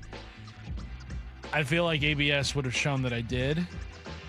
You go to the monitor, you show the it was in Federal Way. Shout out Federal Way. Your cameras are working apparently. You show the ABS, is like, oh, that's a complete stop. Look at it right there. I'm not moving. That's where I think it could be helpful. I'd say when it comes to maybe fast food orders. Oh. How many times I have ordered it correctly only to receive the wrong order? Wouldn't it be nice to be like, hey, it's not my fault. Check the recording. Yeah, like I said this. I said no onions. Right. And you decided to give me extra onions, right? Or miss something completely. That's, I think, more of what I get annoyed with is when you order something and do you ever pull the move, you get in the drive-thru and then you go, am I really going to sit in the window and check everything? Do I trust them? They put everything. I tend to trust them. That's your job, is to take the order that I ordered 2-3 things on the menu, and you'd think you'd get it right. But sometimes they can't, and I don't know if I'm just, I don't want to look at the bag. I trust you enough, and then I get home, and then I'm like, oh, man, I'm too far away to go back. Yeah, and also when you're in the drive-thru line, very rarely are you there by yourself. There's usually 2 or 3 cars behind you. I'm not going to sit at the window, look through everything, and hope that they got my order right, because now you're holding up the line. I know. Yeah, you could pull over to a parking spot and be like, okay, now I'm going to look through it. But then it's like, man, I just want to get home. I want to eat my food. I want to get home. So maybe, we need like robot, versions or something. Not to take away jobs from people, but I just want my food right, man. 866-979-3776. They want to know, Charlie, did you watch wrestling back in the day? Without a doubt I did. Yeah? Who's your guy? Who are your guys? Yeah. The first guy that I think was really gravitated towards was the Ultimate Warrior. Oh. And they used to have these little stuffy animals or stuffed wrestlers, I don't know. And we had that, Hulk Hogan, Randy Savage, Ultimate Warrior. So I liked Ultimate Warrior, R.I.P. All 3 of them R.I.P. Yeah, thank you. R.I.P. Yeah, sorry for not doing that. But then, Undertaker, Stone Cold, The Rock, it all kept going, pay-per-view all the time. I love There's that new Hulk Hogan documentary out on Netflix. Yeah, I watched all of it. Yeah. It was entertaining. Monday Night Raw was a thing, man. The Monday Night Wars, WCW. Ooh. Yeah. WCW. Now you're bringing up WWE. No, WCW versus WWF. Right. Yeah. And then WWE. Yeah. The World Wildlife Fund made them change WWE. Right. Yeah. Charlie, I had a lot of fun with you today. That was a blast. It's over already? With you. It is. Oh, We're man. done. That's You're okay. not done, actually. You're stopping by Wyman and Bob later. I miss those guys. I got to go say hi, give them a hug. I mean, I see him every day, so I guess maybe I don't feel the same way. Wyman and Bob is next. This is Seattle Sports and Seattle Sports app. Cal to the IL. Cal can't get off the throw, a little slip, and looked like Cal hurt himself. A right oblique 10-day IL. Insight and analysis, including the latest from Mariners insider Shannon Dreyer. Cal is very hard to sit down. He tries to play through anything. At SeattleSports.com. He has obviously been playing with a little something. One person you will be looking at to pick up that slack, and it's Julio. I think it's kind of Josh Naylor time. And the home of the Mariners, Seattle Sports. In 2026, Bay Alarm celebrates 80 years of security. With burglar and fire alarm systems, 24/7 in-house monitoring, and local service, our promise to the Puget Sound remains the same. We got you. Learn more at bayalarm.com. This Memorial Day, feel the freedom of lower energy bills. Lake Washington Windows and Doors is taking $525 off every window, plus $1,000 off every patio or entry door. Plus, enjoy 12 months free financing. LakeWashingtonWindows.com. Thinking about investing in home upgrades? Worry less and save more with Snohomish PUD's network of trade allies. These are trusted local contractors who can install heat pumps, insulation, new windows, and more. And when you work with a PUD trade ally, you can unlock instant rebates. This means lower upfront costs, lower energy bills, and work done by vetted pros. Find a PUD trade ally at snowpud.com/rebates. Feeling lucky? Don't miss the Lucky Spring Classic Collector Car, Truck, and Boat Auction. Saturday, June 6th at Tacoma's LeMay Marymount Event Center. Up to 200 collector, vintage, and classic vehicles, many going to the highest lucky bidder with absolutely no reserve. Get lucky, get local, and get in line. Visit LuckyOldCar.com for a list and pictures of auction vehicles. Or call 206-467-6531 for bidding and consignment details. I saw her texting, coming up to a stop sign, and so I saw the accident coming, and she T-boned us. In the blink of an eye, Crystal's life changed when she suffered a severe spinal injury. The pain was something I had never experienced before in my neck. I got massage therapy. I saw a chiropractor. I was prescribed muscle relaxers so I could sleep. I got depressed. Nothing was relieving the pain. Drugs, sleepless nights, and depression. Sound familiar? I'm Dr. Mark Shelley, a chiropractic physician and board-certified functional neurologist. At Sound Pain Solutions, our treatments include high-dose laser combined with spinal decompression and other comprehensive therapies to rehabilitate damaged discs.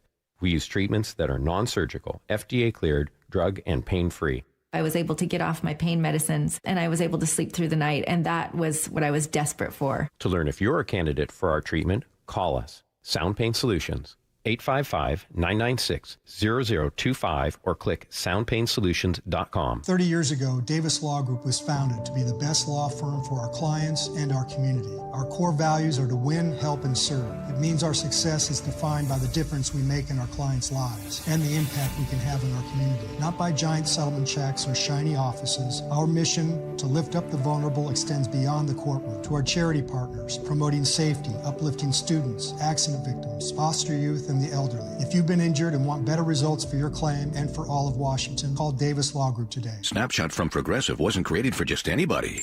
Oh no, we made it for you. Smooth accelerators. When that light turns green, you're off. Like a warm knife through firm butter. Going from 0 to the speed limit in an appropriate amount of time. Sure, your car has horsepower, but your horses prance around as silky smooth as your right foot.